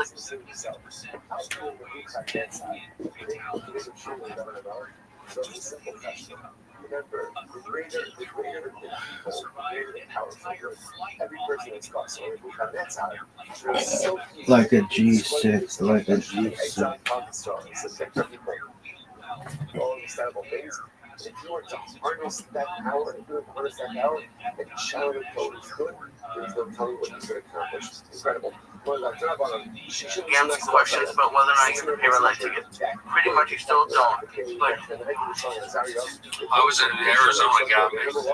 So paid it. What can you do? And it probably takes points on my record, and maybe I should have done traffic school, but F it. Hopefully I'll book a gig and cover it all. Because I haven't booked that gig yet. You know, I should have a special, which I shot. It's not out yet necessarily. I should have an album, but it's so much more. But Joe, everything you said is right. You told me to go to New York. You're giving me structure here. You're giving me, like I said, I need male energy. I was raised by, my parents were divorced, my mom, my sister. That's why I don't get political, but I said that Hillary stuff doesn't work. It's going to stress you out. I grew up in it. I was bused. I did the private school. And I knew right away those private school kids were weird. They were weird. They were kind of elitist. I saw it. I was uncomfortable. I'm a good guy. So I would get picked on by the elitist types. And also, I would get picked on by like blue collar guys, I get picked on by elitists and I get picked on by African Americans. That's what I got picked on. And you saw like the different energies between, but that kind of stuff made me a comedian, getting picked on. I say, thank God I did that, because I right now, I use it as fuel. And I'm saying, like, I'm a little high. But the point is, I'm thankful. That's why sports, getting hazed, being a rookie, having to do those kind of, treated that way helps you, makes you a stronger stand-up. Having these problems, Today, I guess, you can be a good-looking guy, have a perfect life, and be funny, and that's a way to go too, I guess. But is that right? I mean, isn't it funny kind of still when the guy's in pain and suffering? But it seems like these days you don't have to. It'd be great to be. Sorry about this. The stars again too much. I'm stressed out because everything you talk about. You talk about bills. Joey, you were a Best Damn Sports Show. I've seen it. You've been in the movies. I feel I was in the movies too. It's like extra pressure. I was telling my mom today, it was like, I'm willing to live in my car too, not necessarily for comedy, but for my mom.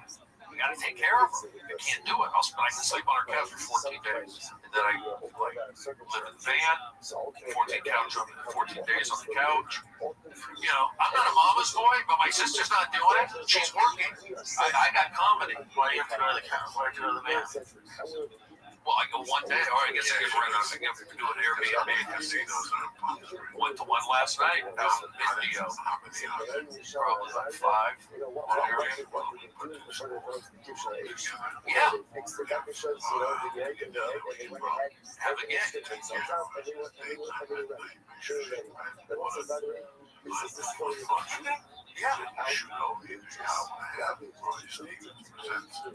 Hey, baby, start with 3 people. It's a different part of the program. God, you so I don't. I think there's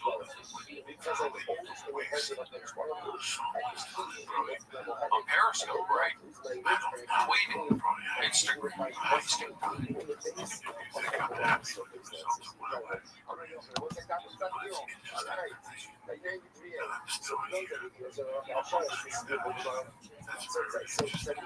Interesting.